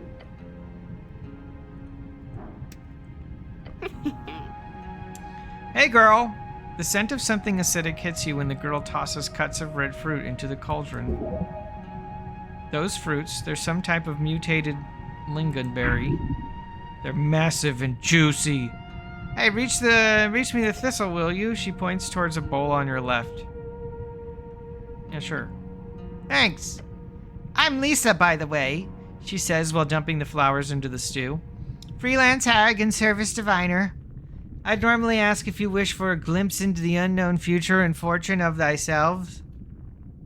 I have some questions for you about the tea shop. Yeah, I figured. You're the one who stumbled into my very much secret little hiding hole here. Goblin leans in, hissing out, It's a hag, cleric, careful. Just let me finish up the brew. I've been working on this for hours. The hag keeps stirring her giant wooden spoon into the cauldron's goop. I've got to ask, how'd you get down here? I jumped down the well. You jumped?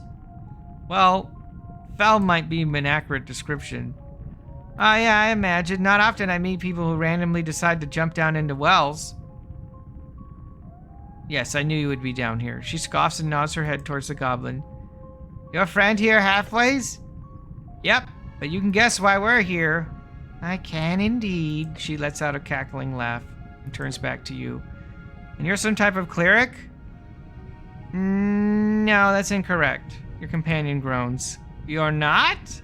No! Did you know that I am an amazing wizard and I have deep esoteric knowledge? Oh, you are? Trained in the towers, I presumed? No, I'm self-taught since I'm a genius. Right. If you want to chat about divination magic, I'm all ears. Divination, ooh. I'm always interested in hearing about the tower's esoteric research. From what I can see, you're clearly a strongly stringly attuned individual. Tell me about divination. Divination is not your strong suit. However, there is a logic at hand here, one you could untangle. The divination school of magic is the esoteric art of reading Jor's strings, either to make deductions about the present or assumptions about the future. Interesting way to put it. Divination is the school I'm least proficient in. I'm the opposite. It's the one I got drilled into loving more than anything. Her gaze lowers down, her bright eyes widening as she stares into the soup/goop. Legend says Jor's realm is a bit special, though. Oh, what do you mean? Fate. She picks up a giant spoon to stir the pot. From Antispalian knowledge. Antispalian, old Dimenorian term from before the closing of the gate, so really old. From Antispalian knowledge to an extraplanar excursion, it is clear Jor made our world a bit different. If you believe the legends, then magic is supposed to be channeled through webs, interconnected ley lines spun into the fabric of each material plane.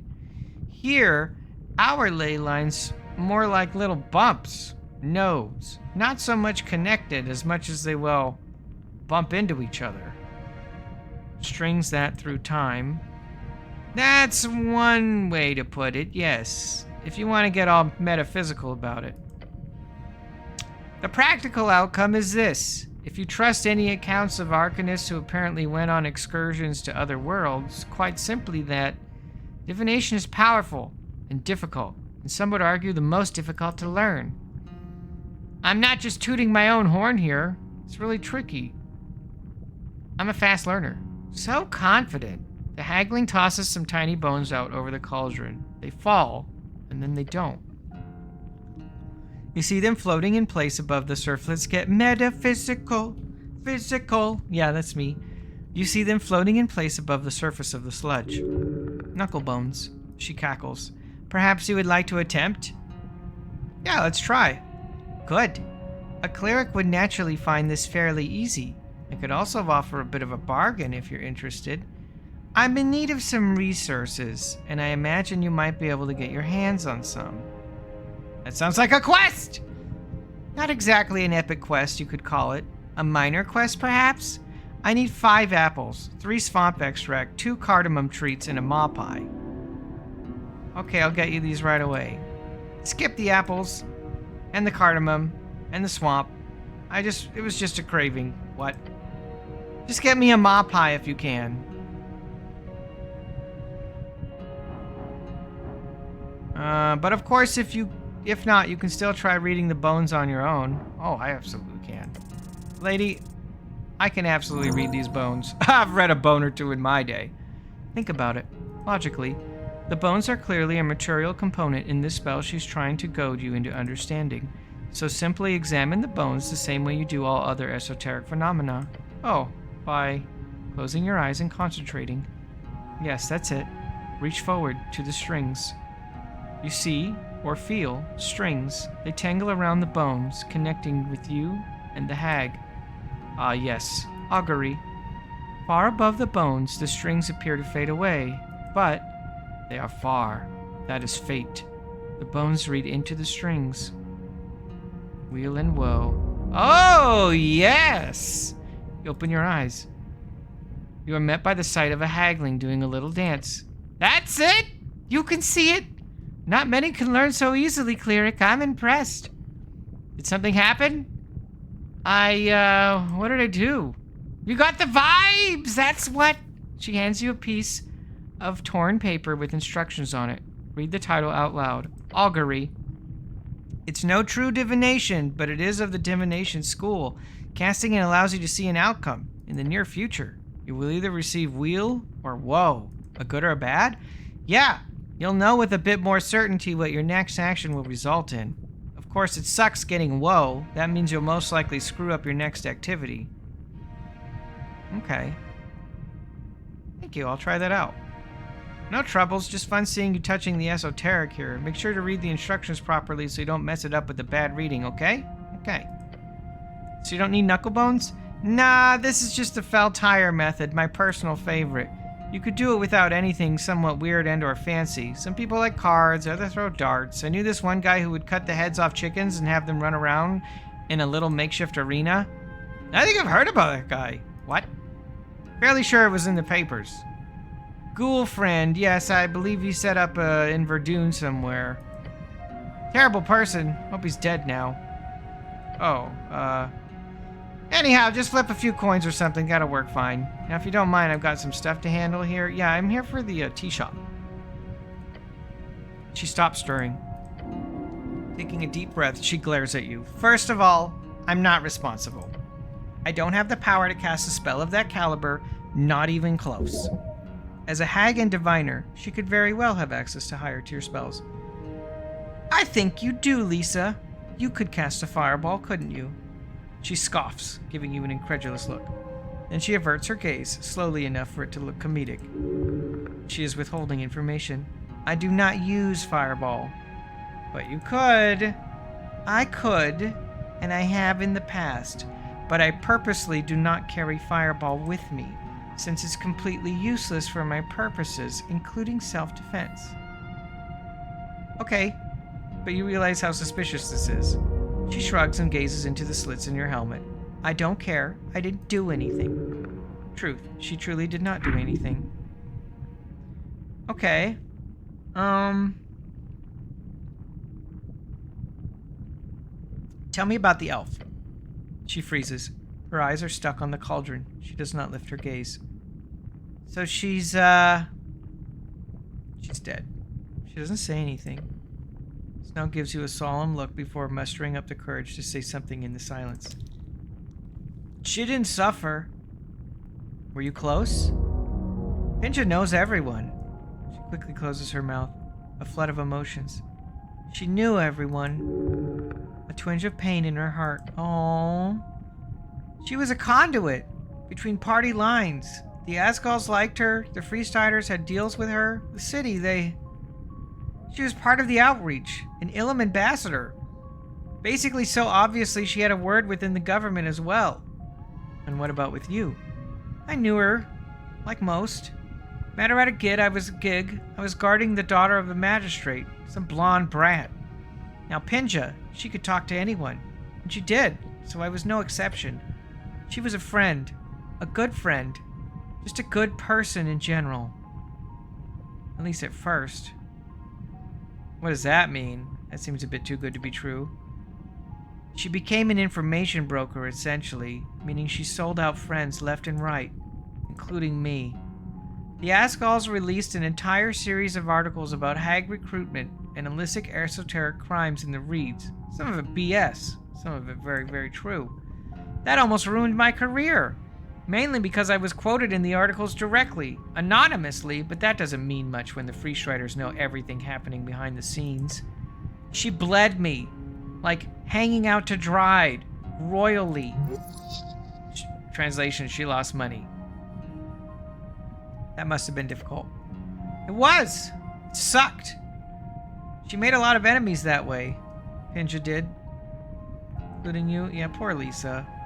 She gives you a wicked eyeing. Yes. I was gonna chew her out in that tea shop at the meeting, which is why I accepted the gig to begin with, but... I was hoping she got away. Or Lisa. If you hadn't been late, things could have been different. She frowns. Don't you think I know that? Lisa glances at the pouch on the table. I read the bones the night before. It spoke of dread and doom for those around me. Another reason why I'm secluding myself for now. Tell me about the necklace of fireballs. What? Her eyes go wide. Holy shit. She mouths and starts looking around. Are you shitting me? That's what the artifact that you would barter for.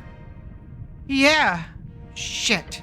That's insane. The explosion, that type of magic can be unstable for sure, but for it to explode just like that? No, something must have happened right before the meeting. Do you think that someone sort of... She nods. Maybe someone intercepted. She turns away and mumbles, but where did you even find an NOF? Why was it even in Norvik? I'm sorry, but I don't have any good answers. Okay, tell me about Drummer's little operation. What do you think I know? You're a diviner! Right. She lets out a sigh. Drummer is an idiot. He wanted extra cash and had a hidden room that the city and the goblins didn't know about. That's what I'm assuming, at least, she says and gives Snell a glance. No, you're right. That went under our noses. The Freestriders stored contraband with him. Some under the table stuff, nothing too serious. They would not trust him with anything too serious. Like a necklace of fireballs. Yeah, like that. But he could have facilitated this situation with the tea shop. Drummer did not blow up the tea shop. He might be dumb, but he's not the type to do something like that. Not on purpose, at least. Well, then who did? That's a great question. I've been trying to figure it out myself. But the strings only speak of doom and gloom around me no matter how much I search. No mention of illicit fireballing wizards. I need to get some water really quick. Give me 1 second.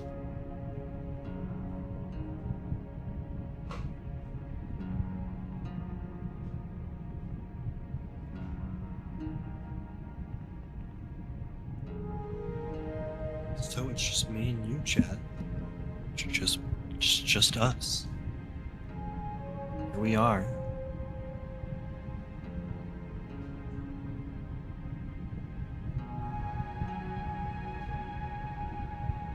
Oh, I've been here this whole time now.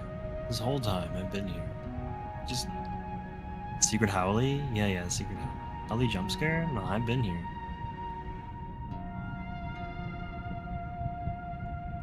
Am I a diviner? No. I wouldn't say so, Pel.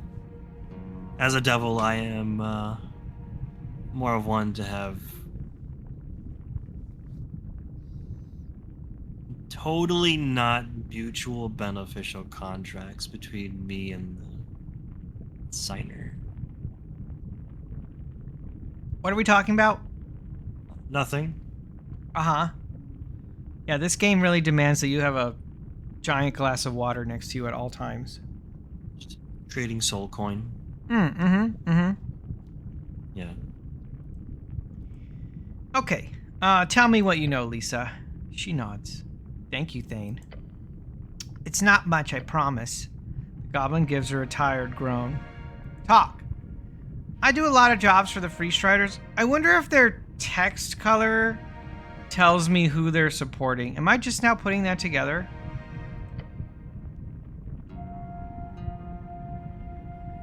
This one wasn't special.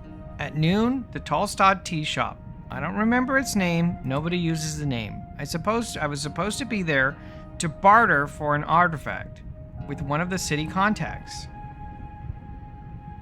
So Drummer left the shop closed for the two of you. Yes, I was supposed to be there, but look, I know how suspicious this sounds, but you have to believe me. Why weren't you there? I was late. You're right, that's a bad excuse. I've been working all morning on settling down Dancer so we could move. The idea was to head over to Ostergard until the election was over. The Freestriders had some work for me there. But I overslept. And then I overestimated how long it'd take to pack up. Dancer can be a bit grumpy when I'm reducing him. And then I forgot to check my watch and I was running late. I was right at the crossing when I heard the fireball and felt the rumble. And it was a fireball, I'm certain. That sound, I could identify it from miles away. The goblin grumbles. It happens, but that's damn convenient. Yes, I know. Why'd you hide then? She stares at you in silence. The girl folds her arms and then averts her gaze. I know what I am. Either someone was out to get me, the goods, or she clenches her jaw, or there'd be a chance I'd get blamed for it. Hags aren't exactly the most popular in these parts. Or any parts, really. So I went to Rick's. I've got a key to the Sphinx, so I slipped down the well, set up Dancer, and figured I'd hang out here for a while. Not the first time I've gone into hiding, mind you. You do realize how, yes, it's suspicious as all hells. I'm a clear suspect, but I'm telling you I didn't do it. You can feel the age vanish from her as she pleads with you. I was supposed to die. Then and there. For some reason, I didn't. Have you looked into why? Of course! The haggling sighs dramatically over her brew. The strings show nothing. Nothing but visions of smoke and iron in that tea shop. The one thing they do show me is that you will believe me. I will? Yes. Because you know I don't have any gods be damned reason to blow up that tea shop. And whoever did is still out there. You can take it or leave it. Now that you found me, I'm not going anywhere. Smoke and iron? Smoke and iron. Tells me nothing. Clearly tells you nothing as well. What a mess you made, Pinja. I guess I believe you. Thank you, and she lets out a groan, the type that makes her appear more like an annoyed teenager than an ancient wise fae being. Just ask whatever you must, and I'll tell you everything I know, but I didn't blow up the tea shop.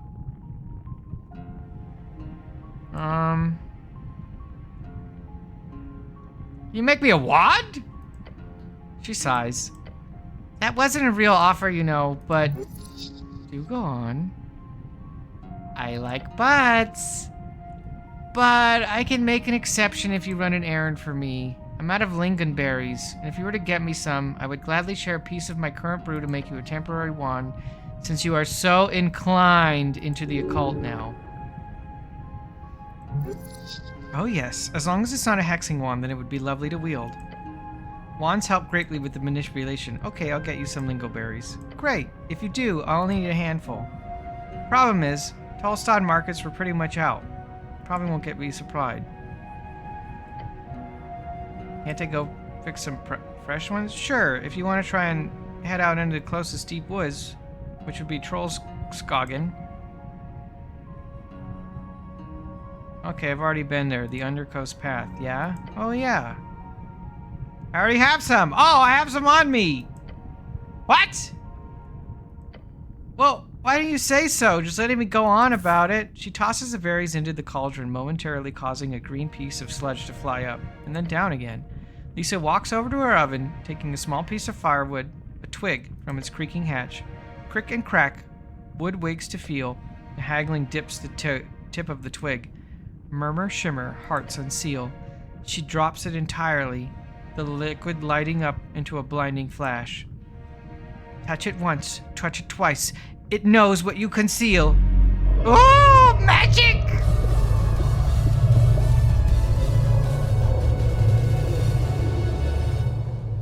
Welcome on in, Sheba, and welcome, Raiders. Hi, everyone. Omni, I hope you had a good stream. Let me give you a shout out here. Thank you, Talon, already on top of it. You're so good. Death Stranding 2! I heard there's kangaroos. I heard there's kangaroos in one of the Death Strandings. I don't know if ever it was 2 or 1. Confirm if Rue. Oh, thanks. Thanks, Hazy. This was done by Pixel Butts. But welcome on in, everyone. If you don't know me, my name's Orum. I'm a chatting and strategy streamer. You delivered a kangaroo plushie today. Oh, that's perfect. Nice kangaroo. Yeah. Oh, thank you. Thank you.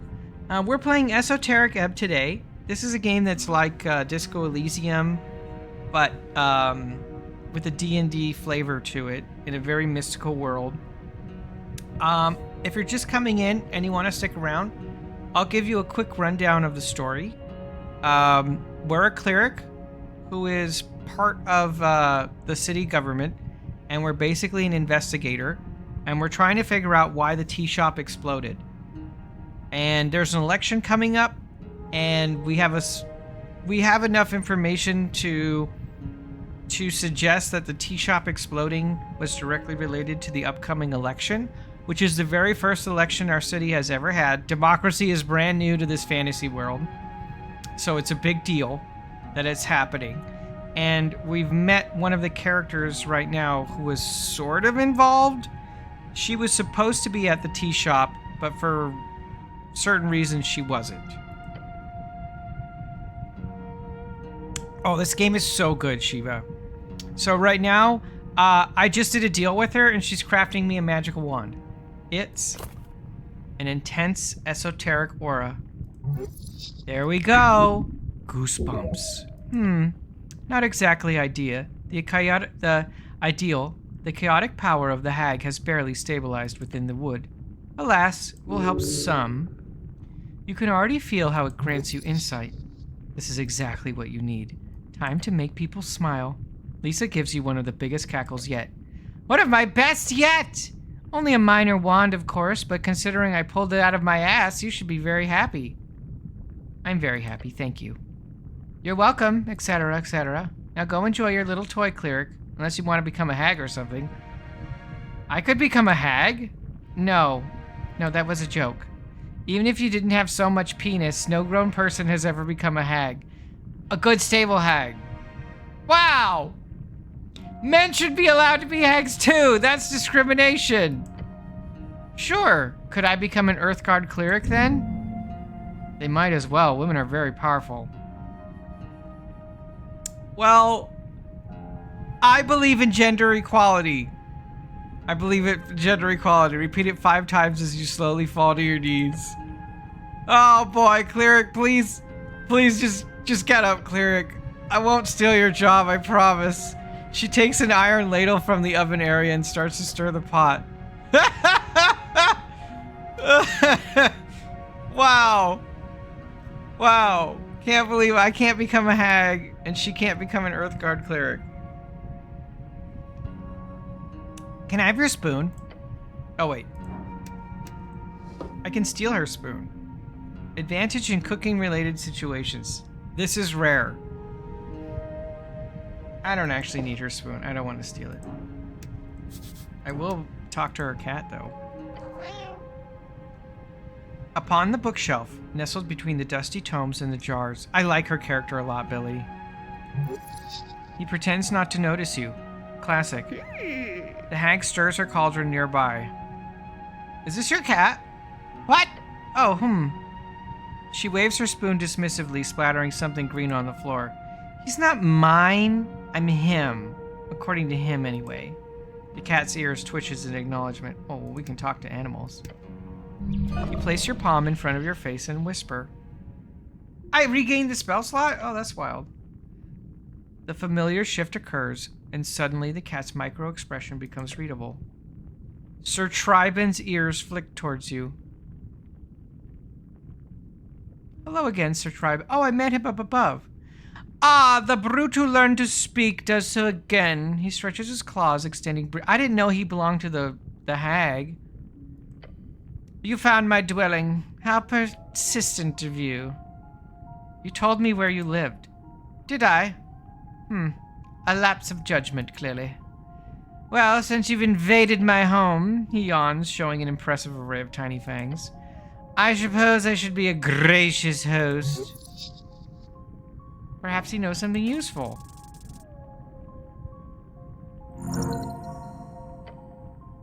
You've proven yourself. Time to see if he'll share something valuable.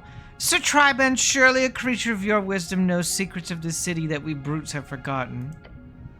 The cat's eyes narrow. Flattery. Obvious flattery. A pause.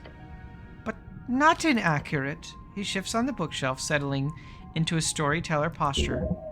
This should be good. There is something the strays speak of. A tale passed down through generations of Tulsad's superior residents. He means cats. The White Mane Secret. He appreciates your respect. Long ago, before the city forgot its origins, the White Mane built a shrine. A statue of a great cat. A proper cat. Not one of those overgrown lion brutes. He seems to take personal offense at lion folk. It stands still, half ruined, up in the grander city. On the slope leading up from here, where the wealthy brutes pretend they're better than the rest. Oh, I know that statue. The cat statue? A sacred monument to feline excellence. Yes. The strays say, and he pauses for a dramatic defect. Cats are natural storytellers. That if a hero were to stand before this statue bearing both the blade of a White Mane and the shield of the White Mane united, A new follower. and then pray to the feline goddess at any point after midnight, a blessing. Jay, thank you so much for the follow. Welcome to the forum. Jay. A White Mane blade. Jay I know Zucchini. that person. Oh, I know well, that welcome person. on in. Hey, artist. Oh, well, welcome. Hey, Ravi. Ravi. Oh, gamer. After midnight. Okay. All chudlets. El campeón del ojo rojo, the cat purrs. Whatever knowledge he holds about cat speech, it is not entirely correct. Holly, thanks for giving that sub to Ravi. Ravi, enjoy your ad-free viewing. Why are you telling me this? Because you asked, and because you are less insufferable than most of your kind. Now I have shared enough. Do with this knowledge what you will. And do not expect such generosity again. Lisa glances up. He's been meowing a lot. Are you two having a good chat? Thank you, Holly. Hey, Magnum. Did anyone tell you you're really, really cute? Have you remembered anything else about the fire? No, and I do not wish to. The night disturbed my sleep for weeks. And Hallie, thanks for giving this up to Mag! Oh my goodness. Congrats, everybody. Thanks, Hallie. Appreciate you. Do not make a habit of visiting.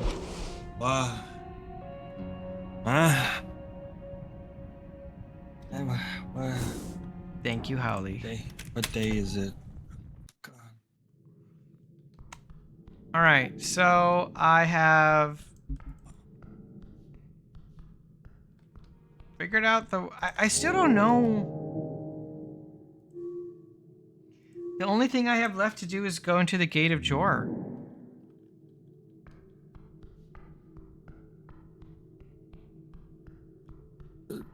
I think that's all I have. Yeah, congrats, Jay. Thanks, Hallie. If I figure it out, Wanderer, you'll be the first to know.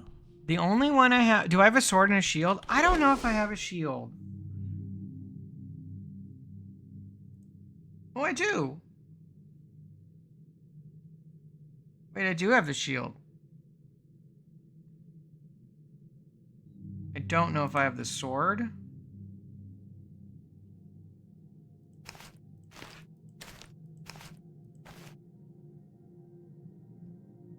I don't believe I found the sword. Well, unless it's the spectral halberd. Who did that?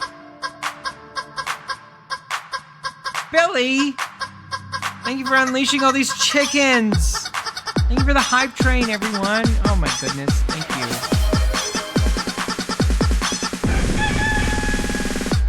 Thank you so much, everyone. Thank you for this giant chicken flapping in my face. It's my life now. All these chickens, what am I gonna do with them? Thank you. Thanks, Shifu. Thank you. I don't think I've seen the sword. If that exists somewhere, I haven't seen the sword. I do have the shield. It's down there. I guess, like, all I have to do is thank Wanderer for more chicken. More chicken. Oh, we're doubling it up.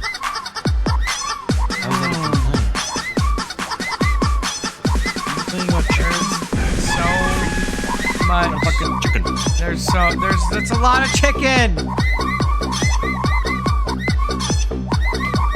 But to be fair, you did make this. This is all on you. You made it a redeem. Billy, this could be your stream.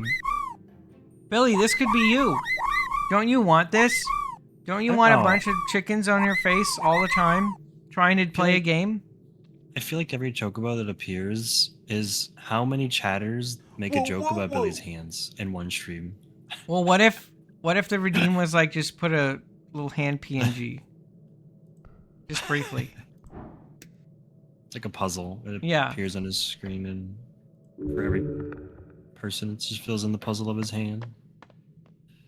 Okay, I think the only thing left for me to do is touch the pillar. By the way, thanks again, everyone. I really appreciate all of that. Really selling me.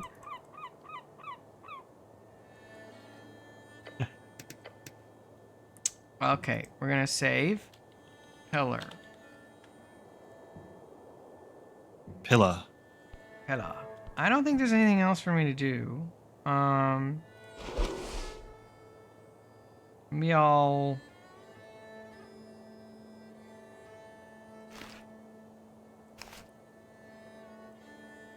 get a first level spell slot.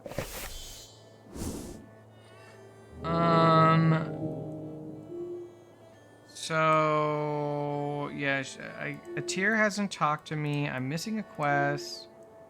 I completed the oh right, I got a new spell.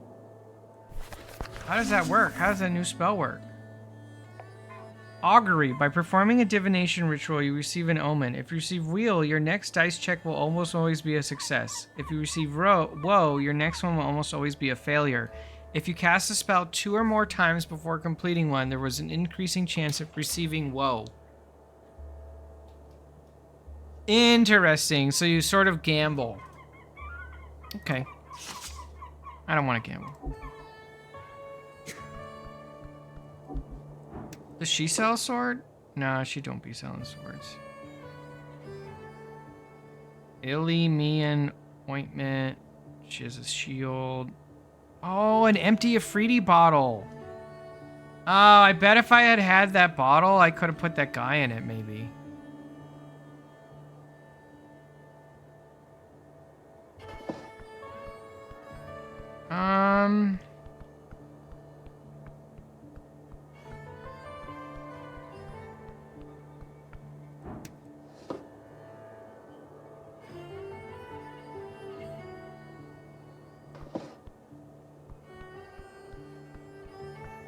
Yeah, I don't know. Maybe that would have worked. It seems like it might have done something. Probably turn it into a better item. Yeah, so I guess I've solved the tea shop. The only thing I can think of right now is like milk. I never figured out milk. Oh, wait, I have to think about the press and the Gate of Jor. Did I ever consider buying it, or I'm just shopping to steal? Yeah, I just want to steal. I was just browsing to steal. The heart pumps... Oh, right, I need to try and steal that man's weapon. A fully interconnected series of stops, each necessary for the survival of the whole. All stops must accept that blood. They can never be cut or clogged, or the entire system collapses in an instant. This is the weakness of the egalitarian dream, as well as its strength. It's a lot to think about. Unity in spirit at both rise and fall. That sounds like an awfully risky system to live in. It is. Risk is inherent with life. Asgalism was born under the condition of twos. First, a literacy of the masses created in various forms across different cultures during the Arcane Era. Second, a deep enough divide in wealth between the masses and their masters. Feudalism holds deep and fast due to the inability for its serf to understand the functions of their system, to see their own shackles and how to break them. The more advanced governmental structures of both federated magedoms, parliamentary republics, and constitutional empires all grow partly to their bourgeoisifying nature and modern city-state industrial developments. In this, some states hold out better than others. Some floating cities in Old Dimenor, specifically that of the Shadow Lord, would grant access to magical food to all the lower classes.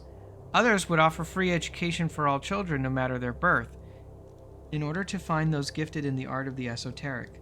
Actions like these, along with the steadily rising quality of life, prolong the spread of the working class resentment. However, Roykfall Empire had no such luck. The kingly line had sat on the Forget throne for hundreds of years. Their monarchical autocratic ways were roughly burrowed into every cavern and fungus farm and their population.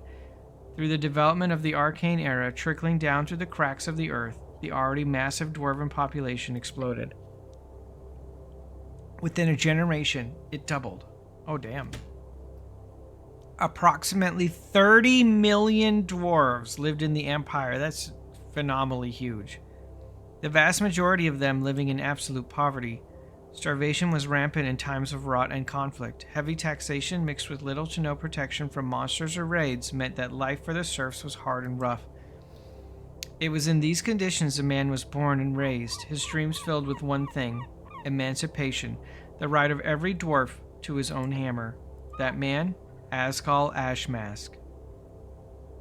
So the dwarves had been pressure cooked in wealthy inequality for too long, while also having access to information about better system. And it has been spoken of for decades. What Asgal did was gain access to books by banned dwarven scholars, gnomish thinkers, and Nuren philosophers, all pointing him towards his own brand of radical egalitarian ideology. Asgalism exploded with Asgal in his revolution. Yes. But it was born as early as the Divine Era. For these dreams had lingered in the minds of all folk for as long as there have been shackles, and they have been documented about for as long as there have been paper to write on. Yet it took a walking god to push the oppressive regime back. So was Asgal a god? He wasn't a god, but he was a walking god? Asgal was a man blessed by divine force. He was no god, yet it is true, despite what many say, that he used great esoteric power and strength to lead his revolution. I feel like this game needs a hydrate redeem. It does. It is so much reading and speaking.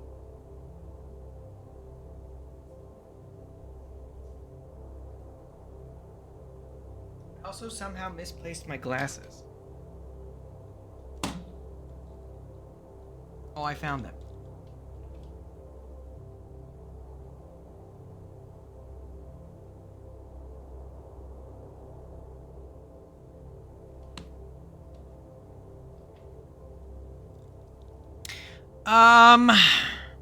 The Empire probably had a ton of wizards and magical forces, just like the Arcanists during that era. Esoteric reality begets esoteric means. Oh boy. Isn't that just... Violence begets violence. Hey, really? Thanks for gifting that sub to... That's a very special name, really. How do you find these, really? How do you find names like these? I hope you're doing well, really. Many dwarves died during the initial fighting. Many more died during the first years of the AFF. Oh well. This is a point of contention for you and many others. Asgalism had a slow start. The dwarves quickly pulled out of the Coast War, leaving the VK behind. But with that, many dwarves were put back into the workforce and reunited with their families after decades of warfare. Economically, they were unable to manage such a sprawling set of states directly, but the fungus farms in the vast cavern valleys were handed to the people who worked those lands instead of the greedy nobles who once lorded over them. Just count yourself lucky your buddy Mildly Aroused Dolphin has had an extended argument about his name on Twitch. That's a very special username as well. Asgal took steps in the right direction, even as the forces in the world pushed against him.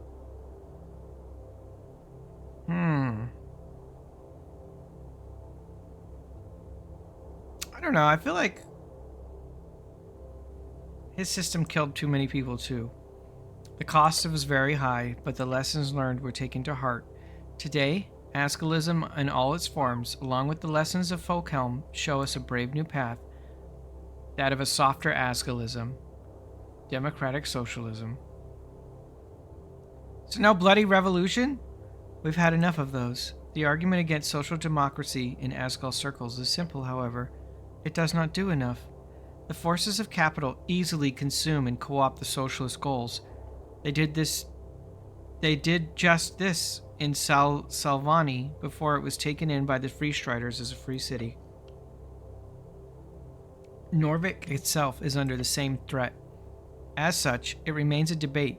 The dwarves who have made a great cooperation with the humans of the city all have converted to this nicer form of slow incrementalism, a social democratic ideal. In this unity between human and dwarves, you also see this grander vision of an egalitarian future. There is no greater example of post-folk type exclusivity. There is no greater example of post-folk type exclusivism, but at the same time, the younger, more hot-headed Askelis also dream of their own, one of truly owning the means of production post-haste, as like Asgal intended, like Modissa. So the question remains, you have dealt with it firsthand in the past, should Norvik embrace radical Askelism? No, you should vote for me! How many times do I have to say you need to vote for me? We need someone to lead us forward. One supreme leader. Someone like Asgal, but more majocratic. Think what you will, say what you can, but the Asgalists have at the very least mastered the modern pathways of communication. You speak, and the masses hear a leading Arcanist voice! It's me! It's me! The copper press. Those mad Asgalists are utilizing it as they should, to influence the minds of the people. During better times, the Arcanists would do as such in more direct ways, of course, but the irony of that is lost upon these poor fools. If anything, you can learn something from watching their mass media propaganda in motion. That's like saying we should vote for Elon because he owns Twitch. Let's not live in that future. Yeah. Sharing of ideas is very different from mind control. You would think that. However, in statistical analysis, the difference is all the similar than one would assume. The printing of ideas is the second step towards emancipation, the realization of a better world. They are enduring, cast out from below, exiled from their homeland, spread across the land above and beneath. Like agrarians, they seed the earth, growing a weed or a fertile wheat. Do what you do not know. This is the Asgalan endurance. A weed, surely. As such, the land requires a proper cleansing at some point. Not a weed, a fungus, feeding a family of 16 dwarvelings, all hungry from working the fields, and if they do not have enough to feed themselves, their neighbors will share what they have. That is the dream. Okay, tell me more about my mass media propaganda. Alters ability scores on text. Positive modifiers get +1, negative modifiers get -1. Oh, on all books? While you're at full health, whenever you take damage, the damage is rolled at disadvantage. For every 3 hours you're spent exhausted. Wow, that's pretty good. I don't really think I care about any of these. Like, I'll get +1 con, +1 int. Yeah. I'll pick the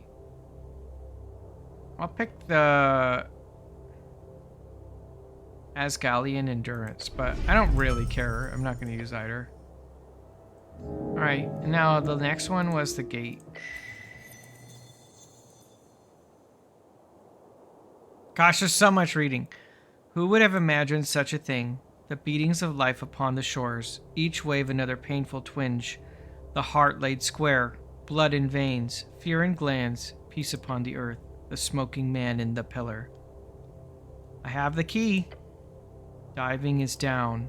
This is up. Secret laid bare, soonish. I'll make use of Everglad's pass.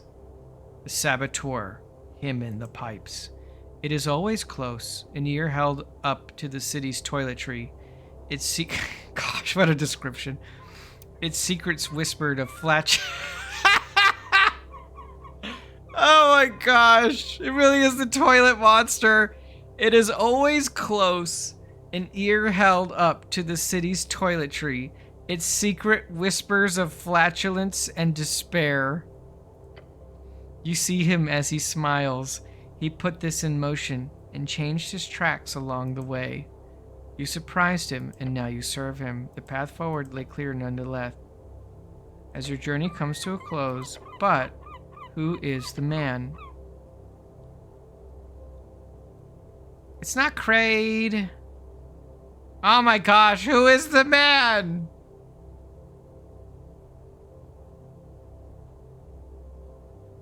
Potion setter. Could be Lord Darrow. No, it was daytime. Darrow's a... Ah.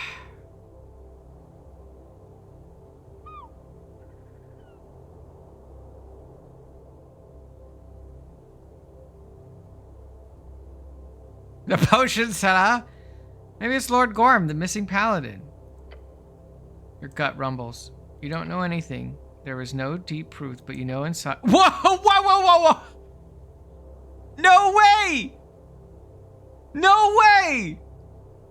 Okay, I want to point out, I click Lord Gorm. The only reason I click Lord Gorm is because specifically the fart patron, the toilet monster, said he was really vague. He said Lord Gorm was not on this plane. And I picked Lord Gorm because where else could he be? If he's not dead, then that means he took the gate. But I still don't know why Lord Gorm would do that. I mean, I didn't quite brute force it. It was specifically because Everglad told me that Lord Gorm wasn't here. He said he's not on this plane. That's crazy. That's crazy that I was right. That's so crazy. Lord Gorm is the one. Wait, really? Nevertheless, you need fact. You need tangibles. Your gut is telling you, no, that is untrue. Not the case. Wait. Your gut is telling you, no, that is not true. Not the case. Wait. Darn, I only get one guess. You think as much as you will. However, you know you have to do it. Go into the pillar. It shall calm your rumbling. I still think it was Lord Gorm.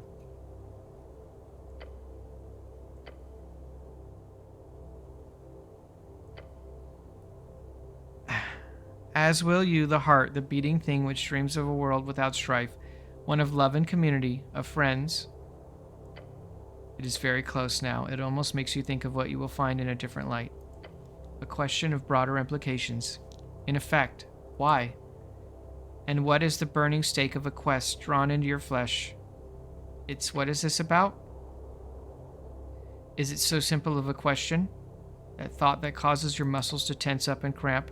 The one that you've been asking since you were 5 years old. What is a good man? Tell me about the dark belly of the soul. Resistance to all damage when you're low. Oh, that's pretty strong. For each level of exhaustion, grants +1 to each. Wow!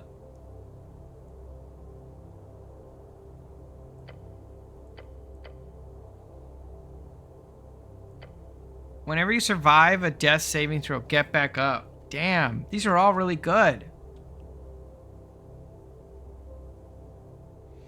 I mean, I still want to rest is the problem because I have so many spells. But that's a very strong one. I'm going to take that one. That one just seems really good. I don't think I need it right now, but damn, that's a very good feat. All right, I think we're gonna, man, how late are we? I don't think I have time to go in the pillar. I think I gotta call it here. Also, I'm stuck. There we go.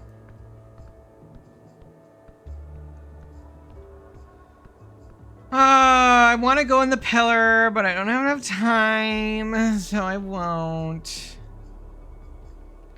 We're gonna save.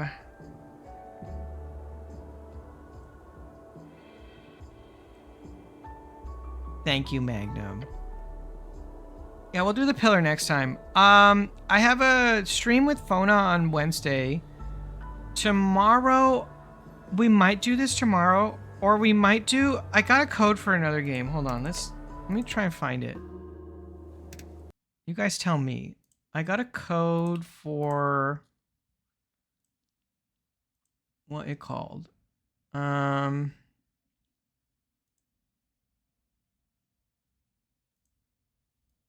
Wild Heart, which sounded interesting.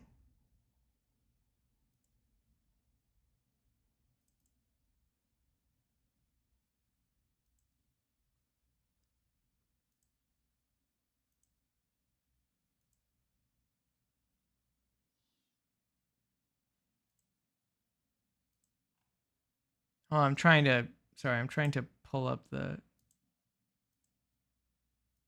this.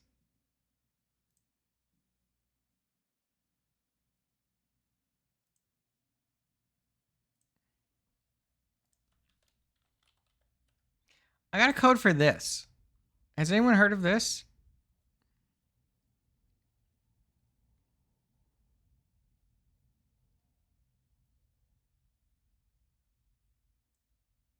Campaigns. There are multiple campaigns to play, and they all tie into the larger story of Wildheart. And like any old-school hex-crawl RPG, Can you hear it now, there's Lanran? hours upon hours of optional sandbox content in each campaign too. Oh, it's very quiet. explore new- Oh, sorry. New biomes and dungeons, fight unique bosses, and meet new interesting characters everywhere Oh, what you happened go. to his face? Inspired by tabletop systems like Westmarches, Wildheart was designed to help small gaming communities tackle the true final boss of all game nights: scheduling. In Wildheart, your friends can freely drop in or out while you play, and you can swap out who you play with mid-campaign as well. Great for those friend groups that struggle to get the same squad on every night, or for streamers that want to play with their viewers. So with that, let's jump in and have a look at the game itself. So that's the game that I was given a code for. I might try and see if I can find anyone else who has a code, because it sounds from the description like it's best with some friends. Looks at Billy. If I can find some other people who get a code for this, maybe we'll do that. So maybe Esoteric Ebb tomorrow, and then we'll play this one another day. Yeah. Seems neat. Okay. So maybe wrap up Esoteric Ebb tomorrow. I don't know how much we have left. I'm on the end of day 4. Yeah, that'd be cool, Billy. That'd be super cool. All right, let me find out where we're gonna go tonight.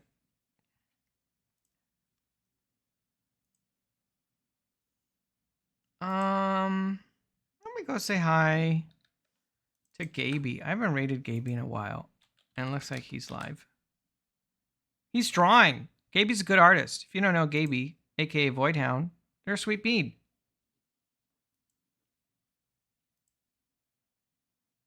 Yeah, like Holly. Holly might have fallen asleep though.